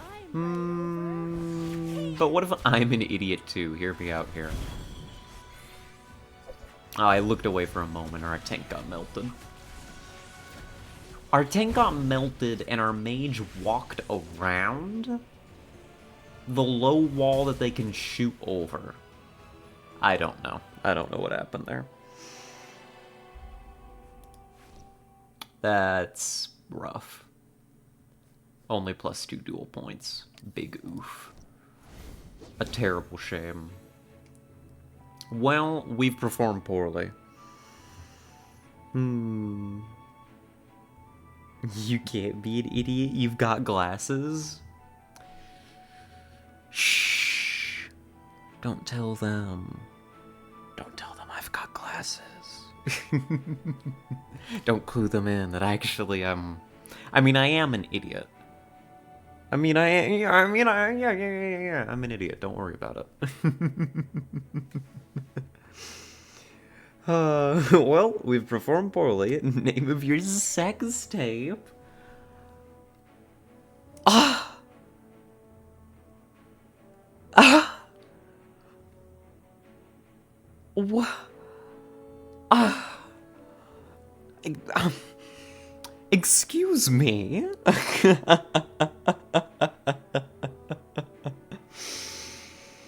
Oh. What do you mean there are literally glasses on the rat? I take them off. I put them aside. No, there aren't. I can't see anymore. I can't actually read chat. Hold on, I gotta lean in. Oh god. My pop filter's in the way. Okay, now I can read. Hi. Hello. I keep bumping my headphones into my pop filter. I need to just pick it up and bring it to me. Quick, she can't read, say things? No, if I pick up my phone and I hold it like right up to my face, then I can read. Don't worry about it. Who sent you that? Shaking my head. Maybe I should put the glasses back on. Maybe. Part of me wants to try one more honor duel. Ratto? Oh, wow. Ooh. That's disorienting putting the glasses back on, actually. I've wasted this opportunity. You really have. You imagine all of the things that you could have said. I don't know what, but you could have. Could have slipped them right by me, I'd have never known. Except for when I put the glasses back on and read chat. Oh, Oh my god, the tired just hit me. I just want to lean back. I've got Cassandra here. Say hi, Cassandra. Cassandra's been just sitting here vibing with us. I just don't want to get timed out again. It's okay, Jamie. I'm not gonna time you out. Unless you're really bad. Who's Cassandra?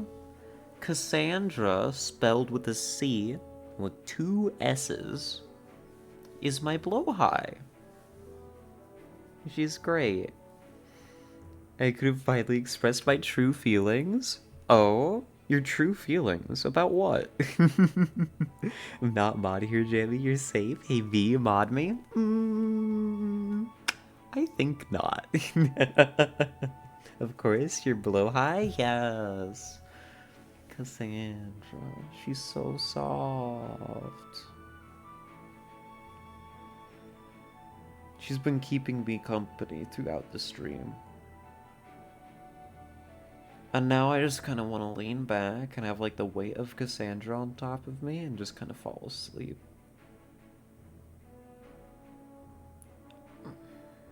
Ow, my shoulder. God, that was painful. I didn't like that very much.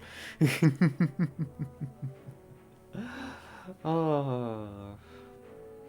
I've got one more run at the honor duel for today, but am I gonna do any better? I feel like I need to study up on my mechanics.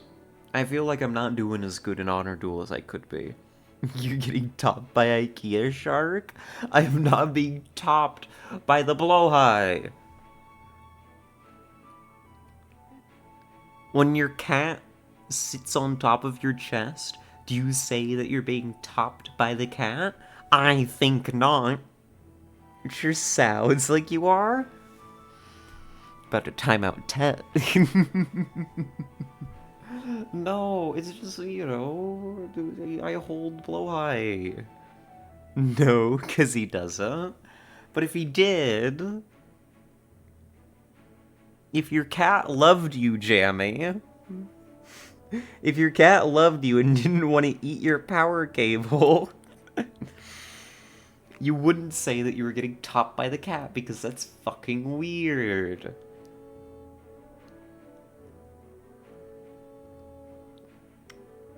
It's just blowhigh is soft and comfy and big and the perfect size for hugging. No, we have a mutual understanding. Yeah, huh? And what is that understanding?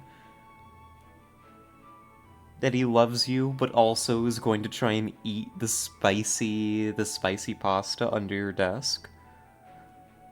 Is that the understanding? Could be.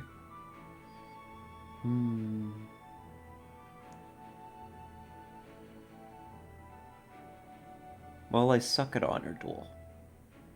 I don't suck at Honor Duel. I just need to get better at Honor Duel. I can be better at Honor Duel. I've just got to learn the things that make a team good. I've got to get good. I got to go on a training arc. He's scratching, thus he's only allowed on my bed when I'm on my chair, and vice versa. Oh, I understand. This makes sense. This is a good understanding to have. Ratchet... When Ratchet is allowed to visit me in my room, which isn't terribly often, Ratchet's allowed to pretty much be wherever he wants. So long as he's... If he chooses to be, like, sitting with me, he has to settle into a spot and be still. Otherwise he gets annoying and I evict him. But otherwise, like... Oh wow, I'm falling asleep.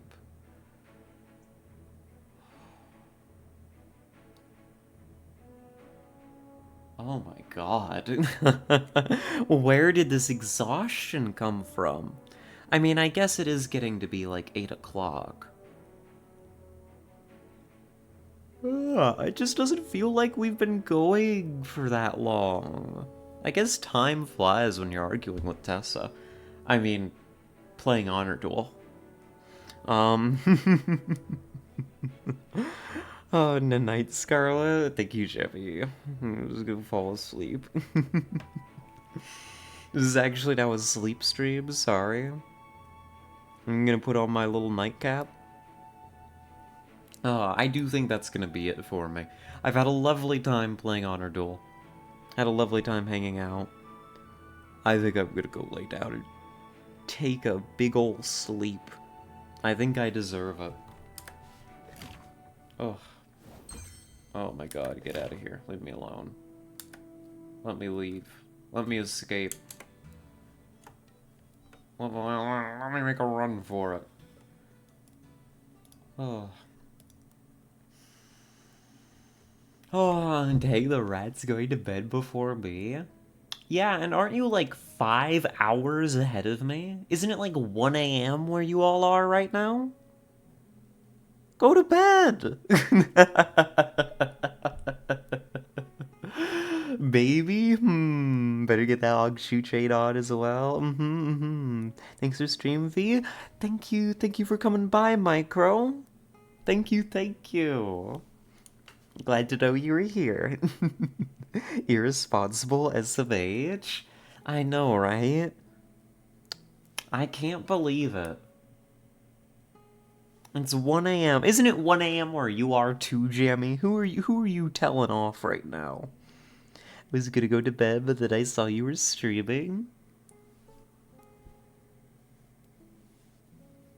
That's awfully sweet of you, actually.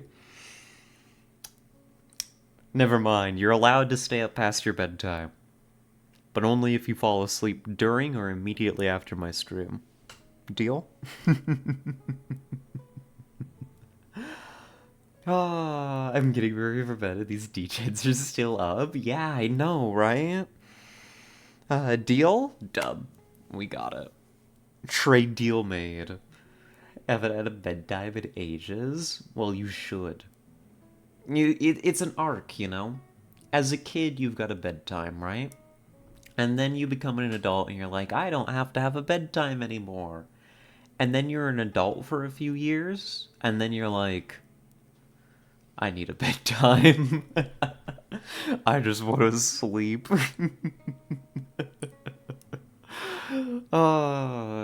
That's what I want to do right now. I just need to go lay down. That's enough talking about it. I'm gonna go do it. Let me double check and see. Do I have anybody to raid right now?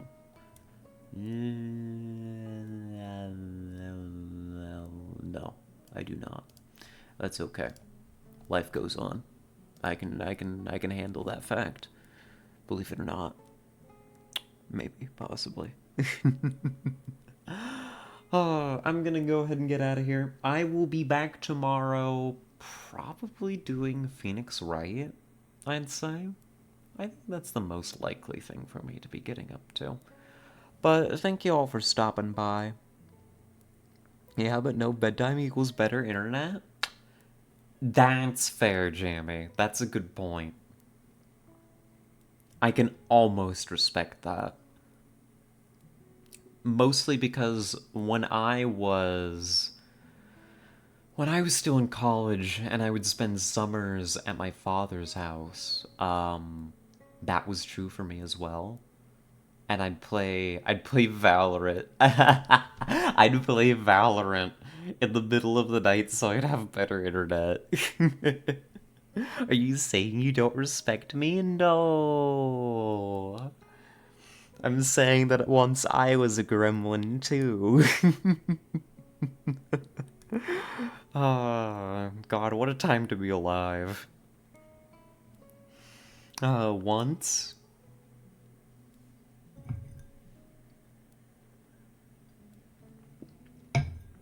I, I will make no, further comment on the matter. Who did you main in Valo? I am judging you. Originally, when the game first came out, I was a Cypher main.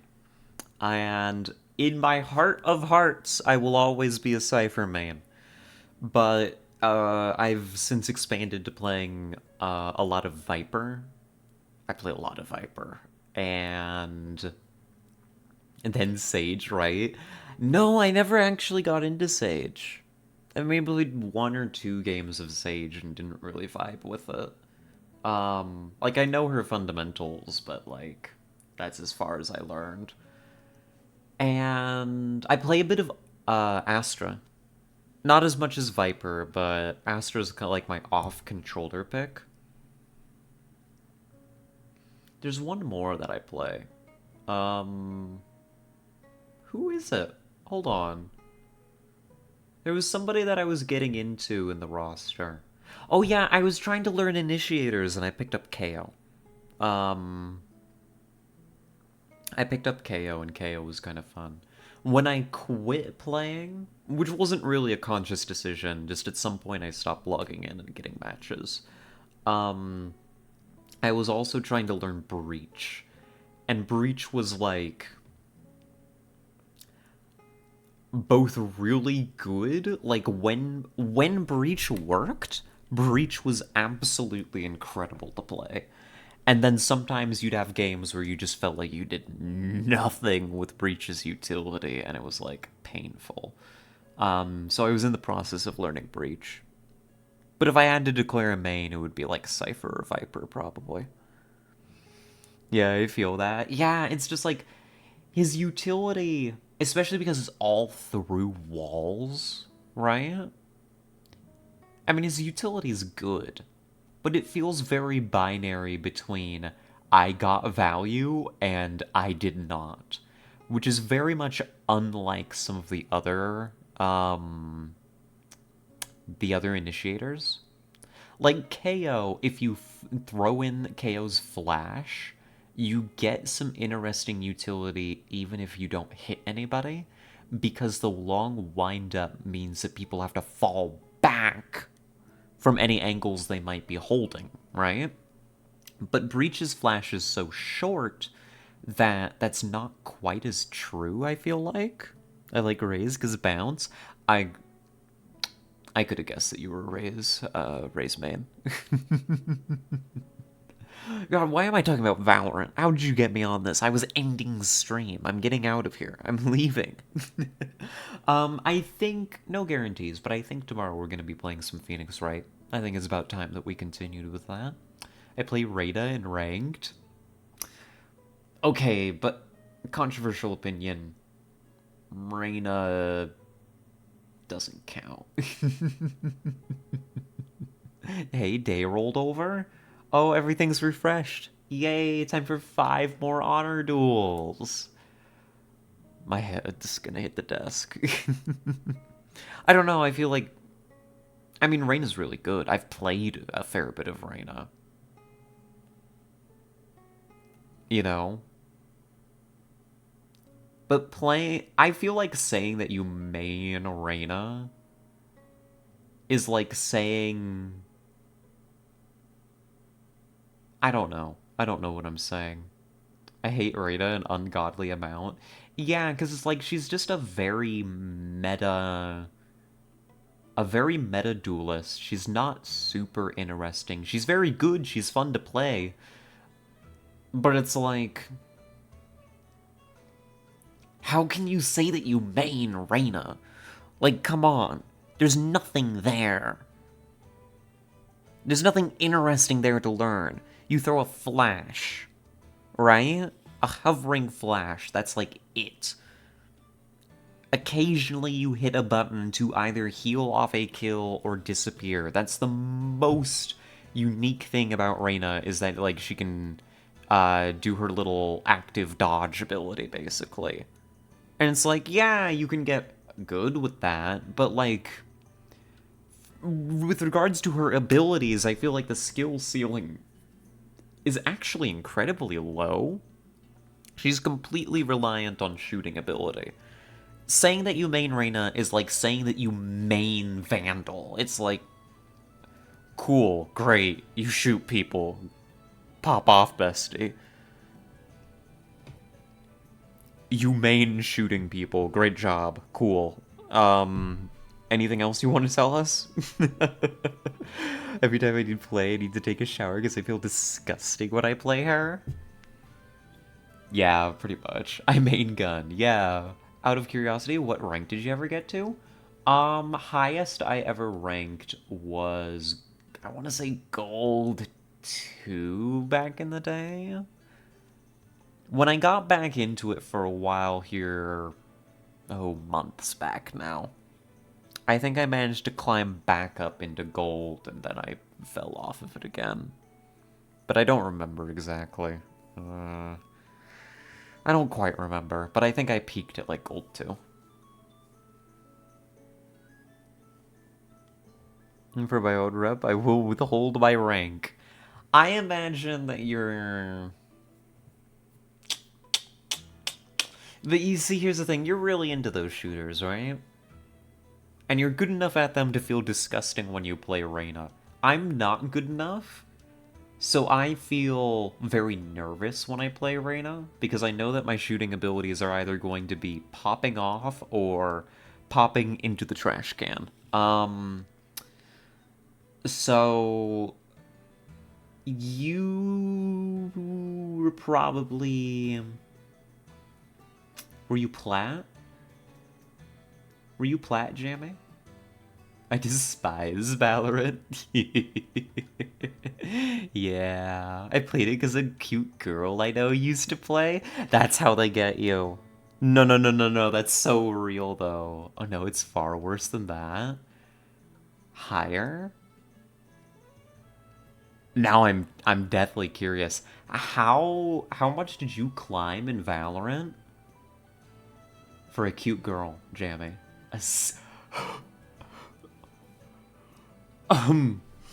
Ascendant 1.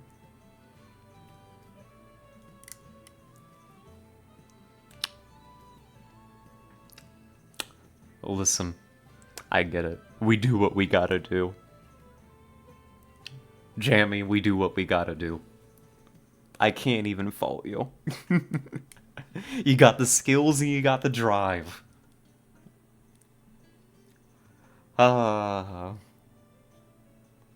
Shaking my head. I now have the Riot client browser page blacklisted on my home network. Good. Good. I should... I don't know. Now you've got me rambling. That's why me and V are both playing AFK Journey. Yeah, good point, Ted. You're not wrong. Cute girls, they have an influence on us, you know? I don't know. I got out of Valorant, not because I hate it even, just because I wasn't really playing it anymore. But then...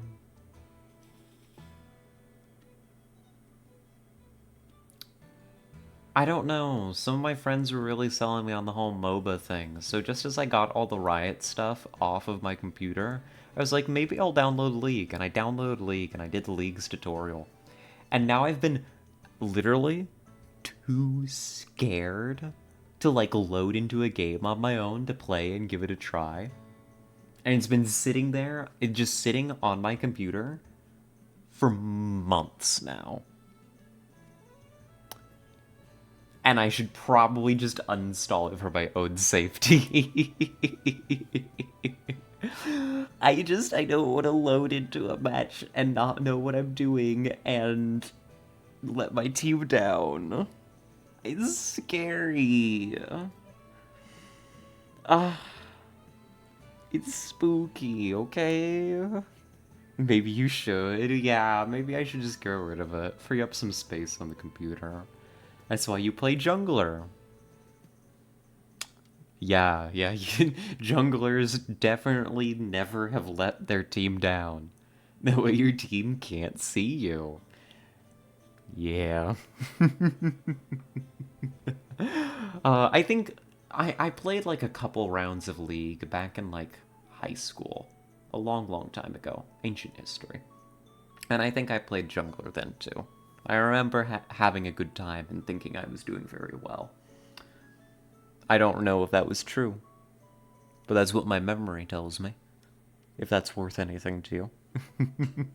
Whilst I was beyond existence. Yeah, Jammy literally didn't exist while I was in high school.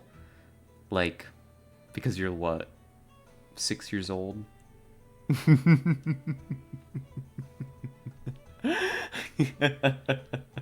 God, I hate that. I know, right?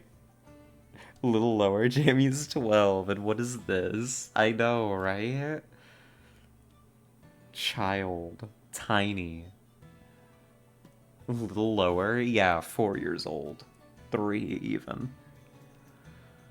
Oh, alright. Yeah, I could drive and vote. Terrifying. Should Jammy... Here's a question for Parliament. Should jammies be allowed to drive and vote? I think not. I think that's an indictment of the legitimacy of your country. Probably not. Yeah. Should jammy be allowed? No. I don't think so. Nah. Unlikely. Oh. Fine then. Well, good night, Jammy. Good night, Tat. Good night, everybody. I'm gonna actually skedaddle now. I can feel large segments of my brain shutting down. I should be back tomorrow. I think we'll be playing some Phoenix Wright.